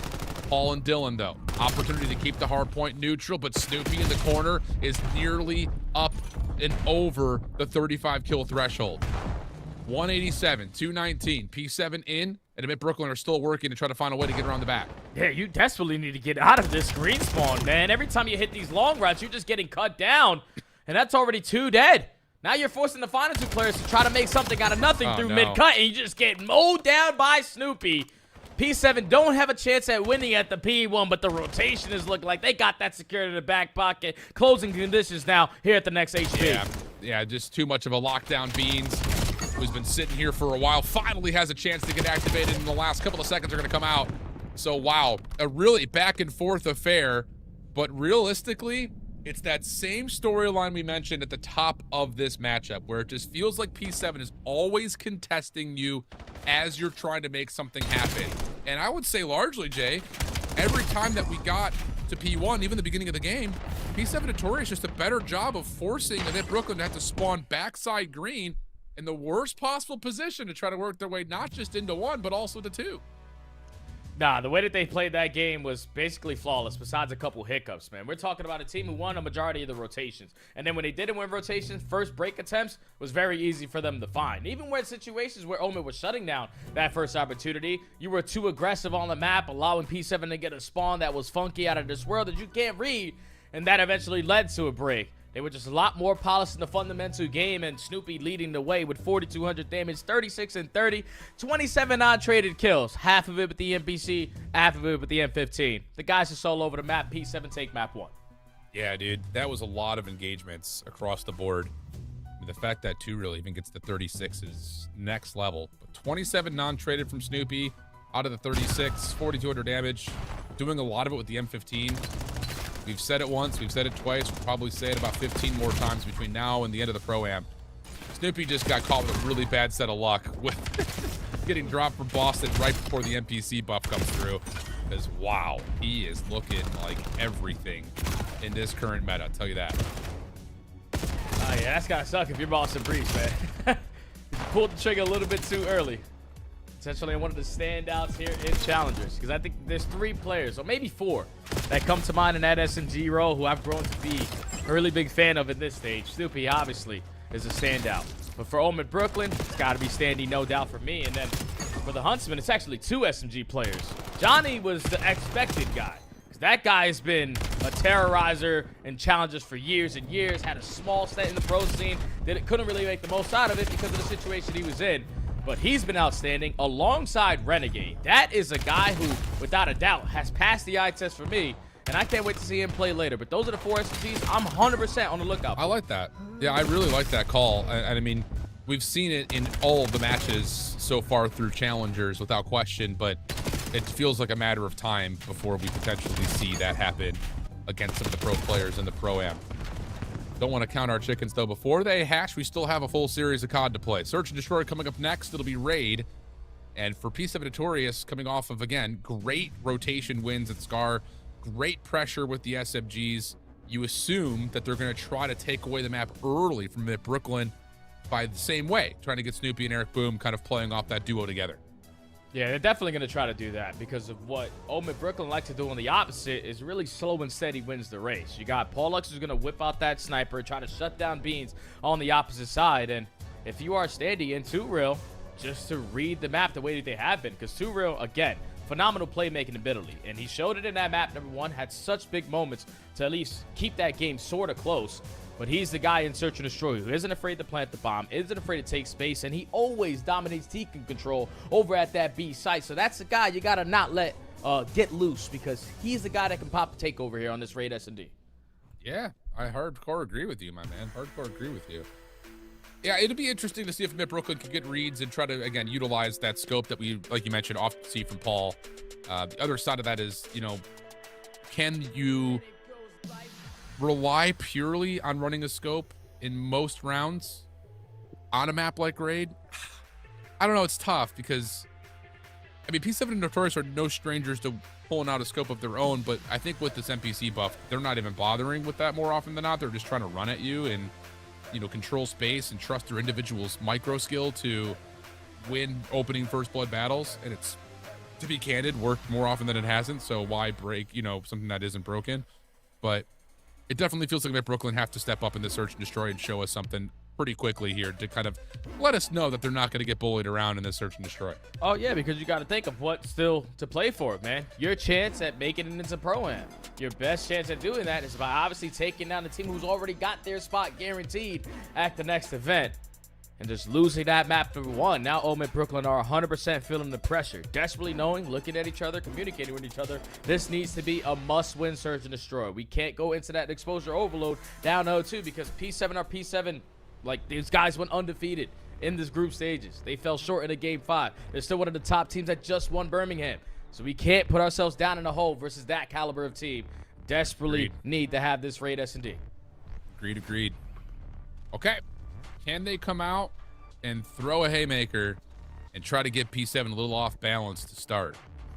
I will say, if the SMGs for P7 do get knocked a little bit off kilter, they can sometimes have a tough time getting back into the swing of things. So maybe that could be win condition here for OMiT Brooklyn, who will be starting on the offense to start. Paul looks like he is going to just take the tippy toe angle to try to snipe.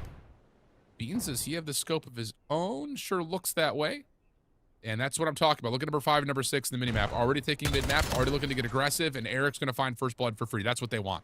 Hey, there's nobody watching Water Steps if you're OMiT Brooklyn. Eric Boom realizes the situation, is able to give you 2 through mid-cut. Now Snoopy strikes on the pinch, and it's a 1v4 all left up to Paul. Yeah, try to go for the World Star. You're saying no chance.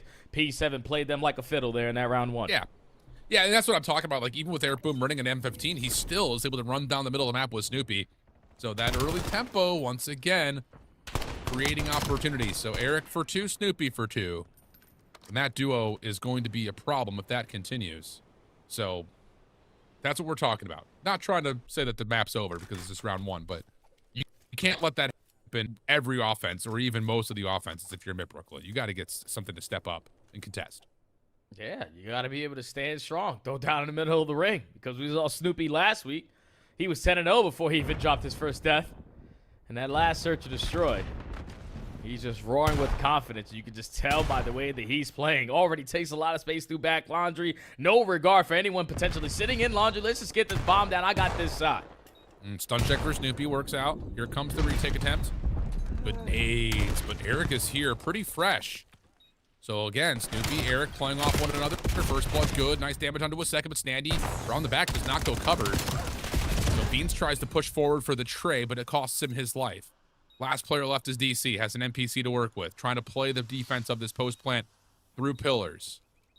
Going to check, nobody home. And the fact that he's able to get one and still slip away is unbelievable. Now a 1v1 with Paul. Shots around, DC with the win, and P7 go up 2-0. Yeah, P7 had no regard for like anything that was going on around that A site. Especially when you got DC in the position that he's in. Smoke grenade get invested through mid pillars. Both the players on the side of OMiT Brooklyn are just scattered. We have no idea where this guy is. We just flanked. We got laundry control, so he's got to be sitting mid. But you don't spot him through the smoke. He's able to find the first kill freely. And then the second one even easier. DC making big plays. P7 2-0. All right, let's see what OMiT Brooklyn have for us. They're going to give it mid again. And look who it is on P7 Notorious. Number 5 and number 6 already in mid. I'm telling you, Jay, if Paul keeps running the scope and just doesn't get a chance to find an opening pull of the trigger, I think he's got to put it away. This is just too much map pressure too early for P7. Oh, yeah, this time you're not going to allow Eric Brew from a different mid angle to get that first blood onto the bomb carrier. Now OMiT Brooklyn have the numbers. No need to throw away this situation because P7 are all scattered around the map, and Snoopy's just going to give up his life for free.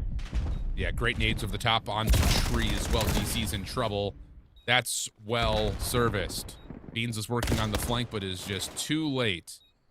1v4, 20 seconds, has to defuse. Not going to happen. Much better there from OMiT Brooklyn, just playing aggression with aggression of their own.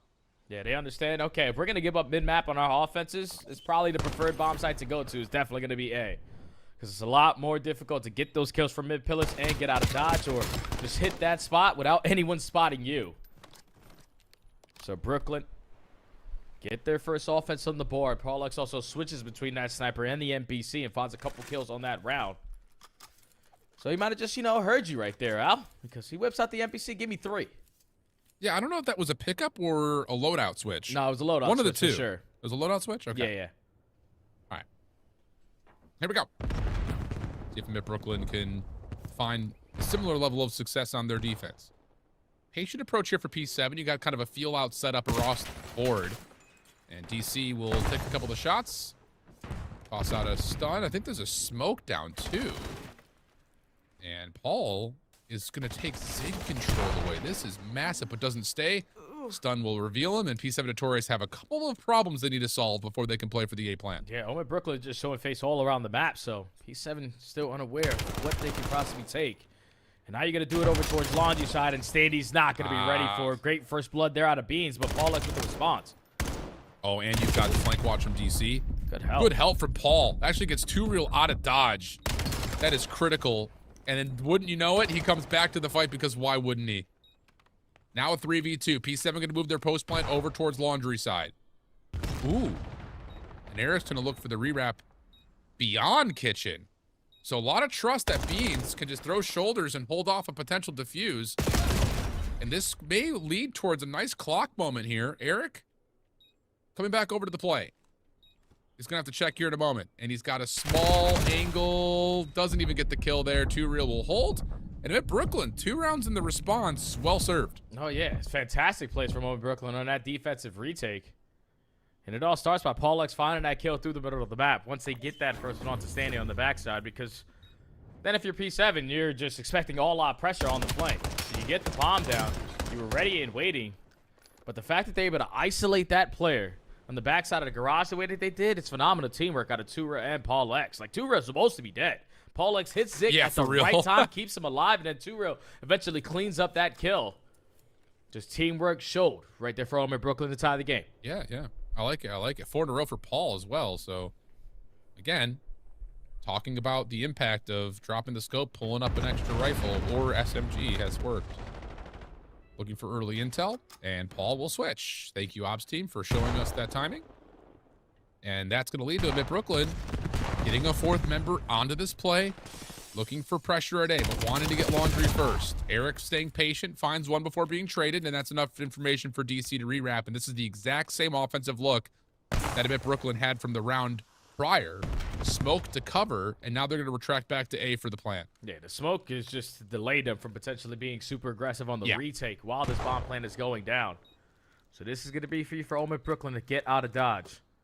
3v3 with 40 seconds. Dean's trying to line it up with the snipe, misses the shot. Yeah, 2 Real just playing dead possum on the backside of that play to guard over towards Laundry. Here comes the retake attempt. Lots of shots already coming through over towards Pillar. 2 Real is still out of the play. Rex committing forward able to find one. Turning over. Snoopy for the trade. Paul looking to respond, but also valuing the clock, valuing his life, and he's having the perfect timing to take down Snoop. 1v2 first DC. First shots are, well, a little bit wide, and OMiT Brooklyn will turn that into 3 rounds in a row. Great stuff here for the boys in blue. Yeah, I love their adjustments so far on offense. Like, the first go-around, we tried to go B, and the only reason why we lost is because we had no one contested through the middle of the map. Then 2 rounds after that on the offensive side where, again, no one's contesting through mid, but it's so much easier to lock down over at Laundry side at A than it is Water side at B. So OMiT Brooklyn are realizing what P7 are throwing at them, and they're making the most out of it. 3 rounds in a row. Paul X on 7 in a row. Let him earn that Hellstorm. Guarantee a round. Should guarantee a round. Should guarantee. Bean scoping. Excuse me. Looking for something early. Paul just bouncing like the Easter Bunny on a Sunday. Looking for information on the contact at A. Snoopy turned around a couple of times. Throw over towards Zig. We'll stay 4v4. The big issue is that Standy has gotten scaled deep in towards mid. And he's got help. Yeah, he's basically got the A-bomb unlocked. Got Dylan Rex watching over him. Cover on the backside at Zig. And these two are just swimming right next to each other. Tura, I told you, he's one hell of a menace around Tiki. First blood, OMiT. That changes the map completely. OMiT now trying to surround the play at mid. Snoopy able to find one. Can he get the second? Nice shots, but Rex primed and ready. Finds the shutdown. And how about OMiT Brooklyn? I love this, my man. I'll tell you, like, the first 2 rounds for P7 Notorious almost made me feel like an oracle. Like, just calling how the play was going to happen with Eric and Snoopy playing through mid. But now all of a sudden, OMiT Brooklyn say, all right, we're going to play you hard through the A side of the map on our offense, force you to have to make an adjustment. And then, here in this most recent, we're not just going to hit you with aggression. We're going to retract back and make sure mid is always contested. This has been brilliant for OMiT Brooklyn. Oh, yeah. The teamwork is making a dream work. Crossfires galore set up around that mid map. There's no openings for P7 to move anywhere they want around raid. So now back to the offensive side you go if you are OMiT Brooklyn, and you already got that Hellstorm. Take your time, gather your information, and then work off of it. Let's see. Will Eric and Snoopy commit to try to playing into art here? They're going to give it a go, but Eric didn't commit to it. He's actually on the way back. May have led to an opportunity, but instead it's a first blood at a pretty free A site. DC still alive in Laundry. 2 Real. Whoa. Trying to cook up a nade, gets caught. It's a huge defensive pick. Eric follows up, and all of a sudden the bomb is down in this 2v2. Oh, yeah, that's not what you wanted if you're OMiT Brooklyn. We used the Hellstorm. We guaranteed the first blood. We also found a frag kill over the top before they even made a kill happen. And somehow, somewhere, he ran the disadvantage on this round. 40 seconds to go. DC at least spots one player in towards R. Eric Boom here to back him up, but no need to force the gunfights. They still got to beat this by planning. Yeah, they sure do. OMiT Brooklyn will be able to collect the bomb and immediately step on for a plant. P7 Notorious giving away a lot of space back at Laundry. And Paul will clear that. Contacting with Standy and Eric Boom. Big fight, and Eric Boom comes away the victor. Now just down to Paul. Somewhat gives away information by tossing that stun backside Laundry, but he also receives some with it connecting. And I love this. Really, really quick reposition. 25 seconds. DC, Eric, working their way back through. And they found Paul underneath the backside of the back bumper of the van. So no sneakiness here. P7 back to within 1. And that's a 4v2 clutch. While a Hellstorm got invested on the round. Yeah. OMiT Brooklyn, you're going to be beating yourself up after that one, man, because that's one you can't let go. But the fact that DC, alongside of his teammate, is able to clutch that up with everything stacked up against him, that is insane out of those two players. DC, the final one to put the bow on top. Him and Eric, boom, just made something out of nothing and just completely stole the momentum on the side of OMiT, because that's a round you can't lose. No, yeah. I mean, we've seen that a couple of times, though. Just follies off of the Hellstorm, which should be a guarantee. I think most importantly, it's just, were we committing to trying to actually bully out Laundry? But we can talk about that in a little bit later, because now we got the break off here for P7 Notorious with Beans carrying the bomb and already getting some ring control. Gonna hop up over towards Statue, and does that stun reveal? Yes, it reveals 1, but do you expect there to be 3 players here? Oh my, oh my! Beans gets the read, 2Real gets not just 1, but 2. That is not at all how I think anyone would have expected that to go. 2Real's now working for the ace off 3 in a row. And now it's DC left in a 1v4. Looking for some timings to go his way, but 2Real ace already puts some finishing touches on the round. Give him the ace, why don't you? OMiT Brooklyn, we're prepared for that B push. Over towards that A side, I mean. They completely give up the middle of the map for the first time on all of their defensive rounds. And you spot him here if you're Beans. You know this spot. You hit every headshot possible, but the NPC is still one hell of a weapon. 2Real's able to find 2 on the backside, climb up to top Laundry, find kill number 3, and then hit the rotation through the middle of the map for the final kill. Give him the ace to put OMiT Brooklyn now at game point. 2Real's been one of those guys, man.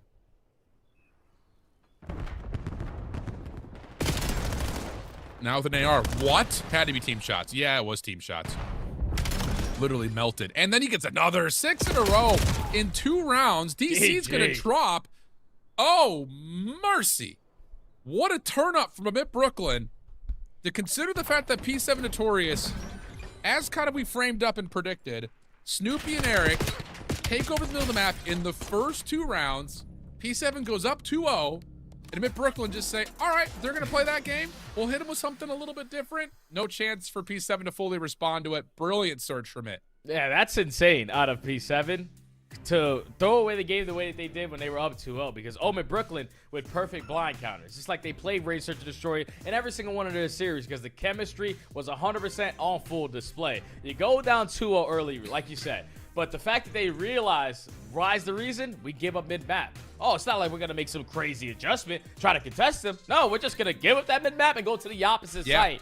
That worked out for OMiT Brooklyn to just completely take Snoopy and Eric Boom out of the game. They can't make impactful plays in the first 10 to 15 seconds. That is what allows OMiT Brooklyn to eventually allow players to go on some streaks. Even though they do lose that round, they just controlled the map, knowing what P7 were going to be throwing at them on every single defense.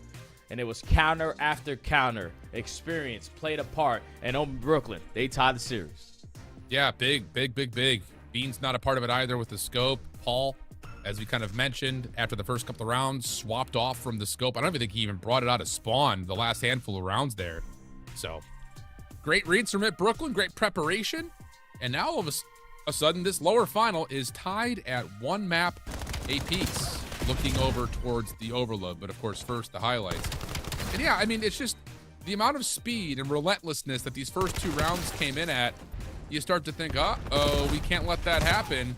And even in this 3rd round, it's P7 just playing through the middle of the map. But the aggression for OMiT Brooklyn allows them to get space that really just neutralizes that mid-aggression for P7 Notorious. I'm telling you, it's just so much easier on a map like Raid. It's a lot more difficult to watch Water Steps trying to camp a spot over at Water Side without being spotted from top window, from money window, from back B-ball. There's so many different spots you can take care of, but just watching that angle. So over Brooklyn, they didn't want to mess with that anymore. Let's just take it over towards A, guarantee back Laundry, get the bomb down, and then worry about our pinch. And the P7 are going to give us a free first blood. Every time we do that, it's going to be even easier. So OMiT Brooklyn go on 4 rounds in a row before they lose the Hellstorm round. Realistically, should have went on 6, but regardless, it's a 1-1 score.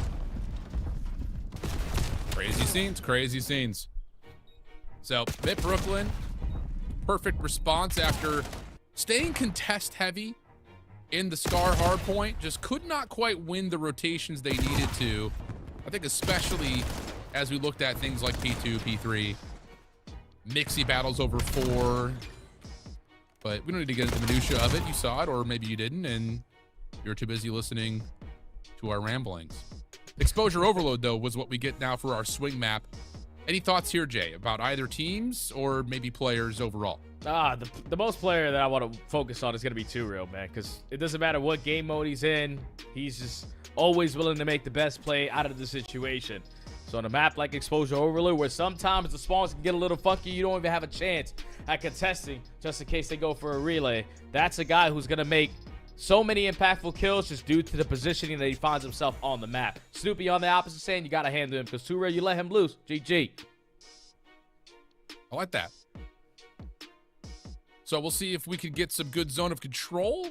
I would say Exposure Overload has, well, easy wordplay here, exposed some teams' problems in Overload across not just challengers, but also we've seen that in the CDL. Just one of those things, like as the spike, wow, can you tell I casted Valorant recently?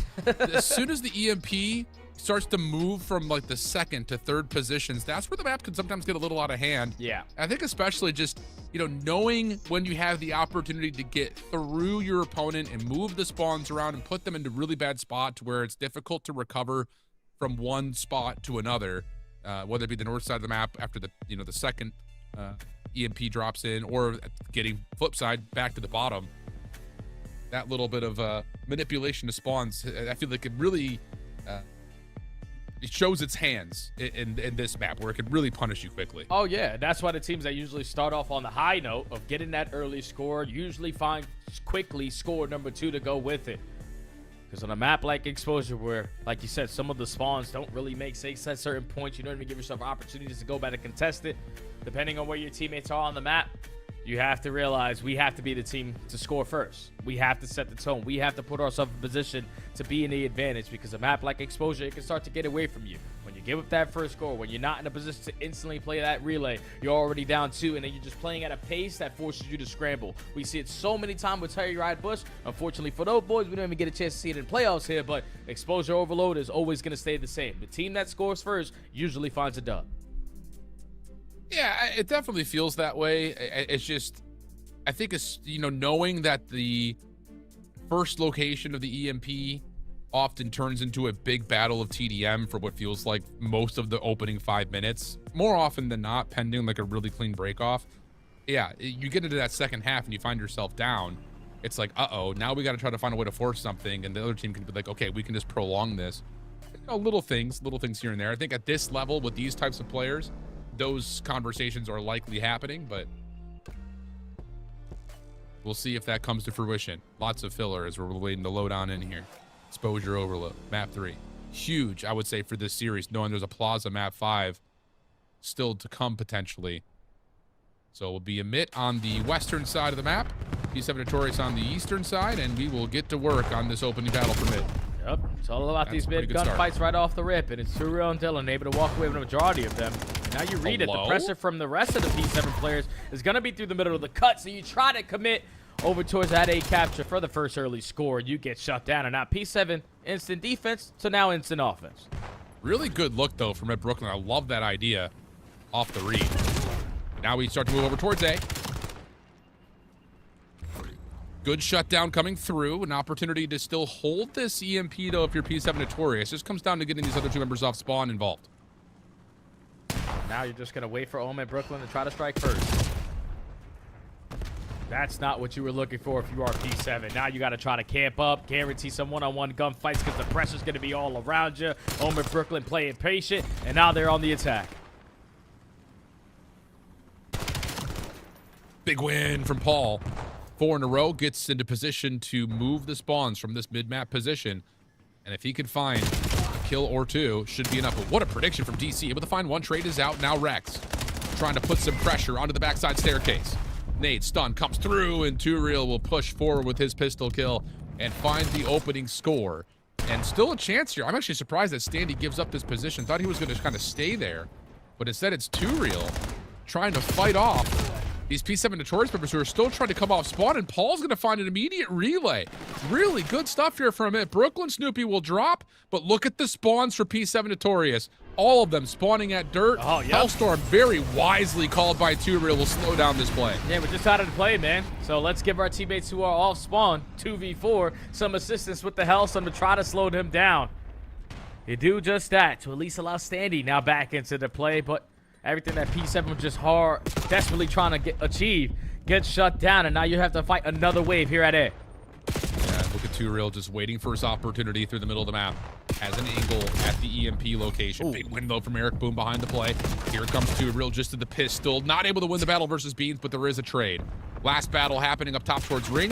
Paul trying to collect and get out of there, and he actually, because of the jump, has the EMP down towards dirt. Big shots from Rex. Keeps the battle focused purely on this top middle position, and Snoopy's double starts to tilt things in favor of P7 Notorious. Yeah, they need to grab the EMP. We already have our lead blocker clearing out a lot of space at that B point. Eric Boom's also going to be able to find a free kill at that. So with P7 finding 3 kills in a row, they're just going to commit because Eric Boom is so active on the pinch from one side of the map to the other. You influence the spawns for OMiT Brooklyn and now have a chance there, and P7 get on the board. Yeah, Standy, though, with the rest of OMiT Brooklyn, playing a little bit of lockdown at mid. Couple of kills come through. They make that 3. Snoopy will be traded. This should be a quick push over towards the B point, but a couple of spawners, actually all of the spawners, will be here at this B zone. Nade over the top. Too early able to give you the first. And is there even a follow-up here? Hello? No, too slow as DC. I don't know if they were stunned or just held back by some gunfire from top panels from Paul. But regardless, that was a very easy score for OMiT Brooklyn. Yeah, you just weren't expecting Standy to be that quick up at the B point to find that first kill because they already have that space. If we peek this corner, it's most likely an AR watching it over towards the top plat. So P7 didn't even have a chance there getting to stop, and OMiT Brooklyn keep the 2-score lead on their side. Now P7 looking for their response. They're trying to fly at the tank area. They go 2 for 2 in the trade fights, but this is all cool and all. EMP's on the opposite side. Yeah, but Too Real trying to play a little gatekeeping over towards the staircase. Shut down. Same can be said for Standy. Eric going to push over and help DC out with the easy EMP carrier elimination. Now, quickly, a little bit of offense here for P7. Eric not quite able to snap in time, but the kills are still good. Last player is Paul X. He will not get there in time. Snoopy for the score. P7 just down 1. And they have an opportunity to quickly tie the game, too, because they have all the pressure that they want at this A point. You are forcing OMiT Brooklyn for everyone to wrap back just to clear out your spawn, and thankfully it works out. Standy and Too Real get 2, and now if you are Beans in the EMP carrier, you probably want to rotate because your teammates have already cleared out B. Oh! Whoa, nice shots from Beans. Wait a second. They're all over the map right now. It looks like Beans is going to try to commit over to the A site, but the couple of eliminations that OMiT Brooklyn are able to find do relieve the pressure at both mid and their spawn. But can they deal with the pressure from the front? DC for 2. Push out from Paul. Easy trade. Beans' pistol has been good to this point, but he's only got 4 shots left. Follow-up from Eric Boom is decent. Waiting for Snoopy to try to help to clear off the point. Able to get the first. Does he get more than that? No. And halftime will grace us at a 3-2 score. Oh, yeah. What a great half between both teams. OMiT Brooklyn set the tone early on. Go up 2-0. Great response after from P7 to get that quick score from that 8 point. But they gave themselves a really good chance at finding that final score. I just think they try to do a little bit too much in that scenario. Especially when Beans lines up a couple kills with that Jaeger. He could have freely rotated over towards B, but Eric Boom, realizing what his teammates were at and where they were doing on the map, he gives up the B point and tries to flank over towards A and then just gets shot in the back as the lead blocker. A little bit too fancy. It did work out for their first A score, but didn't work out for the one to tie the game. OMiT Brooklyn still up by 1. 12 and 8 from Too Real, that player that you mentioned you wanted to see. He's provided 17 and 11 though for Rex. And Brooklyn are going to kick things off and opening first blood onto Snoopy. Some pressure though onto Paul, gives up some of the window position at mid. This route from Eric should provide at least one opportunity. Good follow-up from Standy, keeps the EMP neutral. So even though Eric is trying to provide that lead blocking presence, just no kills from behind him means that OMiT Brooklyn will clear the field and set up their first attack. Yeah, I love how OMiT Brooklyn played that, man. Even though Snoopy made a very impactful kill on a very impactful side of the map, no need to focus on him when we can still control all of mid. Allows them to clean up house and eventually turn around and take care of Snoopy. Now EMP is in their possession, but 2Real's just trying to dance. He's trying to finesse. He gets caught. And now P7 have a free roam over towards B as long as the EMP is able to get to him. But Standy wins one gunfight, slows him down. Trying to bully him out, though, is P7 Notorious. Snoopy, a little bit of damage in to start. Able to follow up on that pinstripe kill feed, though. Allows Eric to at least collect the EMP, but what can he really do with it? DC shut down by Rex, who continues to really provide an insane map. Nice pistol shots, though, from Boom. And honestly, there's nobody here at A. Wait a second. This is a free run. Spawns were moved over towards that top side of the map, surprisingly so. And we got a 3-3 game. Yeah, Paulux just got juiced out of his socks. Like, you had Dylan Rex the entire time sending over towards Tank. There was no need for you to even think about a rotation over towards that B point. And P7 with the finesse game just catch you with your pants down and able to tie the game up. Now have 2 kills to go with the map control. This is a scary situation for OMiTBrooklyn, the only contest for mid-cut. Nice shots from Eric. Shots from Snoopy also good. Trying to follow to find the kill. Now it's just up to 1 player left. That's Dylan Rex. He's only able to get 1 kill, though. Nice bodyguarding initially from Eric. Boom allows Beans to still finesse the movement to get on, and it's 2 straight scores.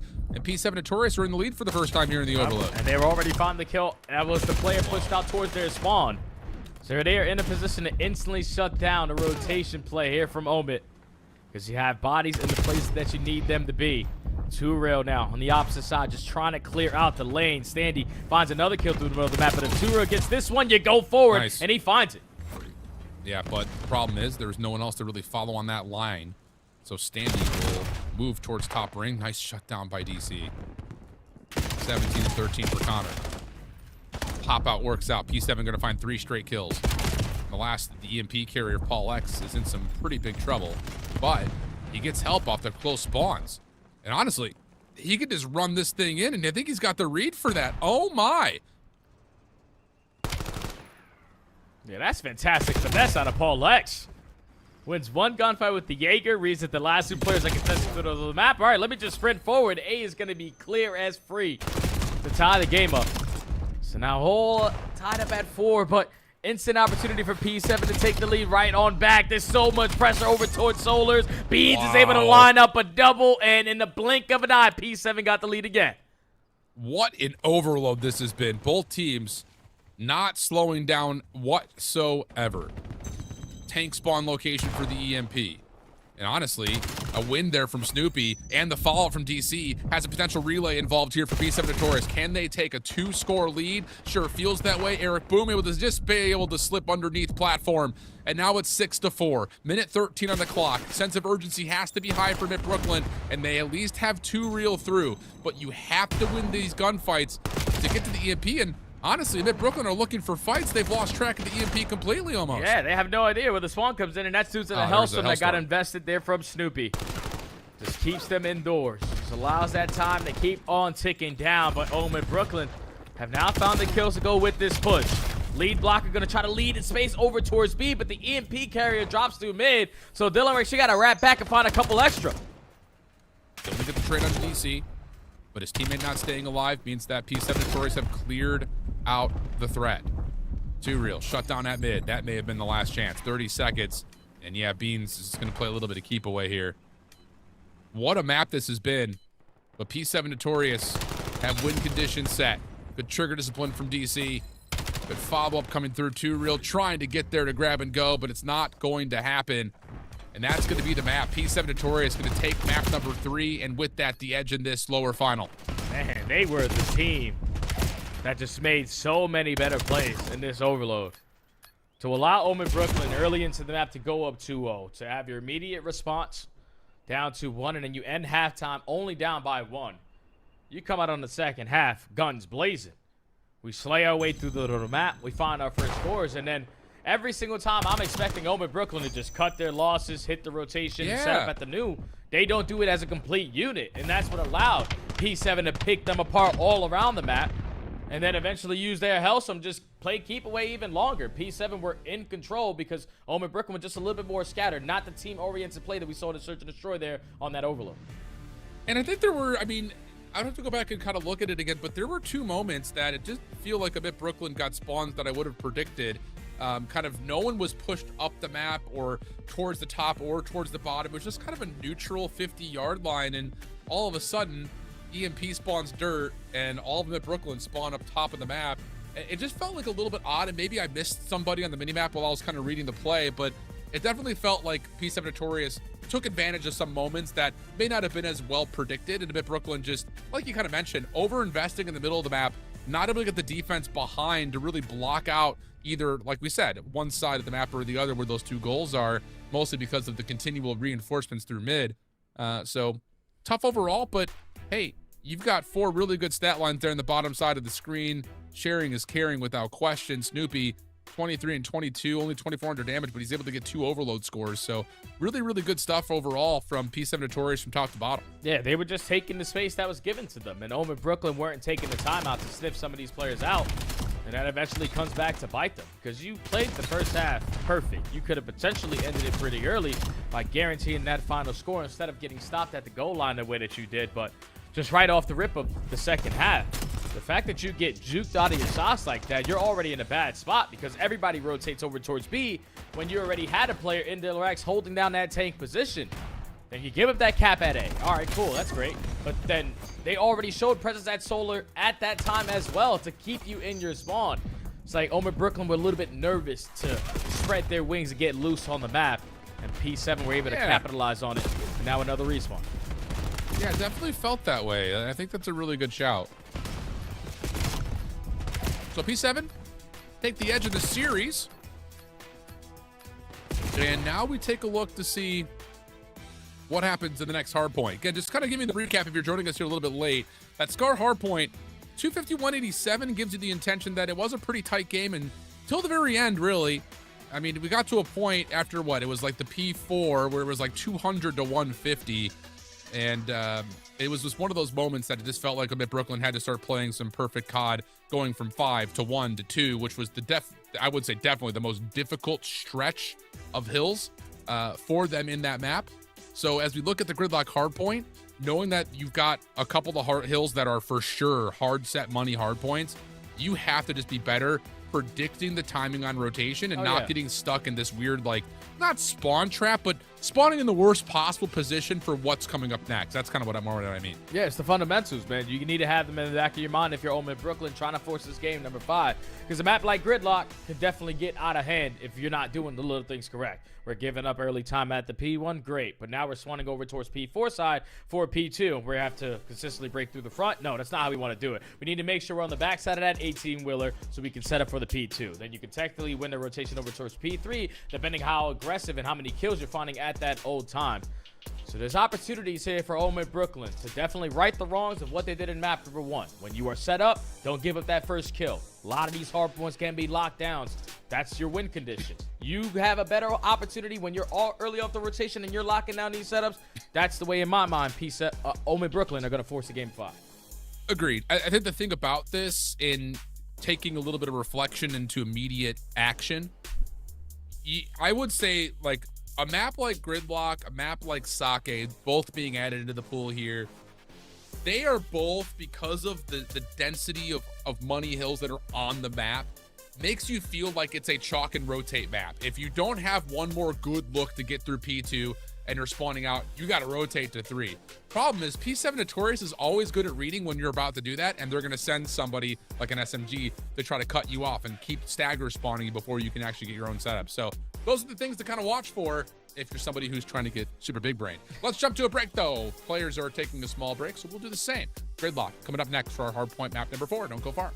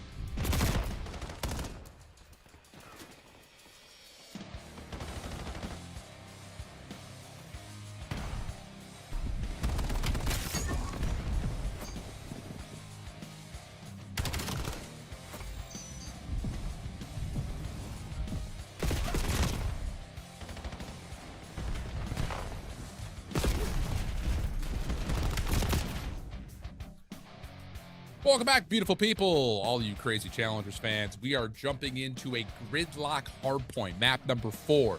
Gotta set the stakes again really quickly, and no, we're not talking about that perfect medium rare filet. We're talking about what we've got up for grabs right now.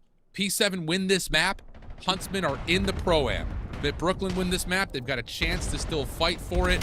So let's see what we get as we jump on into the gridlock hardpoint. Brooklyn already in for some opening time, but here comes the workout, and no, P7 Notorious turned aside on their first break attempt. Yeah, Brooklyn, no. All right, we have the better side here on gridlock. We're going to be the team initially towards the HP, so let's send all 4 guns and win this first wave. So far, 20 seconds uncontested, and P7 aren't taking any time to work any of these long drops, but now they have the opening kill, followed up by Eric Boom finding a double. So the break is good for P7, and they've still maintained the better side of the map. Yeah, Rex, nice job to stay alive. Here comes the ice cream spawns from Brooklyn, making their way down street. And Rex actually wins a 1v1 in the scrap time. That opens up a different lane here for Brooklyn to try to threaten. It also forces the pond spawns, which is not really what you want for P7 at the moment. DC good for 1, turned away. And keep your eye on Rex, now working on some spawn pressure. And he may possibly get a read, not just onto DC, but more of these members. Good trigger discipline, finds the first. Back to an NPC, and that's perfect for Brooklyn. They're going to win the spawns and still have standing nearby to contest the hardpoint. All we got to do is just quickly take care of Snoopy because he's still alive in the small room, and a stun grenade is going to be good enough to find that kill. But no one's watching the mail room, and that's going to allow Eric Boom to set up this pitch to at least get him off the time for now. His teammates trying to get to him, but they are getting gunned down by the ARs. Dylan Rex on 4 in a row. Yeah, Rex has had a great opening. Slam. Not only because he's 5-1, but because he's also doing a lot of the dirty work, opening up spawns, now going to the NPC, trying to win this scrap time as, yep, P7 Notorious say not interested. DC's going to try to contest over towards parking lot. Real looking for the chance to trade. Misses the window, though. So as we open up at this mid position at Castle, P7 Notorious will have the time early, and they'll be able to contest both at mid and over towards Shower. Yeah, and if you're on Brooklyn, your main focus right now is to try to set up Dylan Rex potentially to earn that Hellstorm, but the cutoff kill there from DC slows him down. P7 now looking to try to lock down this HP, but no one watches the pinch. That's going to open up a lane for Paul X to at least find one, and now allow your teammates to make it chaotic on the opposite side of Showers. Yeah, you're going to have numbers here for Brooklyn. Bean's only able to get 1. There's the break attempt. Standy able to get some damage onto Snoopy. Should be followed up on by 2 Real, and is. But meanwhile, here comes the return of P7 Notorious through small. DC, good win. No trade immediately involved. Bean's able to clear out the hard point. Stays neutral for a small time. DC still working. Has help immediately coming back over towards the close spawn. And P7 Notorious able to keep contesting this time and never being tested to flip the spawns here. So this kind of feels a little similar to the early moments of Scar, where P7 get the time, and they also have the setup with the spawns for new. Yeah, they never needed to worry about anyone working on these pinch angles because all the pressure was consistently going to be from the front door. So P7 keep themselves into the game, and just like they did to initially start that P1 to P2 rotation, they have the better side of the map as well. So they're going to keep themselves right into the game, but Brooklyn knocking at the front door. Yeah, trying to kick it down. 2 Real, though, shut down up top. Nade does land, so Standy gets 1. DC trying to follow up from the front. And they may have missed Rex. Yep, trying to make his play top grandmas. Semtex sticks. That'll work out for another. Now it's numbers. Straight from the front. Trophy system to try to keep this break attempt alive. Pinch on the way through the back alley. Snoopy gets 2. Rex, the last one left, overwhelmed. And that is just a really nice little micro pinch moment from Snoopy to get P7 the lead. Yeah, just too much pressure on the side of P7 with those close spawns still coming in. And Brooklyn, they were thinking, all right, Dylan Rex spawn too. All we got to do is keep your front side safe. But when you clear out the first guy, you're not expecting a second. So that allows P7 to take a 20 to 25 point lead as we hit our reset in the HPs. And look how they are managing on the mini-map. Pitches are being watched. We're guaranteeing space on the opposite side. Brooklyn have no breathing room now on the reset. Yeah, it's just tempo, dude. It's just sheer and raw aggressive tempo. And 2 Real's not been able to kind of stand and get the reads when he needs to. Snoopy chasing down 1. 2 Real able to get 1 from the other side over towards Broken, but there's just not a place for him to stay alive as DC will possess this position. Oh, man. This is not where you want to be if you're Brooklyn, spawning over towards that mailroom, or at least that's what it was back in Black Ops 4. Now it feels more like a toy shop. Hard to say. And this is not you don't want to be developing routes to get space to break P1. That's just not what you want if you're Brooklyn. Fortunately, they do find a couple of eliminations, so they can put their focus now purely forward, and that's a big win from Paul. Contest alive. Have to win more than that, though. And the help isn't going to provide the kills that you need. Snoopy gets 2, and that's enough to clear off the hard point. All 4 will fall, and now P7 are putting pressure onto 2. Yeah, now if you're OMiTNoir, you desperately need to sponsor at P2 to get yourself back into the game, because there's been hard point after hard point after hard point for P7 to be up by 70 points. You win the rotation over towards Snoop. You shut down early pressure from the front, but you quickly got to take care of Snoopy, because now it's going to allow your teammate off the respawn to focus towards the back, where he's going to run into a wild Eric Boom who makes the big time play. Spawn for 2 reels on the 18-wheeler. And when you spawn there, you know that you're surrounded. And they deal with it really nicely, do OMiTNoir. So 144 is where it stops for P7. Snoopy gets 2.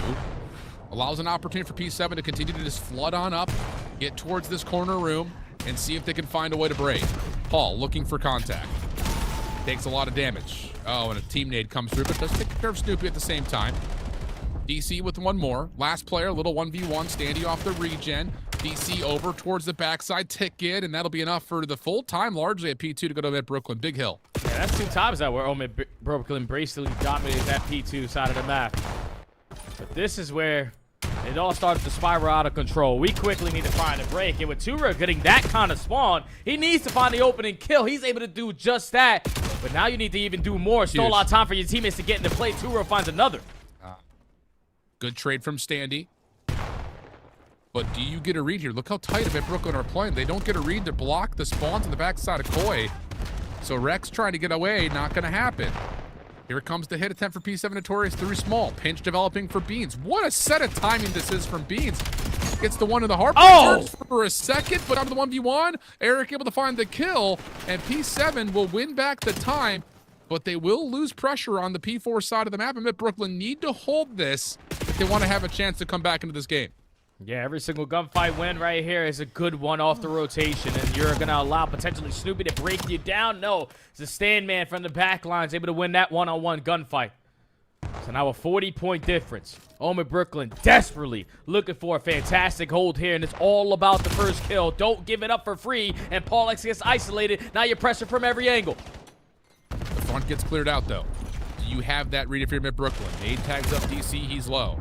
Shut down. Break attempt, though, still able to get into the hard point. Snoopy from the front door. Pistol doesn't need it. Bins has him covered. And that break will now start to grow some legs. Eric Boom trying to take away space. Shut down. 2 kills for OMiTNoir. Trophy system for Beans able to get into place after he's stunned. Nice first. Help around the back, though, starts to come through. P7 trying to circle, swarm, try to create some conflict around the hill before they attack the actual hard point itself. Eric Boom from the front door, good for 1. It's mixy, it's fast, it's furious, but the SFGs for P7 Notorious will win the remaining time, and that gets P7 into win condition territory over 200 points. And now look at Snoopy already hitting the game-winning route potentially here. He does get sniffed out, though. So if you are OMiTNoir, you got to be prepared for the pressure from, again, so many different angles, but it's Beans all the way from male side. When you still got to worry about Snoopy at broken, you get overwhelmed, and now you're in a 3v2 to try to win this battle. Oh, and Snoopy just absolutely obliterates Rex, and then also finds Paul X over the top. Oh, mercy. He just continues to throw out laser beams. Now, Eric, perfect timing on this pinch through P4, gets another 2, shuts down the play before it can happen. Desperate times now for OMiTNoir, just trying to contest with whatever numbers are surviving. Paul's able to give you 1. Rex follows up. That leads to another opportunity to contest, but Eric on the corner finds the first one cleanly. Clean shots onto the second one as well. Now off the regen. Yeah, that'll work for 3. Can't win it here, but wow, P7 Notorious have definitely outweighed OMiTNoir in the response. And now if you're OMiTNoir, what's worked for you so far on this gridlock has been this P2 hold. You have 3 players early off the rotation, but you don't have mail room, so DC's just going to hold down this position until his teammates get into the play. Again, you are surrounded. You are getting pressured from so many angles, and Beans is able to find the first blood. This might be it for P7. Definitely feels that way. OMiTNoir have just lost themselves here. Nade over the top maybe gives a chance for the contest, but you got to go. You got to try to find DC, probably a backside pillar. Damage out, can't find the kill. Snoopy feeling like maybe there's a chance here, but catches a stun to the face. And it gets a little scattery for P7 Notorious. Eric trying to wait for the timing of this play around the back. But he was stunned. And oh wow, he still is able to crack the code, find an entryway. Now it's a 2v3 on the time. Snoopy finds the first. Last one left alive is going to be 2 Real. Trying to dance around the cop car. He will fall. Now over towards Ticket. Dylan, last player left. Not going to happen. P7 Notorious into the grand finals. Huntsmen guaranteed the spot at Pro-Am. And OMiT Brooklyn will have to just go through the open bracket when they get to Atlanta. Yeah, and I see Beans chirping in that game chat. Letting them know. And you thought you was going to get that Pro-Am spot, or at least stand a chance at that. So P7 were the team that outclassed them in every single one of these respawns, man. The little things about the game turn out to be such big things, because with a 40-point difference as we head over to that first attempt at the P3, it's just like OMiT Brooklyn on their break opportunities. It's like every time our long rats are getting shut down, we're forced to commit to the front.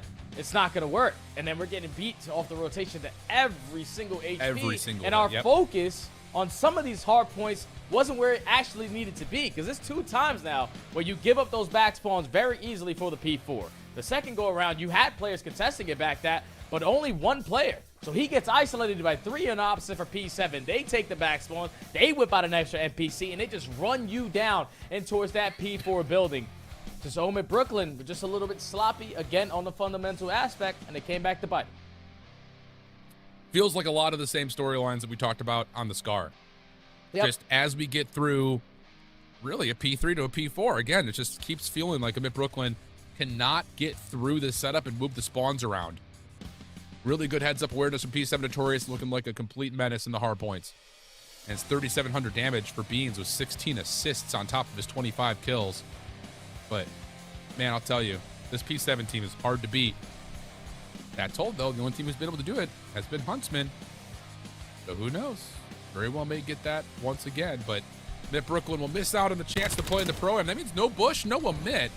So Huntsmen, the team to last qualify for the Elite Qualifier, who go perfect in groups, run through the upper bracket to get to grand finals, they will join P7 Notorious, Rock Esports, and OMiTNoir as the 4 challengers teams to be in the Pro-Am group stage, at least in Atlanta.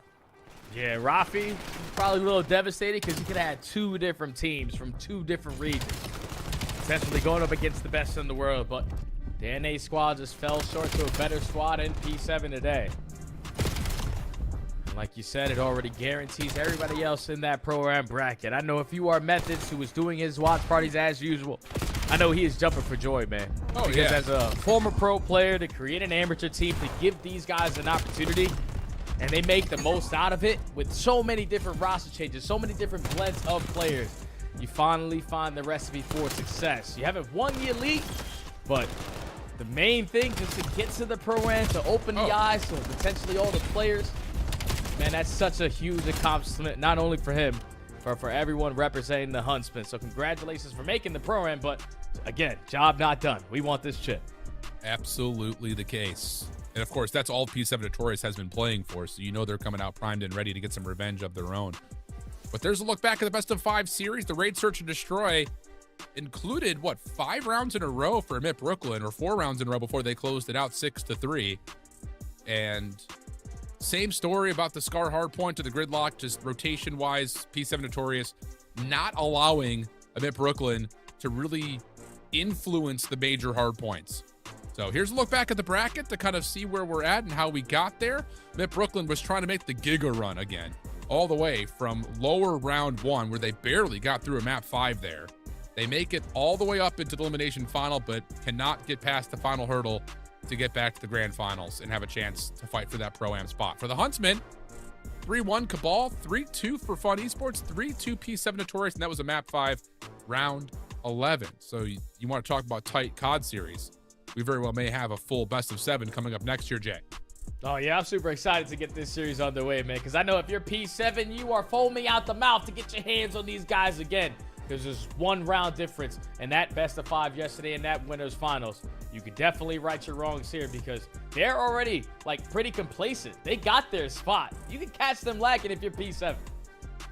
I think they're still playing for the chip without question. They're just playing with we'll a little see. bit of extra confidence, knowing that they've already got that Pro-Am spot. They got to do the veto process, though. So we're going to step away for an extended break. We'll come back with the look at the best of 7 series layout and, of course, North American Season 3 Grand Finals. Be right back.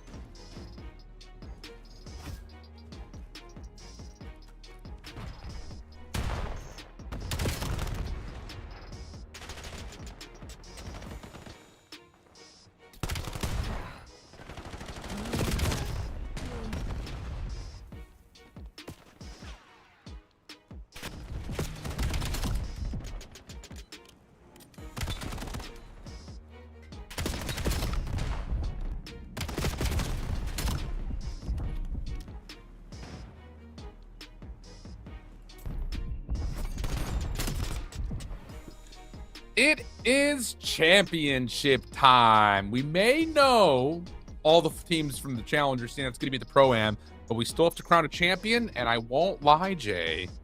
The opportunity, I don't really know how the seeding would work. I mean, obviously P7 Notorious won Birmingham, so they should be the #1 seed, but yeah, because Rock beat OMiTNoir, if Huntsmen win this, do they get the 3rd seed out of the Challengers? I'm not 100% sure how that works. I think that's how it would work. Maybe. I believe you, bro. I told you, everything you say, I'm going to agree with. So, they win this, they get 3rd. I'm with it. Bet. All right, we just made that rule happen right here, right now. It's Huntsmen taking on P7 Notorious, a rematch from last night's banger winners final. It went 5, went round 11. You can see that represented here in this bracket. P7 Notorious, having lost that round 11, had to drop down to squash the hopes and dreams of OMiT Brooklyn, trying to fight for that last Pro-Am spot, and they did just that with some masterful hardpoint action, Jay. Really, the respawn overall, very clean for P7 Notorious, and honestly, that's one of the aspects that they kind of needed to clean up on, because if I'm not mistaken, Huntsmen won the 1-4-5 yesterday. Yeah, they definitely won the 1-4-5, and every single one of those maps besides the Overload was a nail biter. The Overload was the only lopsided map from P7. It was on Scar, and when we eventually get to the maps and modes, we're going to see Huntsman said, nuh-uh, we're not going to have that happen to us again. So they instantly got rid of that map to just give themselves the advantage in the veto process. But I really don't know who's going to win this, because as I said before the commercial break, like Huntsman, their job is already done by getting their Pro-Am spot. I just really hope that they don't come in with that kind of mindset, because who doesn't want to be the winner? Who doesn't want to be the best? Job's already done in getting to the Pro-Am, but let's be the champions going into that so we have more confidence versus the top in the world. I like that. Well, let's take a look at our rosters here and get to look a little bit deeper into this grand finals in terms of who we have joining us. For the Huntsmen, Brack, Johnny, Renegade, and Swooty. I remember talking to Johnny at Birmingham for quite a while after the event was kind of getting close to wrapping up, and he was sitting and talking like, oh man, I don't know, like there's just a lot of little things that were just going wrong in our team. We need to try to reform, rebuild. He really rated Renegade at a high level, and wouldn't you know it, this new team comes together, makes their way through league qualifiers, perfect through the group stage, and now through a lot of tribulation survive the upper bracket and have the advantage in the Overload vetoes as we get to this best of 7. But of course, a lot of the storyline, a lot of the spotlight has been pulled kind of away from the core 3 and over to Swooty, just mostly thanks to social media attention, and you could call it drama if you want to after the events from yesterday. What are your thoughts over the 4-man roster here, Huntsman? Oh, I love this lineup. You got Mr. Efficient and Mr. Brack. Like, that guy, he's just been trying to everything he can for the last couple of years through challenges. Doesn't even matter if the guy's winning, to get his next shot back up in the pro scene. He's been like the backbone of this Huntsman lineup. And then you add a little bit more experience into the play with a player like Johnny, who is one of the outstanding guys all throughout this entire Challenger season. It's mind-blowing to me that he's yet to get his shot, because when you watch him on the map, the guy brings it in slaying, he brings it in playmaking ability, and even just the way that he approaches the game. The guy is light speed when it comes to the hard point and searching the shore specifically. And then, like, to talk about Swooty a little bit, this is a guy who I just became familiar with this season. I was able to know about that guy through content, but he said, screw content, I'm one of the top guys here and competing, and that's why he's in the grand finals.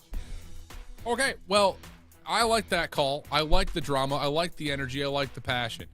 Can they shut down P7 Notorious twice in 2 days? I already know what you're going to say, Jay, so I'll let you say it in a moment. But for Diamond Con Beans, Eric Boom, and Snoopy, it's the game of revenge on the mind. And, well, I'll tell you, they look like they're ready to go here today. Oh, yeah, because the respawns was on point. That was the reason why you lost that series yesterday. 2 nailed by the hard points, one of them being Colossus, where you were down 150, almost 200 points before you almost made an insane comeback. So this team is stacked from top to bottom, just what you said in their first series. You got nothing but experience on every single one of these players. Eric Boom had the shortest stint into the pro scene, but Snoopy, ever since the FPC meta, he's the guy. He is without question the guy that I'm going to be looking for to just set the tone early on, allow his teammates to play free, because NPC in his hand, he's like a god. Yeah, I'll tell you. And on the other side of that conversation point, it's not just the dedicated SMG players that have really impressed me. We talked about it a little bit last week, but seeing it another time really, again, builds the confidence. that Beans and DC have really built on their flexibility in this current meta. Some of it because you're forced to run an NPC, but they look fresh with it.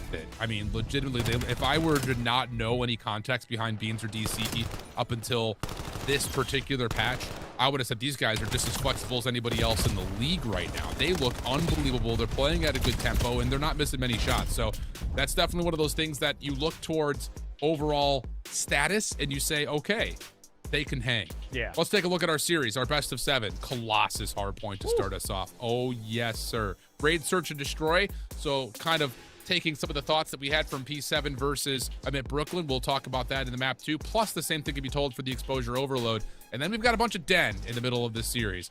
So what's your thoughts kind of as we get into this best of 7 here, Jay? I think P7 set themselves up very early into this series with the Colossus Raid and the Exposure Overload. We just watched them play 2 out of those 3 maps in their last series. The Raid, Search, and Destroy, they just were completely blindsided by OMiT Brooklyn having so many different looks on their attack that they weren't prepared for it. But the Exposure Overload, they ran and gunned with everything. They were controlling all of the map, and if you are Huntsmen, that is one that you are 100% going to be circling, because I know yesterday you played this squad on that opening Colossus. You were dominating them, but it ended in a 21-point difference when you were almost up by 160 points.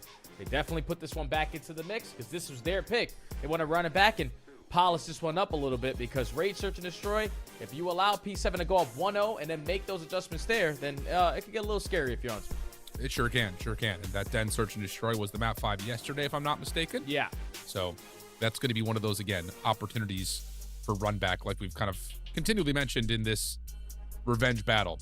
It's tough to beat a team twice. I'll say that much. And it's tough to do it in the span of about 24 hours. A little less than that, actually, is I think what this series was. Maybe about 24 hours on the nose. Maybe. Yeah, pretty close to it. It was Pretty about close to it. 8:30. Yeah, we vibe with that. The other thing to kind of think about here is, I want to kind of dig a little bit into Renegade just a little bit, because we watched this Huntsman team in the Swiss stage and their early playoff games, you and I, and we had moments where it's just like, yo, if Renegade's going to play like this team's going to be hard to beat. Oh, yeah. But there are moments where he kind of quiet outs and gets a little bit caught, maybe in the flow of the game. What's been your evaluation of Renegade since his initial debut into his COD career and where he's at now? I just remember when we were first talking about this guy, especially the beginning of the Elite stage, I was just talking about what he would have looked like alongside his former teammate that was playing on Vancouver to start the season, like just going through this challenger's pit. Because Renegade in Elite Stage 1 compared to Renegade now is 2 totally different players. The guy is obviously a world champion and a different title, but you can carry a lot of those world champion traits or winning traits into a different game as long as you start to understand the game. And I feel like with the time that he's put in, with so many different rosters, going from pro players, former pro players, to young amateur players, just seeing what this scene is like, he has finally found himself being super comfortable on Call of Duty. Because the last time I watched him, he was passing every single eye test. The guy wasn't afraid to make plays. And he's just so elusive on the map, regardless if he's running the MPC or the M15. So without a doubt, if the guy has an outstanding performance, not only here, but at the major, his numbers should be called up. I like that. I think, in my mind, I'm still going back to that life that you and I casted on the Sake Hardpoint back about a week or so ago, where he was just taking over and finessing his life and, finding the open spaces and blowing people out of the water. And that's just something that I feel like is maybe not a 1-for-1 with Halo, but I feel like you just get into more open gunfights in Halo and you have an opportunity to get away, or know that this is not a good fight for me, so let me just kind of finesse back a little bit more. And open maps, I think, help provide that, because you're not getting cruddy cornered. You're not just running around a corner and then someone just blows you away with an NPC. Like, you have a chance to actually finesse the gunfight. That's where I feel like his value as an FPS player, it really shines. It really shows itself. Yeah, because I feel like just talking about the Halo title a little bit, it's like more of like ISO ball. Like, let me just go out here and dominate my lane. And I don't really have to rely on anybody else. But Call of Duty is a little bit different. You need to showcase the teamwork that is going to make the dream work. So here we go, ladies and gentlemen, into the map number 1 of the grand finals here of Elite Stage 3, Huntsman VP7, into the P1 Mix Fest, where Snoopy is already setting the tone. Yeah, trying to get a little bit extra space. Snoopy gets shut down. DC, though, this is what I'm talking about with the NPC in hand. Already trying to create some zone of control in front of the Statue tries to beat the timing of the hit. Doesn't come away successful. Snoopy, though, wrapping, able to find Renegade for one. Now looking for more, but good turn. Swooty and Brack team up for a couple of shots, but then they both line up for Eric Boom. So P7 Notorious, masterful over P1, and are continuing to keep Huntsmen way away from this rotation to new. The thing for P7 that I'm really going to be focused on in their hardpoint game is just how they can lock down these setups. Because yesterday when they played against Huntsmen were breaking their setups on their first attempt. But what we saw from P7 in their last series, when they're set up, it's pretty unbreakable. When you have players playing like this, they're so far pushed out on these lanes. They are prepared for this pester. First raise already shut down, and P7 at breach 50 points. Yeah, but there's a block here as Renegade's able to push forward. But dropping over to the M15, is able to find two that will lock down the spawns and allow Snoopy to keep playing forward.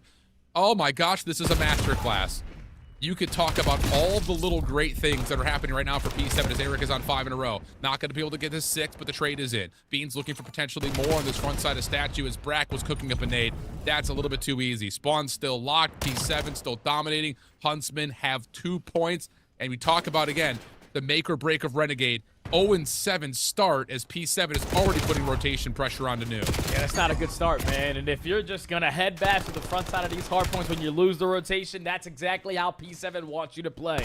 So we got to start taking better routes if you are the Huntsman on these break attempts. And you desperately need a response here at the P3, but you can already see it on your mini-map. They are surrounded. P7 are just running all around the damn map as much as they want. Free roaming. And they are just winning every rotation, every single gunfight. Huntsmen have yet to spawn in. Yeah, and Beans, again, just creates another lane for Snoopy to retract back to after he was pushing up past the crate. And that will lead to winning the good side of the map and never getting out of the hard point. They are not allowing Huntsmen to do anything. Anything. They cannot hit routes. They cannot hit from the front. They can barely even spawn in. 4 straight dead. It is 125-2 in a Challengers Elite Grand Final, and Snoopy's about to make it worse. Yeah, we're not even thinking about new. We're just trying to get him off of this time. Still 20 seconds. We don't want to give it up. So we commit everyone through the front door, and it's Snoopy who breaks you around from the backside. Now off the rotation. It isn't getting any better. Like, Huntsman, where are you? Where's the team that was lights out yesterday in their HP game? Because you still only got 2. Oh my god. And it's just continual swarming of the map. They know where everything is. DC shuts down the OE, and now all of a sudden Beans knows that he can play forward at the front. It's just the sync and the knowledge and the coordination for P7 Notorious is perfect. Maybe a moment starts to develop here. Nope, DC almost able to get 2. But a threat starts to amount onto 2 sides of the hill. Doesn't matter. Nades hit. It's 170-2. This may be the fastest hard point we've seen all year. Nah, this is an ass whooping. Like, I don't think I've ever seen it this bad on Colossus. You usually want to go blow for blow. Finally, you have a chance at the front door to get some kind of time here. But it's not like P7 with the leader's advantage are going to give it up for free. Yeah, B's fly through the back door. You might as well. We're going to take this final 7 and be up 185-5 at the end of our first set of hard points. Yeah, let's just go on to the next map. Yeah. This has just got to be P7 Notorious. If they come out and do this and embarrass Huntsman in map number 1, they might not even get a chance to warm their guns up in time for the surge coming up. Are we kidding? How do you get away with that? Nate eventually takes it down. Beans off the pitch for 2. It's just everything is being hit at once. It feels like it's a 7 versus 4. P7 are all over the map. Yeah, it's like Huntsmen aren't filling in the gaps or anything. I don't know what it is that the horses wear during horse races to just completely focus on the front side. That's how Huntsmen are playing, like just blinded from every other angle possible. But who knows? Still potentially have a chance at a comeback, but it needs to be one hell of an opportunity here. And it all starts by winning rotations. You do let one player slip on by. Brack is going to be aware of it, but by the time Brack goes for the chow, teammates are shooting him in the back, and now it's all on Johnny to just value his life as long as he can. Well, he gets a second. He misses an opportunity on the Beans initially, but eventually tracks him down. Okay, 5 in a row.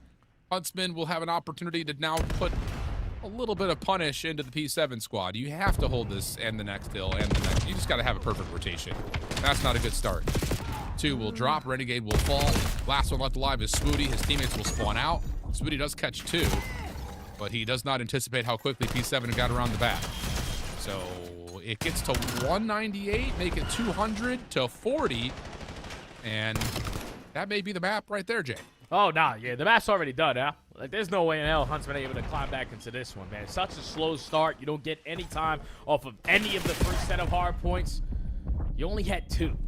And then you're able to at least get some time off of the P1 and P2. This time around to not make the scoreboard look as one-sided, but this has been P7 punching them straight in the face. We're even winning gunfights off the rotation single-handedly. They only need 22 seconds. Let's just get it done here. Yeah. Oh, my God. Yeah. This is, I don't think we've ever seen anything quite like this, especially on Colossus. Hell no, man. This is an ass Oh whooping. my Grade God. A. Oh my God. Yeah. Let's go to raid. That may be the fastest hard point we've seen. And all you can say if you're Huntsman is, man, duck this. Let's go to map 2. Goodness. Play toy. Children's play toy, map number 1. Still not done yet, so Snoopy's going to put the finishing touches or just try to set up his teammate in DC to do it. Because it's still Huntsman trying to fight tooth and nail to the ending of this P3, but that is going to be the map number 1. And I'm expecting if you are P7 to let that Z button start flying on your keyboard because that was a smoke show. Z button on the keyboard or Z button in real life because asleep, brother. They are asleep. Dude, I'm not expecting it to be like that, though. Like, I know if you're the Huntsman, you're sitting there ready and waiting, feeling good about the grand finals. You got Methods, you got Formal, everybody in the Optic office is hyping you up for this. And you come out and get body bagged in the map number 1. I don't really know how they're going to have a response in the search and destroy, but you quickly need to figure something out. Yep. Hit me with the scoreboard. I don't even think we need the highlights. Hit me with the scoreboard. Do we even want us? 30 and 15 from Beans? 26 and 10 from DC? I mean, what? Dude, oh. On the other side, they got 4 players in single-digit hill time. 4 seconds, 2 seconds, 2 seconds. Bro. At least Swooty was thinking about the objective, right? The problem was no one could even get a chance to even see the hard point because of how P7 were playing, dude. Yeah, man. Like, it's just, it is perfect flow. Someone says, I've got spawns locked. SMG runs forward, forces the worst spawns possible, gets a couple of kills. Some overextension pressure happens. That player rotates back. It's just, it ebbs and flows so nicely. But someone needs to go over to the Huntsman camp and see if all the monitors are turned on because holy shit. Yeah, exactly what everybody in the world is thinking. They're just not expecting that kind of result on the map that they just played yesterday. At the final score line was 250 to 229. And P7 just said, nuh-uh, we're not going to give you guys any chances today. I think it's due to what you said at the beginning of that map, Al. Just the flexibility between DC and Beans, whipping out the M15, going to the NPC, and still being as comfortable as they were with their main weapon. They were just flying and frying, and Huntsmen were just so late to whatever party they were trying to enter. It didn't matter if they were early off the rotation, late off the rotation, trying to break in early. There was always a player from P7 hitting the route that you didn't account for. It's like P7 had 7 players on the map, and Huntsman couldn't even kill 1. That's exactly what I was thinking. I mean, it's just, it ebbs and flows so well. So well. Wow. I just don't have words. I do not have words. That is perfection. Legitimately perfection. Okay, raid, search, and destroy. Only bit of good news potentially here is that, hey, the raid search did not go the way of P7. They showed, I would say, a pretty significant portion of their playbook by how Eric and Snoopy want to play at the middle of the map. It worked out for the first 2 rounds, but then a bit Brooklyn were able to beat them by overwhelming the A side and really kind of neutralizing mid pillars by way of saying, all right, we're just going to take laundry over and over again, set up our post plan for it, and just make you have to try to re-break us. And it didn't really work out all that well. for P7 in the lower finals. Yeah, but I think the fact that they decided to throw this one in instantly into their next series, knowing that they just lost it the way that they did versus OMiT Brooklyn, you can tell that experience is going to play a part here. Quick adjustments that come in, and you're also playing a different caliber of roster in the Huntsmen. You understand the play styles of the players on the opposite side. Swooty is like just one of those guys who could pop a highlight reel with the sniper in hand. Is not afraid to just run and gun with his teammates, even with the pistol when it comes down to certain situations. But this is where I know Huntsmen were sitting back watching these guys. And you can't really expect them to come out with the same exact game plan because they wouldn't have chose it at map number 2 if that's the case. So got to be prepared for the unexpected and try to set the tone, or at least right early into that game with Renegade and his teammate in SMG just to get loose. Him and Johnny got to get mixy through the middle of the map. Yeah, they definitely will need to keep an eye on it in some regard, if not over contest. But oof, I still just like have the heebie-jeebies surrounding what we just watched. It's just, how do you regain from something like that? Yeah, and this is going to tell us like what kind of players they are though, Al. Like depending on this response here, because they already qualified for the Pro-Am. You're probably going to have a lot of stats fair, or games but, like this where you're playing against the best in the world, and it might not go your way, but you need to be able to have a level-headed and going into this next map, like it's still 0-0 anyone's game. They need this bounce back to gain something. Yeah, and you know, I don't know how much these guys tune into EU, but like you can always gain some confidence over the fact that Rock Esports came out 0-3 down and then reverse swept for the win. Yep.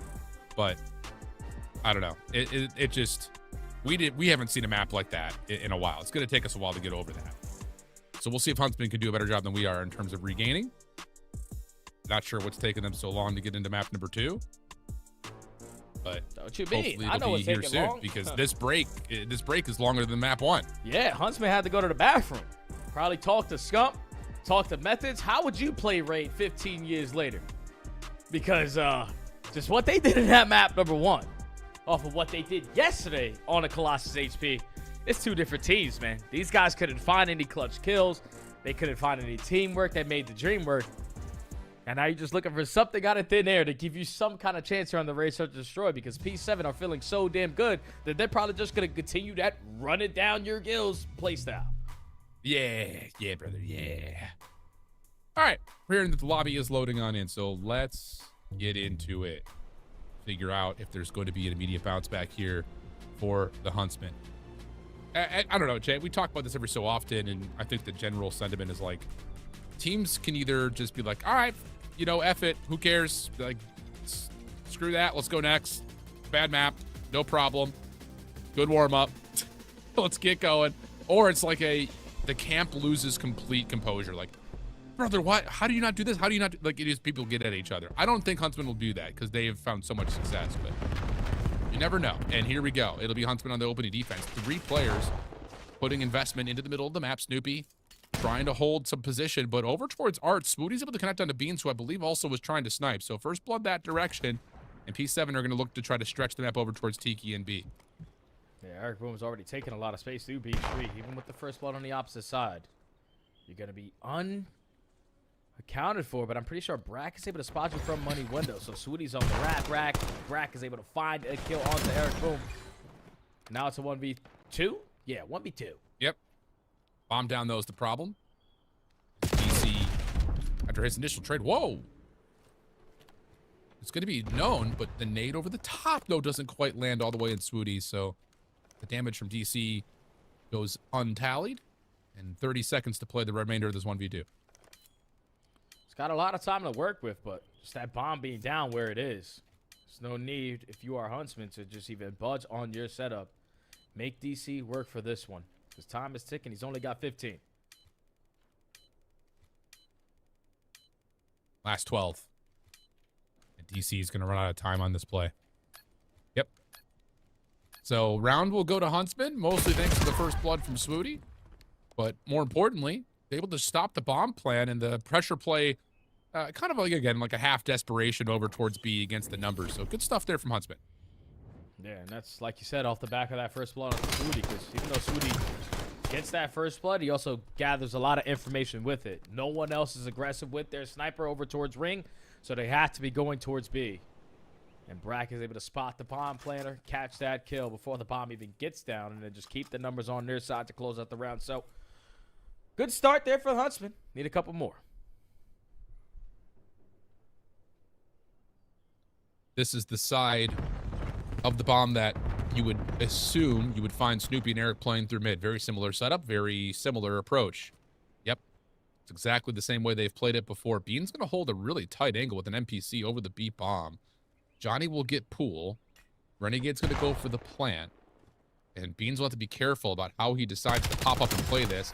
He's able to find Swooty not actually watching the top, but over Chals gets punished. At least a little bit of information that 2 players were playing over towards Pool and Tiki. But this smoke from Johnny has him trying to pop out. Good stun.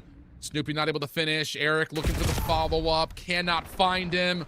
And Huntsman will have the numbers. Yeah, that'll work. Well played. Huntsman up 2-0. That's such a great finesse out of Johnny.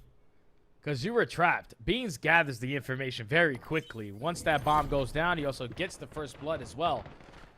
He calls out to his teammates that they're double trapped in towards Tiki. They just didn't have an angle. Great stack usage to invest the smoke grenade at the middle steps. Just keep yourself alive, and then just a finessing out of Eric. Boom. Leads to absolutely nothing because Johnny was still alive. Him and Renegade take over Tiki, and now Huntsman up 2-0.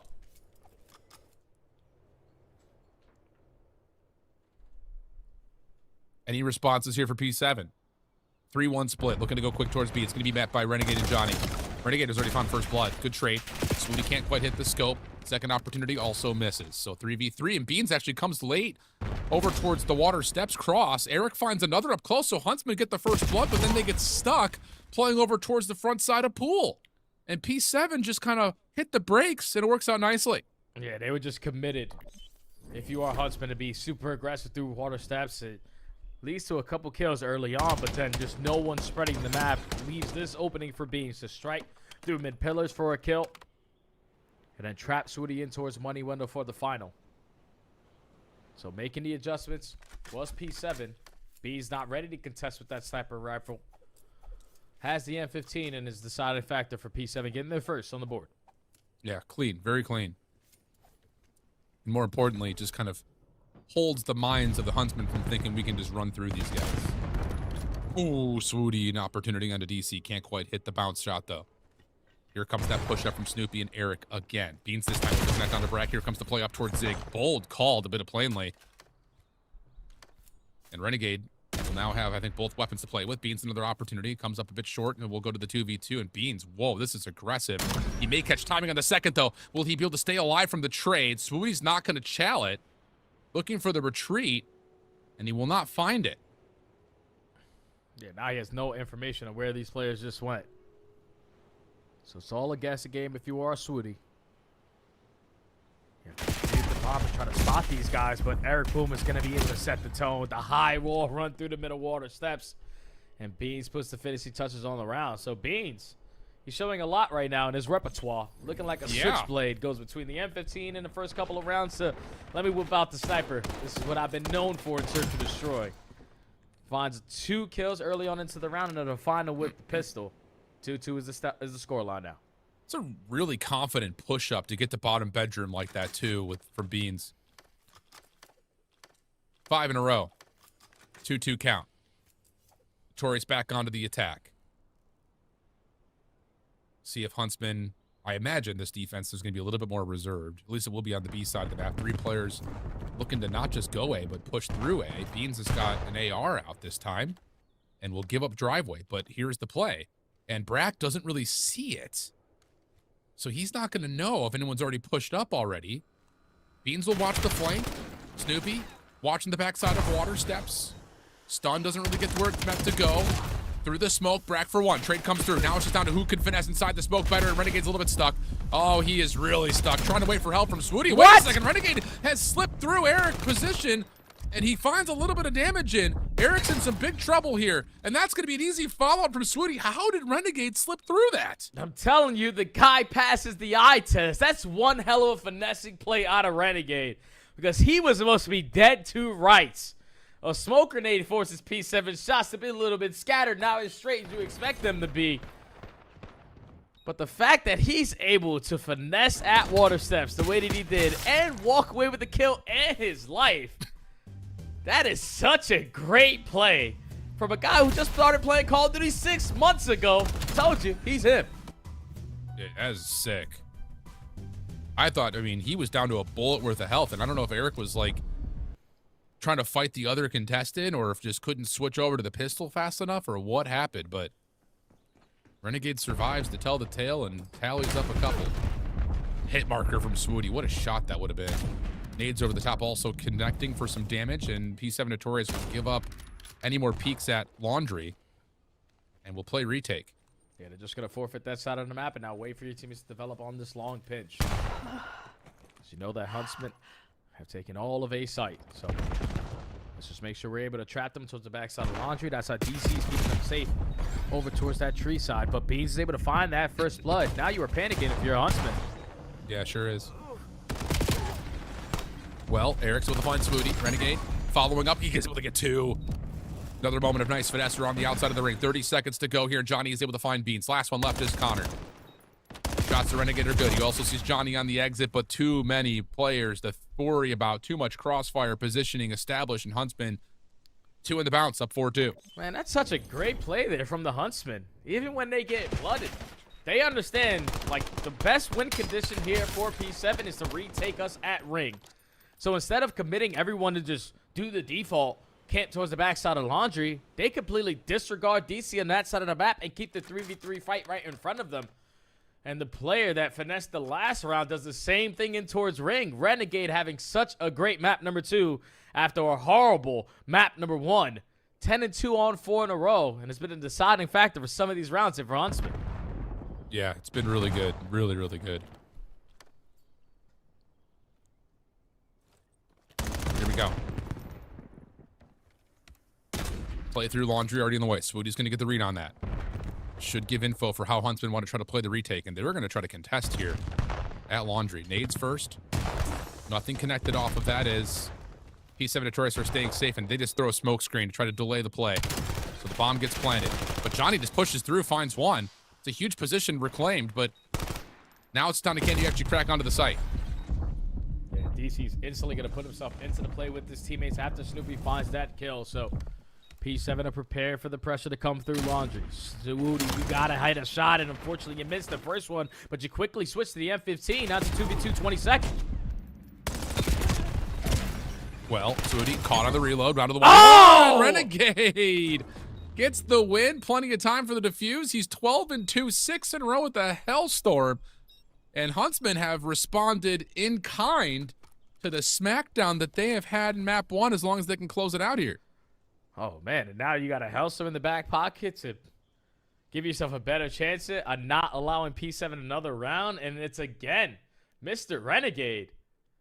Like 1v2, Swooty traps him towards the site, put a couple shots in. That player is weak, so Renegade's able to clean him up. But just the positioning and the snap onto DC is way too much to handle. This guy has won them the last 3 rounds in a row, and now he might be able to be the deciding factor here in the last one. Yeah, facts, bro, facts.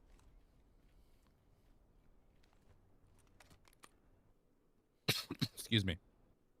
Well, looks like they are going to play for it. Renegade's going to call in the Hellstorm here. Sanctuary will be established largely inside of Kitchen. A little late to get into Laundry was Eric Boom, but he'll stay safe. Beans the same thing over towards basketball, so the defense is still in position. Here comes the push-up. Brack is by himself, just kind of holding at rocks, and he's going to find one. Damage, and the connection onto the second is blessed. Smoke out Johnny. Whoa, hey, how are ya? A little bit difficult finishing off the gunfight, but he does finish it off nonetheless.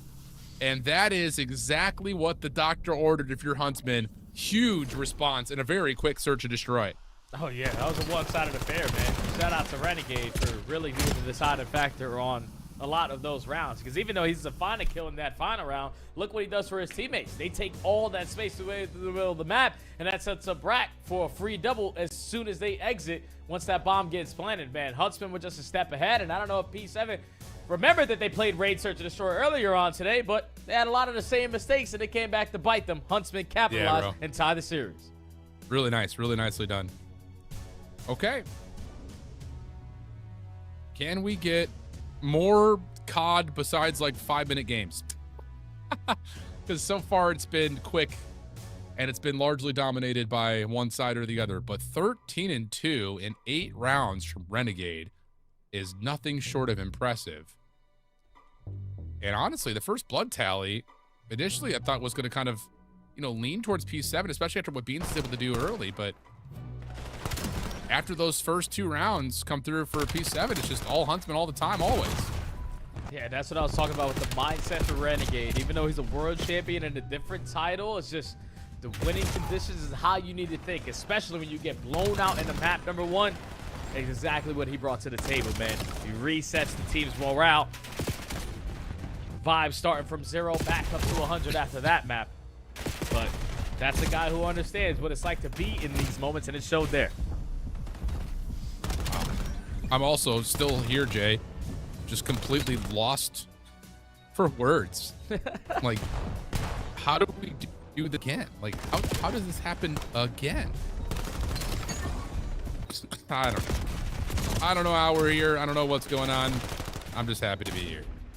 Yeah, like if you're P7, you were expecting the S&D to be a whole lot easier. But the reason why you lost the S&D earlier on with OMiT Brooklyn on this map is because you allowed 2Real to just continuously make plays with his S&G.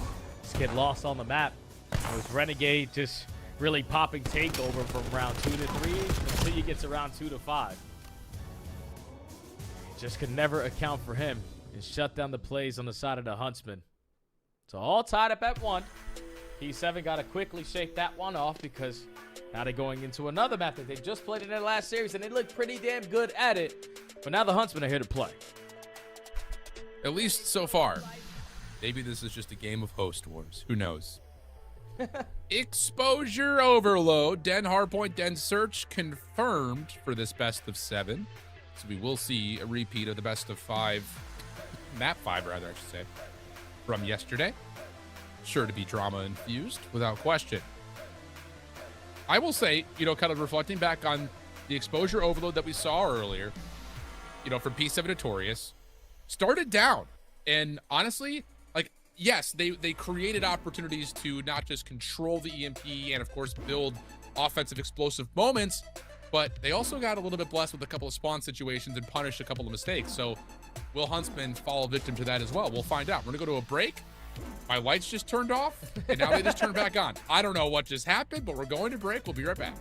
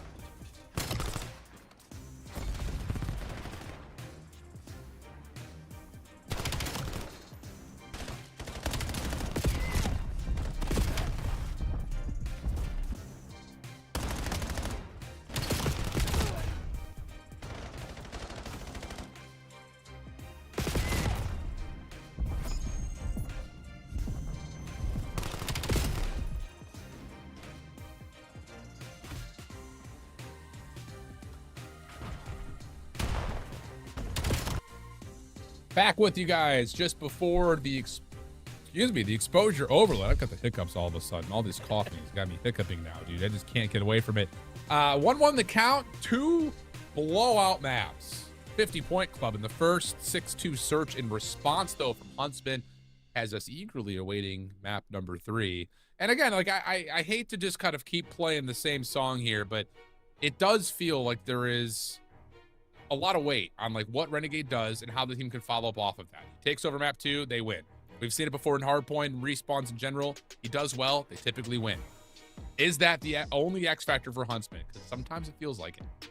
Yeah, I just feel like in Black Ops 7 overall, if your SMGs are going to perform, you're going to stand a pretty good chance at winning, man. They're creating so much space on the map. They're winning such clutch one-on-one gunfights to create those openings, and that truly is the deciding factor to potentially a lot of the results that we've seen all throughout this year. Sometimes it's about the ERs, but most of the time it's about the SMGs. And obviously when you take a look at these maps, the SMGs, none of them came to play in that map number 1, but one came to play on the map number 2 in Renegade. So I just think it was a perfect response from the Huntsmen to have that kind of search and destroy after the abysmal map number 1, because now you know it's still anyone's game. They just came out flat in that opening Colossus, and now, like I said, going into this exposure overload, they're ready with their guns hot going into this map. Yeah. Just feels like this is going to be a map. I don't anticipate there's going to be a blowout in this map. Feels like we're going to get a pretty even affair. Maybe for the rest of the way. Maybe that's wishful thinking. Hard to say. We'll have to tune in and find out, friends. Look at all those solar panels. Looking like Kadia City over there, you know what I mean? That place got hella energy.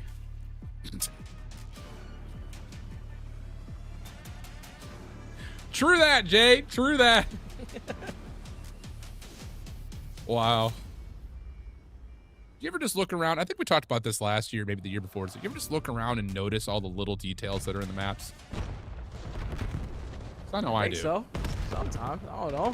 I'm more focused on where I'm going to get a kill, and that's exactly what Renegade is thinking as he hits that low jump up, and that's already 3 dead. Huntsmen have EMP, and this should be a very, very quick score because not a single player from P7 in the vicinity to stop it, and Huntsmen just continuing off the hot note. I'm on fire. Let me just keep on running. Yeah, I like this, too. You're able to get some response here by making the play behind, but Beans able to get away. Good help from Swoop. Johnny dancing. Turned aside by Eric Boom, who can now collect. He's looking just to go up and over. Doesn't win the pistol battle. That would have maybe led to a score, but Huntsman will recover. And P7 Notorious will spawn on the same side of the map as them, so we'll get an opportunity to fight. Yeah, now they got to spread map a little bit because you have no idea where the EMP is going to start to approach, but they're working their way through low dirt. Beans finds an opening kill through the map. Renegade there for the trade, but this is all a finesse game. This is all about setting up the big time play. And with Renegade finding that kill on the pitch, he's going to try to commit forward. Oh! And he can stop at the goal line. P7 defense, now to offense. Yeah, pistol shot was so tight. Nearly able to win it off, right? But not going to happen. Johnny Brack able to find a couple of kills to stall out P7's counterattack. Oh, and Renegade just up and over! Brother, holy.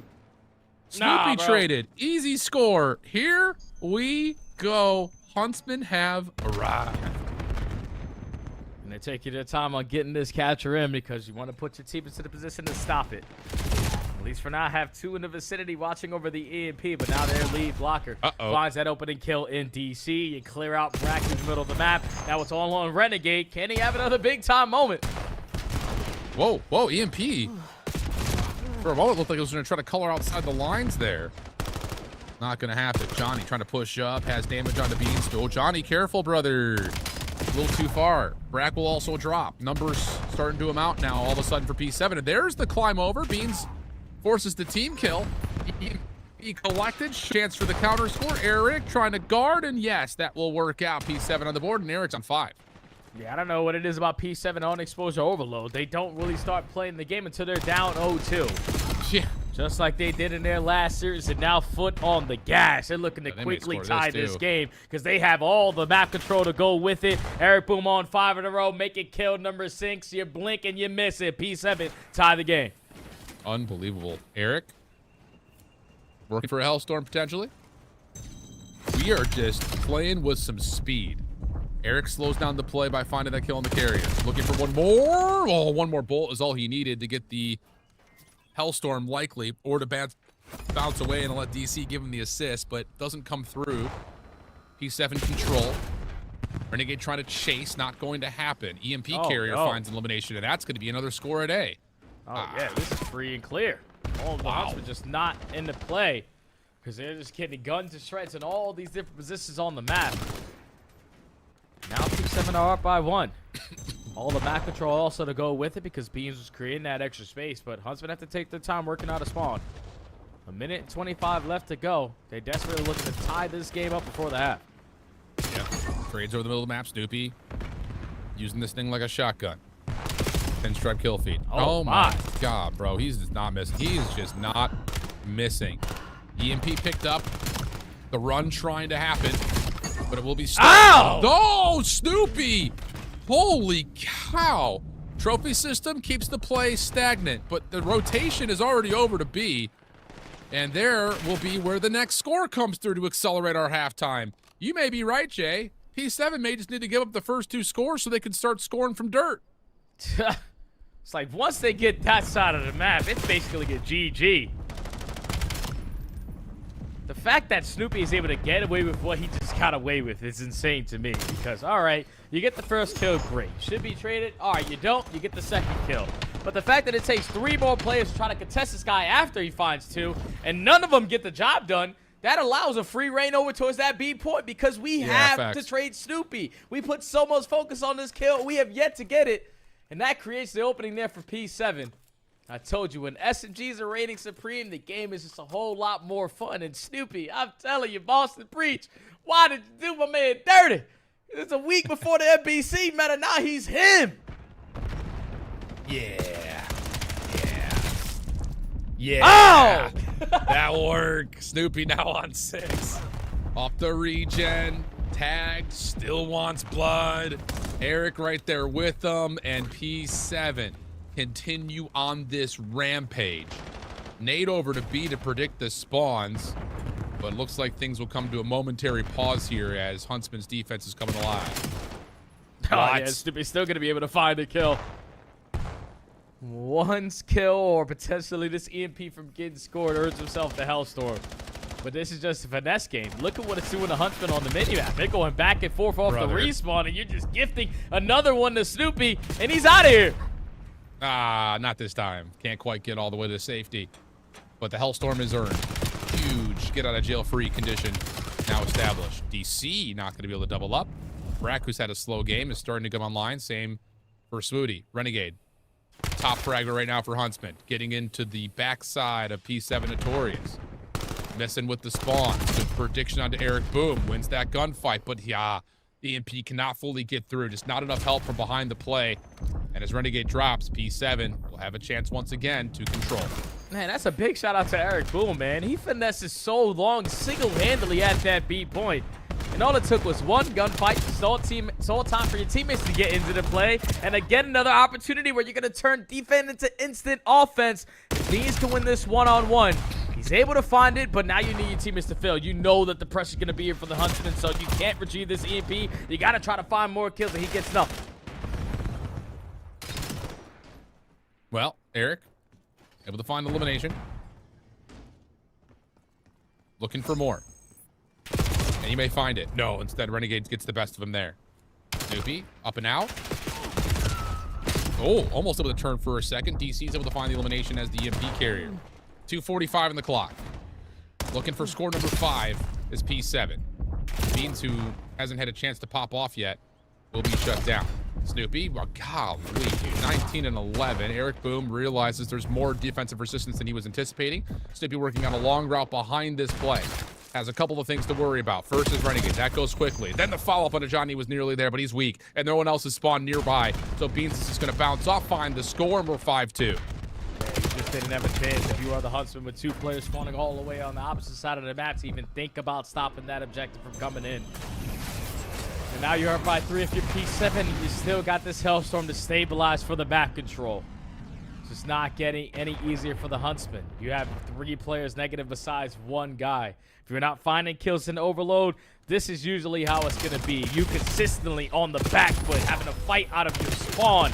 And this might lead to another score here for P7 because they're already in your gills. Definitely feels that way. Definitely feels that way.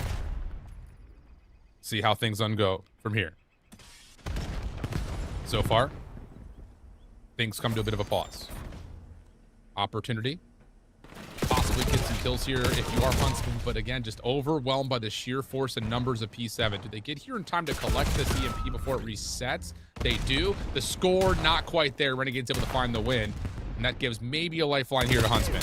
Hey, but we need to play a whole lot quicker, Al. 1:20 left to go, and you are still down by 3, and you are still trying to fight out of your spawn for somewhat of the map control.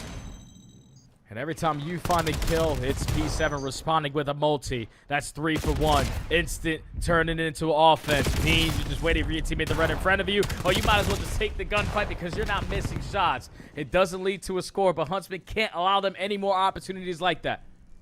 Unreal. Here we go. Is there an opportunity to put things fully away?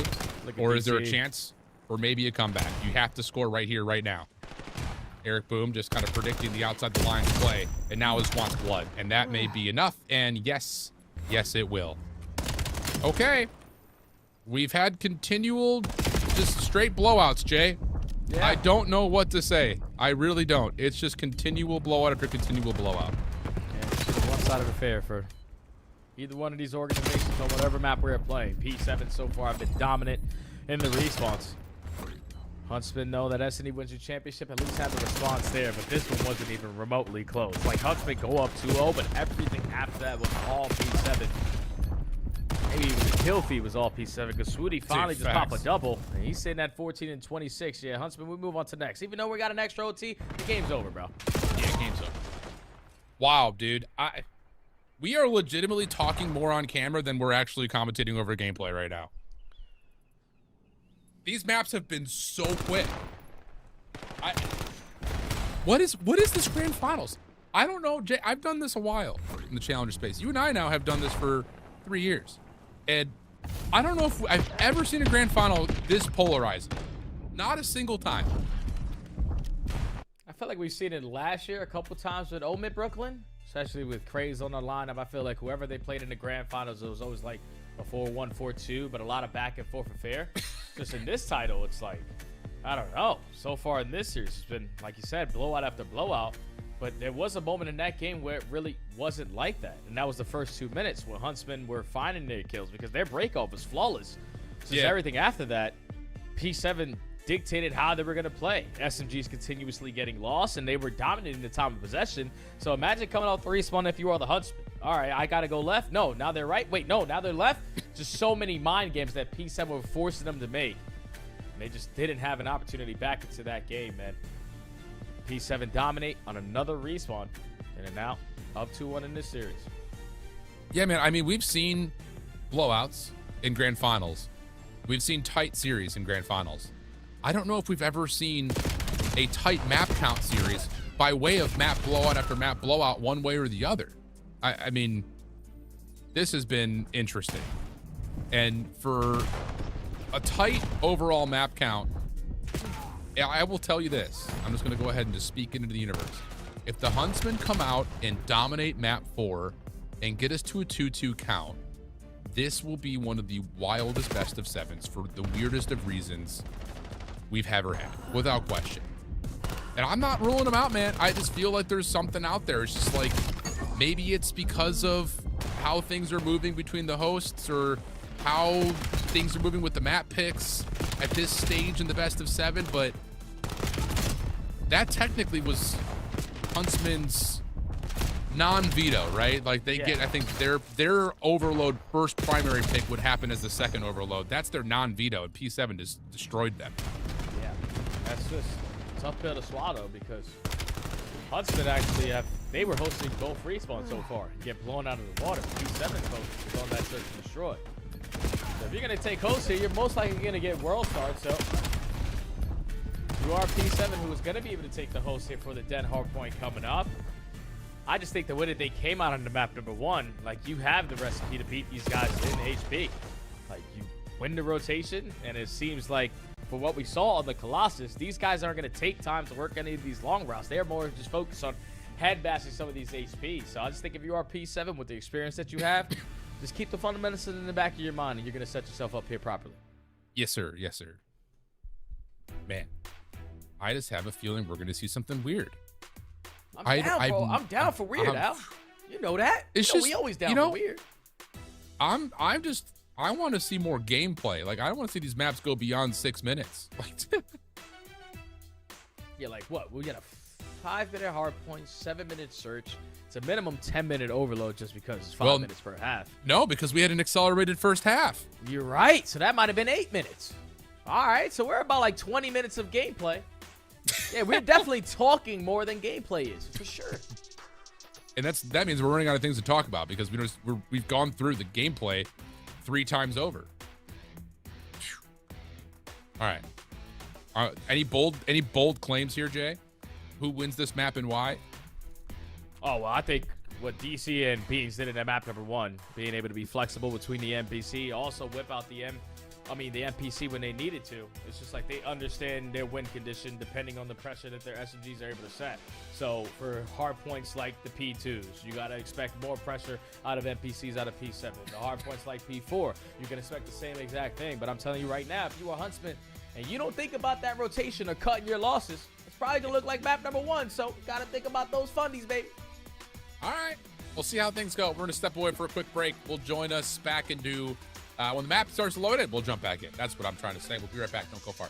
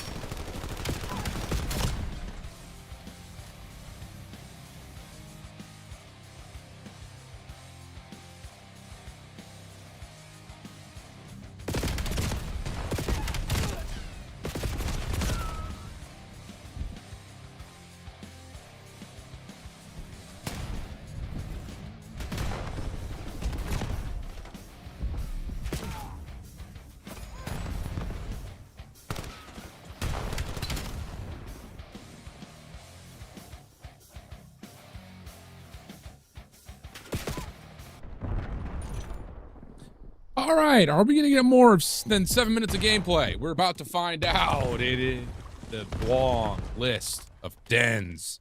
Back to back to back. It'll be P7 Notorious off to the races here to start, but good bounce back here from Huntsmen, who are trying to find a respawn win here in this series, Jay. Yeah, definitely need one too. So this would be the perfect opportunity for them to find it here on the Den HP. We go blow for blow early on for this mid-map control. Renegade with a double frag over the top. At least he alleviates some pressure here for Brack to still contest the way that he is, but Huntsmen already coming out the gates a lot better than they did on that opening map. You're winning all the gunfights. We're locking down the better side of the map for the new HP. All right, this is what I'm talking about. Okay, I will say. Plus that 1v1 win will guarantee that Huntsmen get at least some of their early time. Good shutdown for Brack over towards Couches. DC chase should be dealt with quickly. And he is. Next hit developing very rapidly, but in pieces from the front. Johnny will decimate those individual pieces. Yeah, he's going to find all three. Start to push the spawns into a weird spot now for P7 Notorious. Eric, good prediction onto Johnny. Swoody trying to keep the back safe, but the elimination starting to build for P7 Notorious. Could have a chance to break. Oh, yeah, they found that opening kill through the front door for free onto Johnny. So then that forces the rest of the Huntsmen to now switch up their setup a little bit. You just leave Couch's opening for a split second. Snoopy's able to capitalize through that angle. So P7 have worked their way in and contest the very end of this time, but you don't ever get the back spawn. So that's what allows Huntsmen to keep on funneling through the back doors, and eventually for Swoody to be on 5 in a row with that remaining time in their back pocket and potentially a rotation as well. Okay.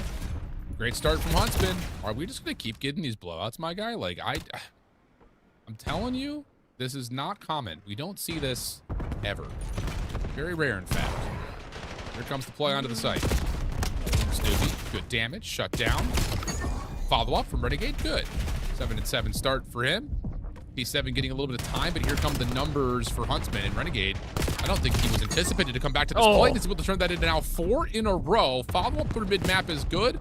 Snoopy trying to hold his life over towards the front. Will be successful in doing that initially, and Renegade will just kind of keep the pressure on. This has been a great start from the Huntsmen.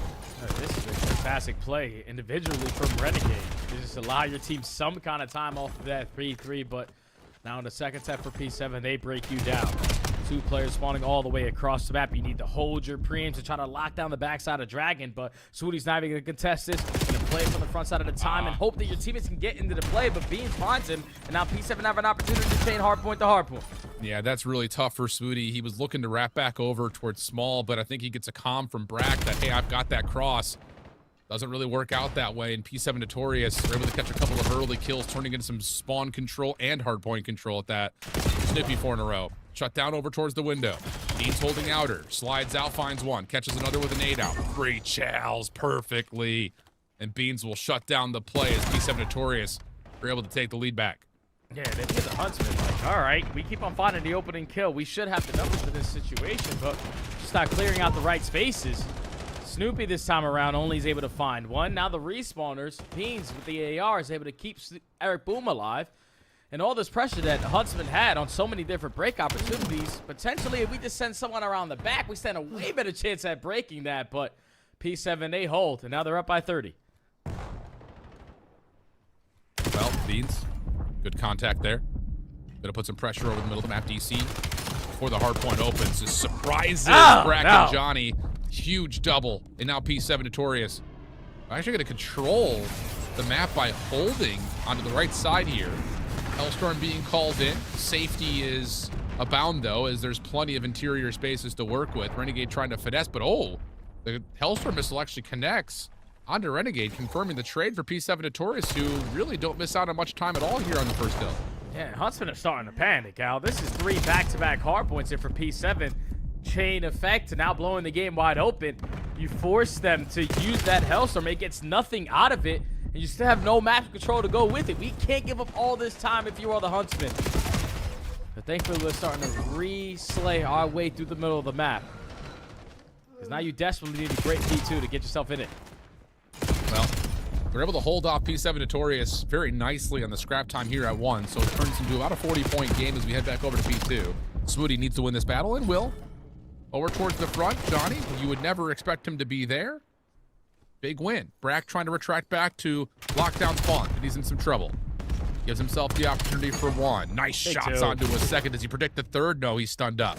So now you have to all of a sudden hold from the front if you're the Huntsman. They could get a trophy system into play. But Eric just climbs the wall, finds one. Damage onto a second. Swooty and Renegade able to survive, keep the contest partially alive, and then they're able to re-engage nicely. Good timing there. Bean's last one left. He will drop. P7 trying to reinforce, but are doing so in pieces. Yeah, they're going one by one, and now you're just banking on Snoopy to make a miraculous play happen. And he's only able to take care of one player. So Huntsman fights so many different ways from the front lines, and then finally in a position to flip those spawns out to soak with this final 20. So P7 are going to forfeit this, but look at all the map control that they have. They even have one player contesting at old. Even though DC loses that gunfight, you now know for the rest of your teammates, everyone's coming through the front side of column. Johnny's nade takes down Renegade, but he's able to make good on it to at least get Eric Boom out of the picture. Free mid-map right now for Brack, but P7 Notorious are winning the battle from the front. Here comes the contest. That turns the attention. Snoopy's low. Trade is out. Down to just DC. Able to find the first. He's got help now on the way from Eric Boom. Swooty, Johnny, trying to hold, trying to contest. They've done a nice job at this point, but they've lost track of Eric Boom, or have they? Really good bounce back. And here we go. We've got a map of COD to cast. 126, 144. P7 still on the dojo side, but Huntsman doing a really nice job halfway through this hill. Yeah, they're just pushing them back, man, as much as you can, but eventually P7 with the numbers, able to fight their way potentially for this final 25 seconds. Because this is a tough decision now to make if you're the Huntsman. We didn't see them all throughout that map, number one, cut their losses and start thinking about new. They're consistently always trying to push to the old time, and all of the P7 players are ready and waiting. So, Huntsman, you got to make them work a little harder. Eric trying to follow up to clean up the scrap time. Will be successful, and ooh, that stun may have just saved Swooty in that gunfight. Piecemeal rotation, though, on the way from Huntsman. Nice response. As the shots were looking like it was going to punish completely, but the spawns will be locked in for Huntsman. They're even finding eliminations around the hardpoint. Beans holds from the front. He gets all three. Now help is starting to come back over with the trophy system keeping Beans safe off the reload. DC able to lock things down. You also get Eric watching the pinch. Perfectly read here. P7 Notorious have taken a commanding lead here late in the map. Yeah, this is what I told you. Exactly what we saw in that map from the one. When they are set up, they're basically unbreakable. And now with Bean still staying alive, he's so close to earning himself a Hellstorm. An assist comes in there between him and DC. Now you got to slide outer. Unfortunately, not pick it up, but this has been a flawless 60 hold. It doesn't even matter if the Huntsman is running towards the back, towards the front. They can't get in because we can't get a trade. And now you're down by 100. Yeah, it just, I mean, it was a 20-point game going into P4. Now it's essentially done and dusted. Tough scenes. Have to get some P1 time here for your Huntsman and win the P2 to get this thing back to level terms. Beans pushing out, able to find one. That's enough now for P7 to gain more of that win condition just like that. And even though this map at one point was tight, it may still end in nothing but blowouts here in this grand final. Good bounce back here, though, from Brack and Johnny. Almost combined their names into Bronny, which is not related to LA Laker. Renegade still holding on to time here for Huntsman. And there may be an opportunity here for Eric Boom to open up this from the flank. No one's watching this whatsoever. And the timing is going to be everything as the hits start to develop on multiple fronts here for P7. Oh, yep, and this is how you basically call a game when you're hitting routes like this. To seal the job potentially at this time, but you can no longer win here if you're P7. Yeah, but you have to flip those spawns on its head. Yeah, I don't know if Huntsmen are going to have an opportunity unless they quickly work their way through couches. You need to win every single gunfight to stand a chance here, and you lose the first. Yeah, you got to get through Snoopy. Lots of damage tallied. 240 to 142. Eric, shots, dude. Unbelievable. Last attempt, Brack trying to push with Swoop.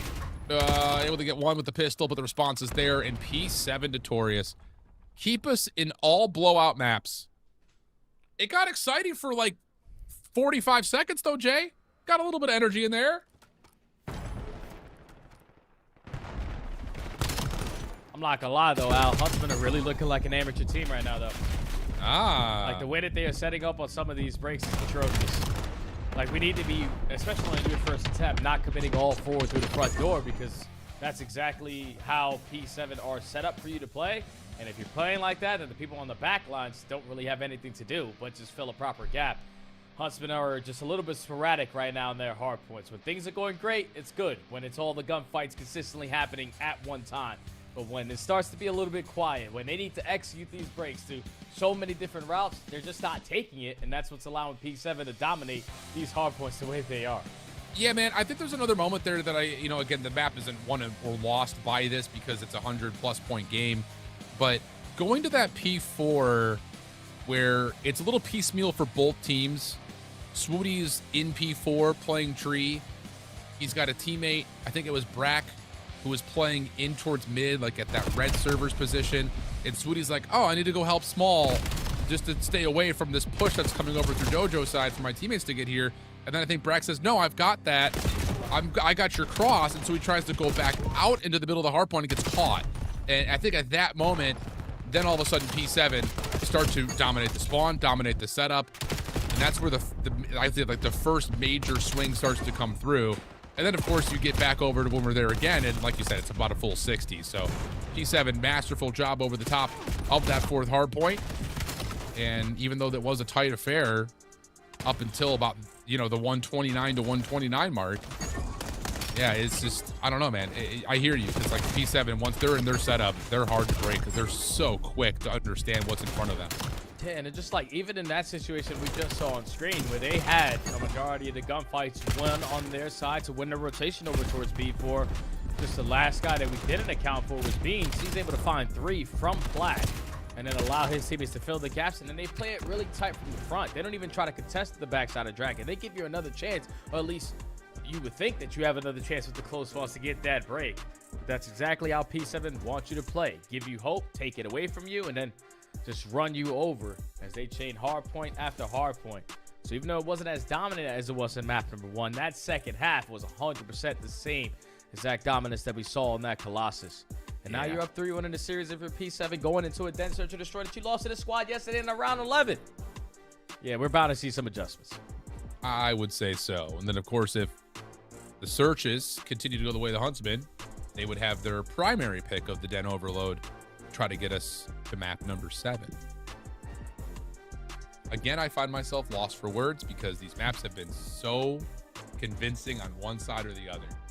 I don't know. I don't know, Jay. How does this... Never mind, we're gonna go to break. I'll ponder my thought, my question for when we come back. We're gonna go to break. We'll be back with more Den right after that.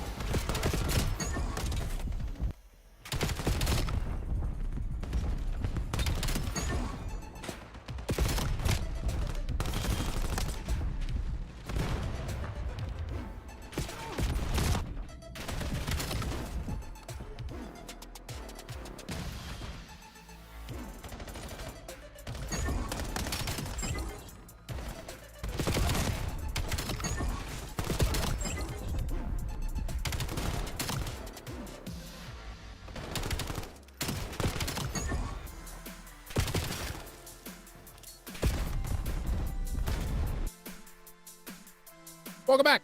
We are about ready to go. Den, search and destroy. And we are praying to the COD gods for a close map of COD. So far, it's been blowouts one way or the other. And the good news for the Huntsmen is that your blowout win came by way of the search and destroy. Started 2-0 up. P7 Notorious responded with 2 of their own. And then from there, it was all Huntsmen, all gas, no brakes. So can we get a reprisal of what happened yesterday? This was map 5, same as it is now, but it went round 11. And I'm just hoping we get some drama here, Jay. Yeah, I'm down for that, man. I don't want the series to end right here and there because P7 are going to go into the Pro-Am knowing that they were the best team. That was the first team to qualify, but that match that went up against Huntsmen yesterday was definitely a hiccup. Well, Eric will be seen. For a moment, Beans looking over towards P1. And it looks like Huntsmen have decided we want to try to bully out Eric Boone. Now, Snoopy, well, one of the number 5s is at the middle of the map, but it is Snoopy. Potentially help on the cross, but instead, it's going to try to play around the back. Beans holding over towards Dojo best he can. Misses the first shot. And this smoke will eventually dissipate, and that will be likely enough for P7 to try to hit this from all angles all at once. Yeah, Snoopy's just waiting for his teammates to make some kind of noise before he even commits on this late pinch. But by the time he does, Johnny's already scouting on that side of the map. So time is just getting away from P7. They don't have any ground to work with. Renegade, Brack, everyone joins in on the fiesta. And that is going to be the Huntsmen taking round 1. Everyone in the kill feed for P7 Notorious is Snoopy.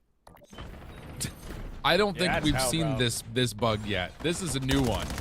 Everyone is number 5 and everyone is Snoopy. It's a bad time to have it. A horrible time to have it. You know, grand finals here, game 5.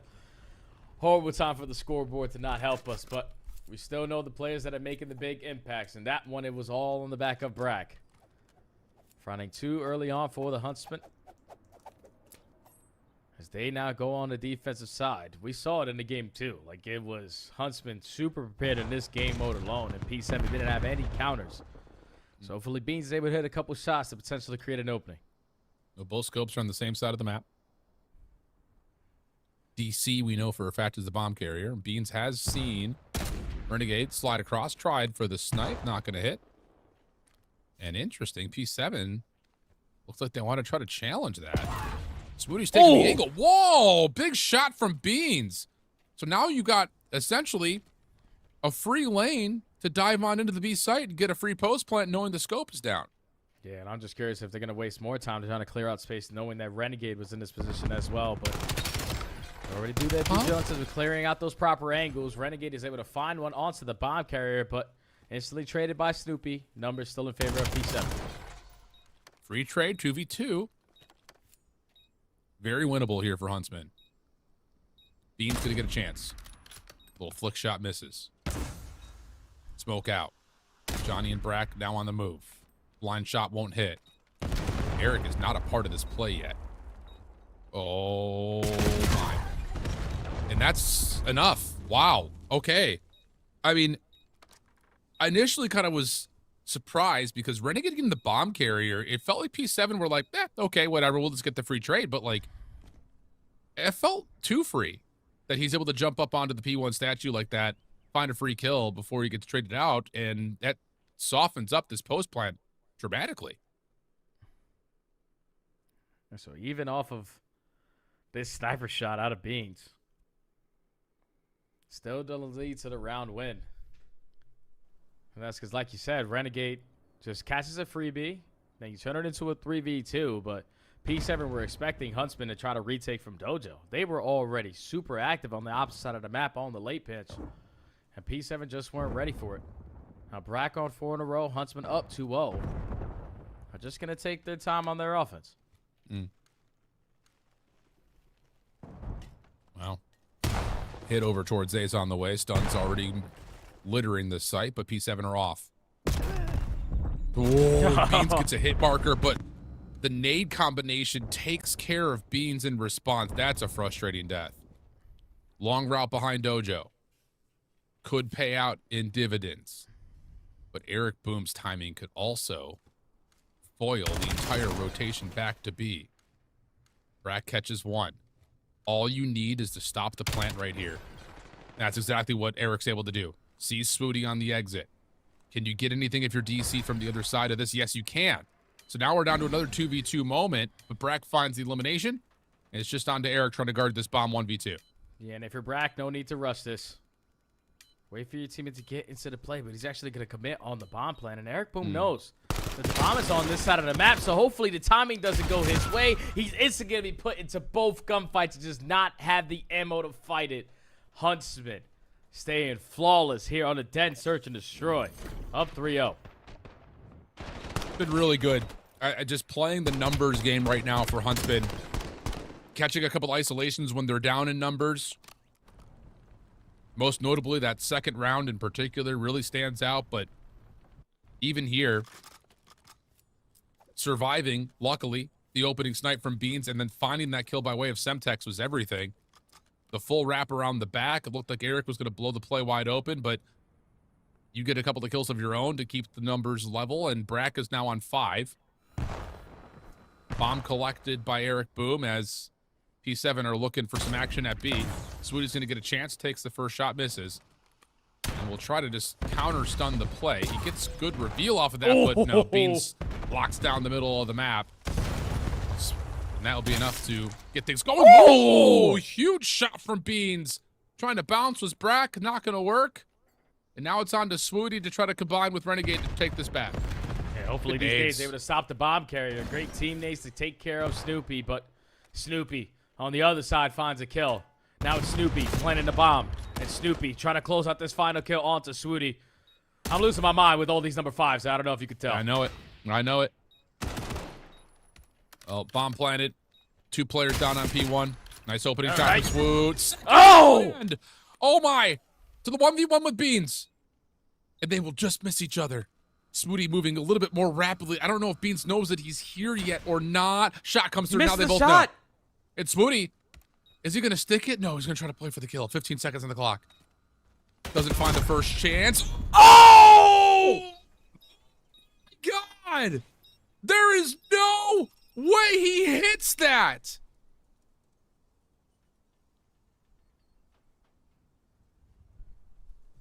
This guy's a highlight reel, Al. It's as simple as that. 1v3, everybody's got a gun. But you double commit when he has a sniper in hand. Snoopy got taken down not once, not twice, but 3 times. What a play out of Swooty. Picks up the ace. Keeps the game flawless for Huntsmen. Yeah, now if you're P7, they're already thinking about next map. Oh my God. That is insane. And yeah, you let Swooty try to get a first blood aggressively through mid. Not going to happen this time, though. Oh, and Snoopy dies to a teammate, I believe. Nah, that's 196. That's Brack. That's Brack with the frag over the top, and that's Swooty still hitting shots. And with the quick scope. Instant 4v2. Let's plant this bomb. Brack has the info that both players are on the flank. This is going to be 5-0 Huntsman. Brother, what is this series? That 1v3 may be clip of the year. Can't lie. One more swoot. Not this time. Beans trying to make his way in. Not going to happen. Holy cow. Yeah, I don't know if P7 know how to play Search and Destroy, Al. Facts. Because they're taking so much space away. But Huntsmen are prepared for it. They're consistently finding a lot of first bloods. And even him, when you're trying to catch the sniper player off guard, Swooty is hitting shots like that. I'm telling you, P7 are already thinking about the next map because Huntsmen are just going to close this out in 6. I don't know how P7 give themselves a chance at even gaining some kind of momentum to take one round in this S&D. This has been a silly series of COD. Full rush over towards A. Brack, the only one here to defend. Sees the nades, tries to find the timing, a couple of tags, and we'll get out of there safely. Smoke will possess. Trophy system down, but nades will still get there first. Smoke about to dissipate. Bomb has not been committed for the plant yet, and now all of a sudden P7 are stuck on site. Yeah, Beans just got to choose his timing correctly when he decides to peek this, because Swooty's going to throw a shoulder. Not able to finish the kill as the bomb gets planted, but the longer you play with this side of the map, Good the more you're going to run nade. into 3, or unless the frag takes care of Wow. every single player. Okay, Beans, that's how you pull it back on your side. That feels good, too, if you're Beans, because you bounce that off of the smallest door frame possibly on the map to get it around the corner. Unreal. But it's a long path, and you can see him lining it up right here. Doink. Perfect. Absolutely perfectly cooked. Little popcorn action to get P7 on the board. Yeah, I would have loved to see Huntsmen, once they found that first blood, to not even give them a chance. With the numbers that they had, he should just flew out towards top plat. But they didn't want to take the risk. As Beans picks up the ace on the response. So, can Beans continue to hide the hot hand? This is his first shot. Does gather some information that there's pressure over Bold. towards rooftops, but he's playing it super aggressive, and now he's going to get caught. Johnny with the kill. Rotation on the way for the defense to try to help out. But the play forward should be isolated, and it is. That is Snoopy who drops, and now it's on to Huntsmen to play the 4v2 from here on out, and they should be pretty comfortable to do that. Yeah, this should be a GG on the map, Eric Boom, Yeah, it unless should you be. can whip something out of your ass here. While they get in this bomb plant, it's going to be Huntsman closing it out in 6-1 fashion. Snoopy finds one through the middle of the map, or at least I would think Snoopy does. No, it's actually going to be DC now left in a 1v3. Renegade can commit to the plant. Let's see. First contact will be with Renegade, who has not seen the cross. Now he'll know. Nade does tag. Renegade trying to finish off on the damage he's done, and he will do just that. Jay, we still have yet to find a competitive map caught. Hey, man. If they're going to keep having flawless maps like this, then this is realistically good COD to watch, because the better team is winning the better map every single time. It's been a one-sided affair all throughout this best of 7. But so far, the Search and Destroyers have been heavily favored in favor of the Huntsmen. The Respawn's heavily in favor of P7. It's just like every time you're thinking like they should try to gain some momentum off of a map like that, they get ran over in the following. So you still push it to the game 6, where it's going to be another den, this time for the Overload. And if you're not able to find your kills, you're probably going to lose it here. So Huntsmen, you get the response you're looking for in a Search and Destroy, but I'm looking at one guy specifically who had the time during the commercial break to look at the numbers of what he currently has in this series, and Brack right now has a 0.5. Yeah, you need that guy to start shooting if you want to stand a chance in a respawn. Yeah, that's a really fair shout, because outside of this Search and Destroy, he has not really provided in the respawns really at all, like you mentioned. So, wow. I think the only highlight worth playing right now that everyone wants to watch, the one that I'm sure is already all over Reddit. This 1v3. I don't know what you say about it, Jay. That is one of the most unbelievable moments. I mean, we've had a lot of, like, I know that there's been like a lot of conversation surrounding like the juice of this game or the league, but we've had some of the most unbelievable Search and Destroy clutches this year. Talk about the back-to-back Neptune clutches. This 1v3 from Smooty. We've had 1v3s kind of all over the place in the league, honestly. Yeah. We've had a 1v4 from Lurks on this map, too. Oh, yeah, that's right. Yeah, 1v4 from We've Lurks. seen How did I forget We've that? seen a lot of clutches here on Den, but just the way that P7 approached that 1v3, you can just tell that they were playing with disrespect in their minds. Like, they were just trying to run him down. But more than willing to just scam in certain scenarios because they had 3 players compared to 1. But it's just that one round Swooty punches you in the face. And that allows his teammates now to eventually close out that final Search and Destroy. So now going into a Den Overload, where again the momentum should be heavily in favor of Huntsman's side. Yeah. Someone just get a damn kill to make this easier. I'm saying, dog. I mean, this has just been, I'm telling you, I hate that I keep saying it. I feel like I'm getting into cringe territory here, but we've never seen a grand finals like this where it's just one blowout followed by the other team blowing the other team out. It's just blowout after blowout after blowout. Sure, we've seen some grand finals where it's like 4-0, 4-1, but not like this. This has been very different. So Den Overload, this again for Huntsmen, would be their primary overload pick. So you have to hope that they will provide something for us to possibly get us another search and destroy, which if you're the Huntsmen right now, man, you feel like if you get to a game 7, we're set. Like we're good to go based on how they've been able to handle P7. They've only lost 3 rounds in both search and destroys combined, man. They're not really giving up first bloods. They're the reason why they're finding early numbers in a bunch of these rounds. So, yeah, I think if you're a Huntsman, you're thinking the same exact thing that you just said. We win this overload, we're going to stand our best chances at closing out in the game 7. We just got to get through this one first. We'll see. We're heading to another break. We'll come back. Map 6, Den Overload. Be right back.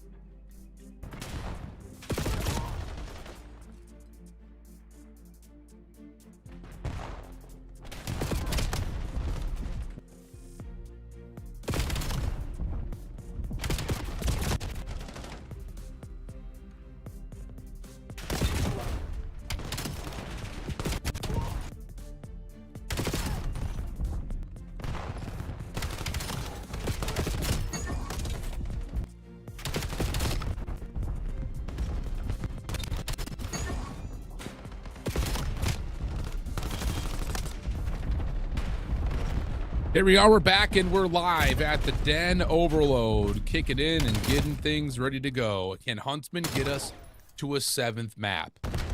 We'll find out.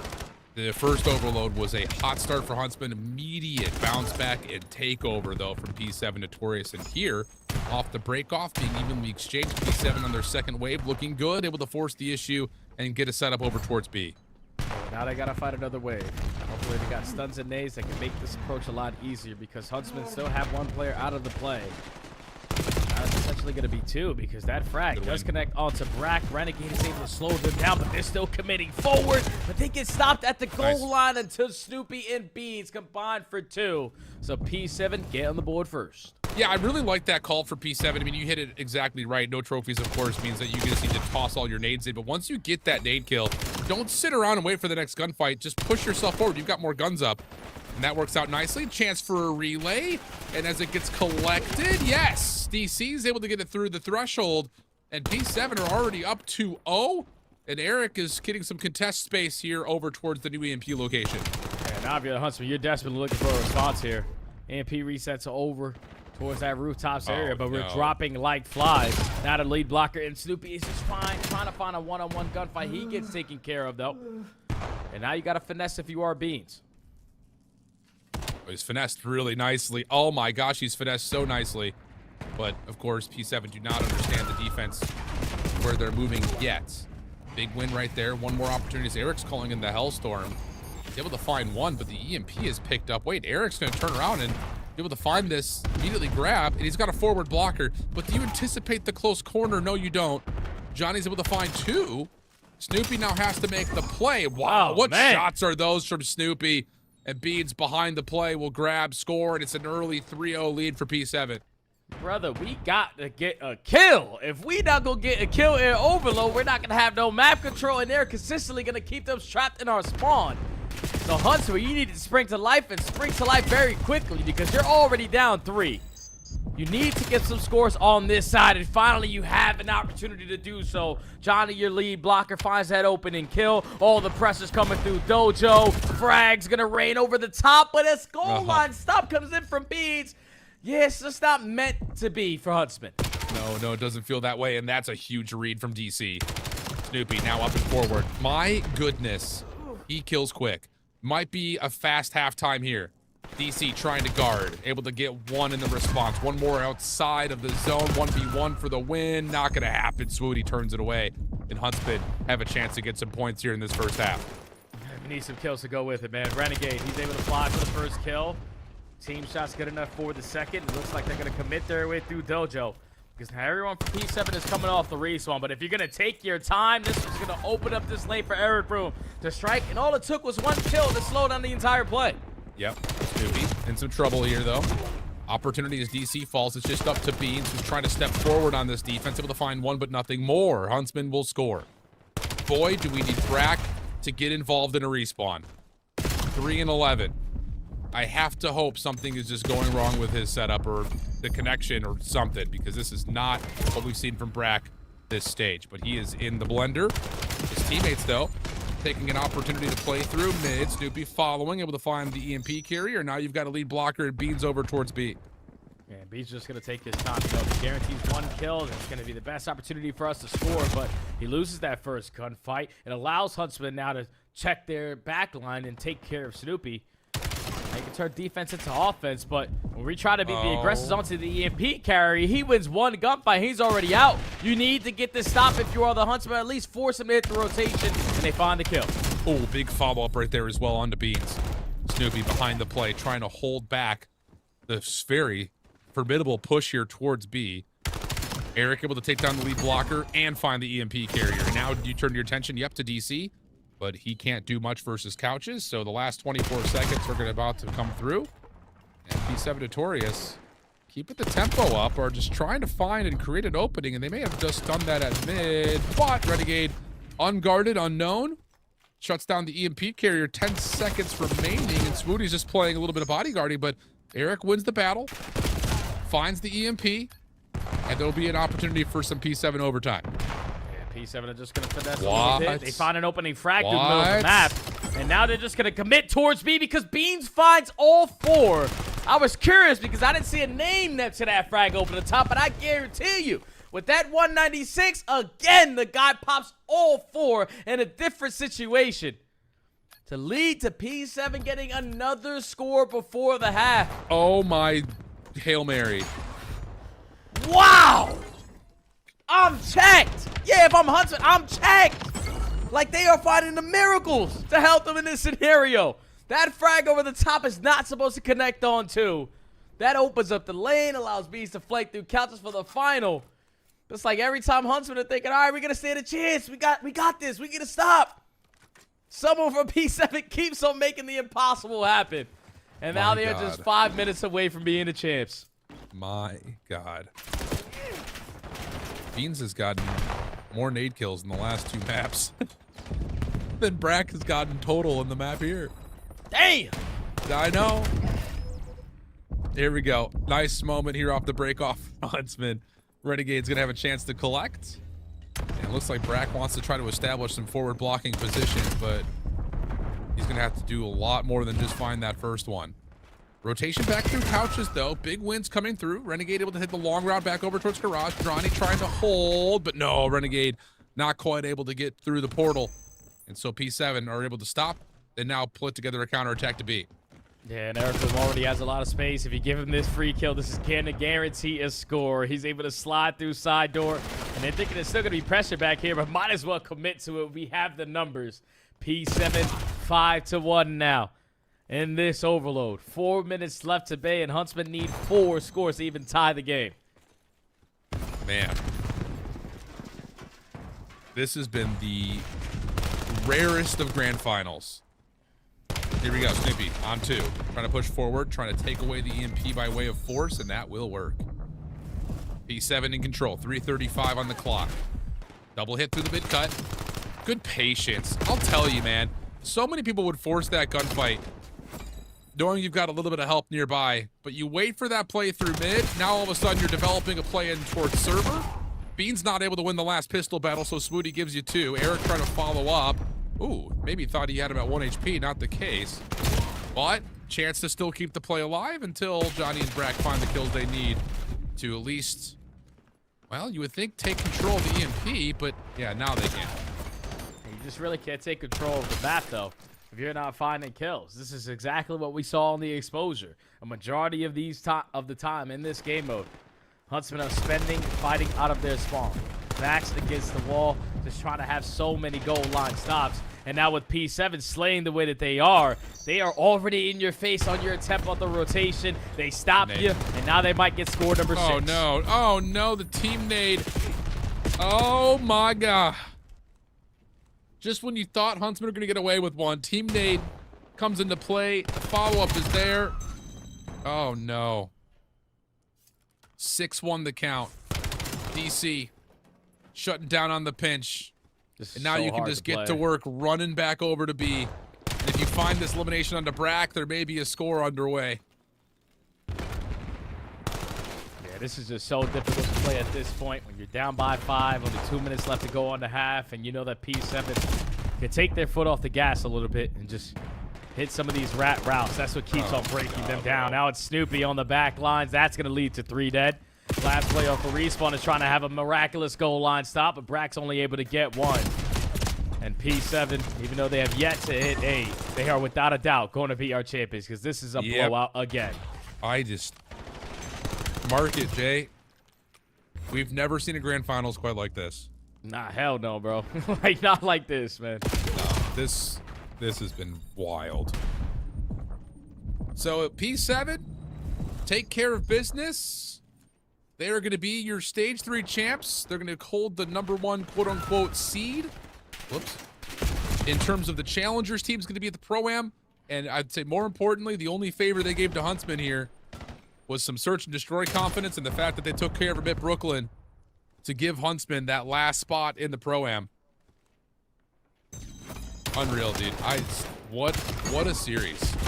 Yeah, still not even done until this final score is going to go in, and that's going to be it.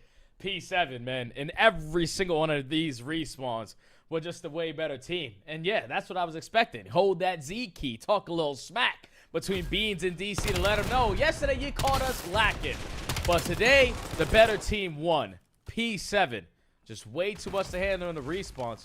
Like you said, Al, they are our elite stage champions here of Elite Stage 3. I don't know, Jay. That is, I don't even have the words to react in an appropriate manner. Tell you, I got some hand gestures. Ah, I know that one.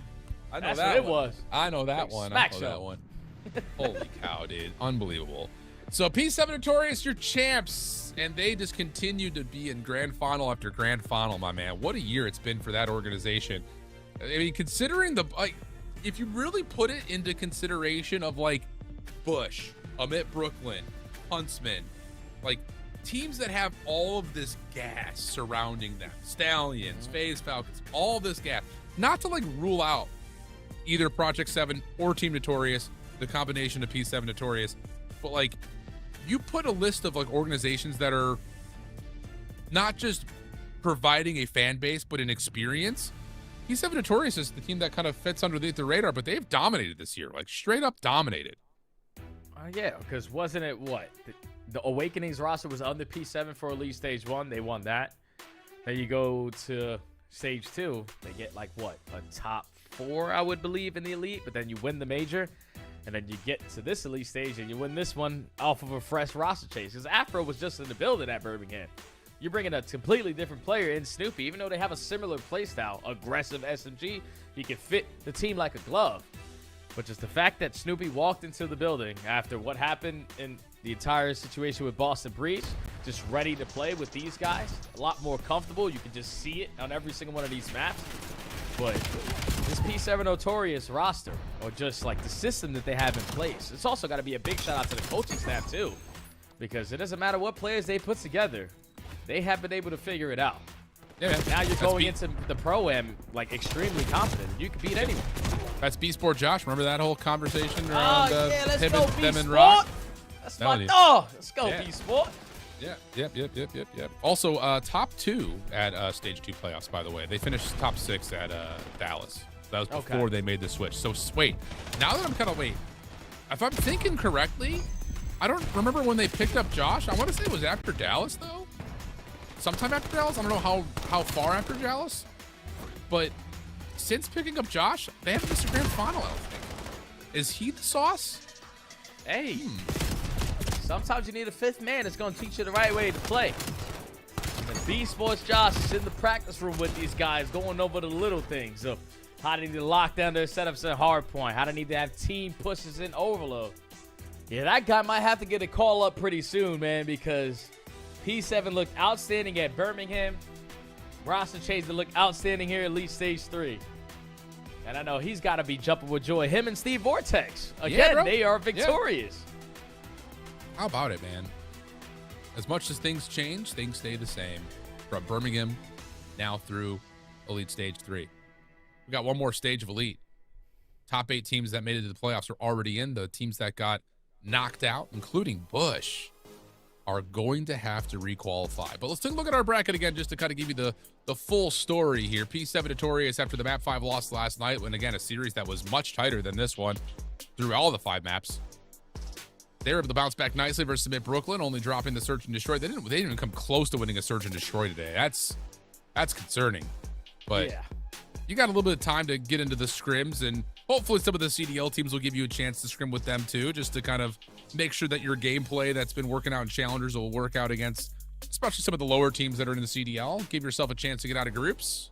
What's your evaluation of both these two teams in terms of their potential of getting out of groups?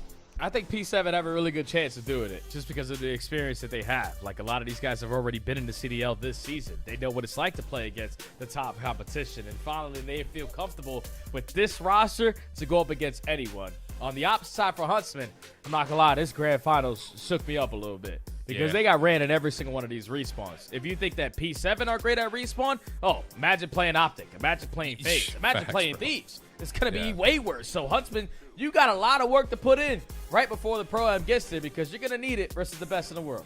And it's one of those things, too, like, I won't, shrug away from P7 Notorious. Like, you need to make sure you're good on your break setups. Like, you just cannot figure that you're always going to win rotation and have the perfect hold. Like, you need to work on what we're doing on break here. I think especially knowing that you're going up against a caliber of opponent at the Pro-Am that's going to be largely more difficult than what you've dealt with in Challengers. But let's take a look at our final standings across the board. Who got what points? Who got what money? First of all, the points. P7 Notorious, another 15K per player. Huntsman, 10K. That'll do really nicely to help them set up for the rest of the year as we look down the road towards things like Challengers finals and things of the nature in terms of guaranteeing yourself a spot at that playoff, or at least giving yourself a high seed at the LCQ. OMiT Brooklyn, who fell third, still come away with some good prize money, but of course the lion's share reserved for that team in first. P7 Notorious, $20,000 richer. What a year it's been from the financial side for those boys after winning Birmingham, winning stage 1, second runner-up in stage 2. It's been a very, very fruitful year for P7 Notorious. So great stuff through and through for those boys. Any final thoughts, Jay, as we turn the page and look to our last weekend of qualifiers in CDL?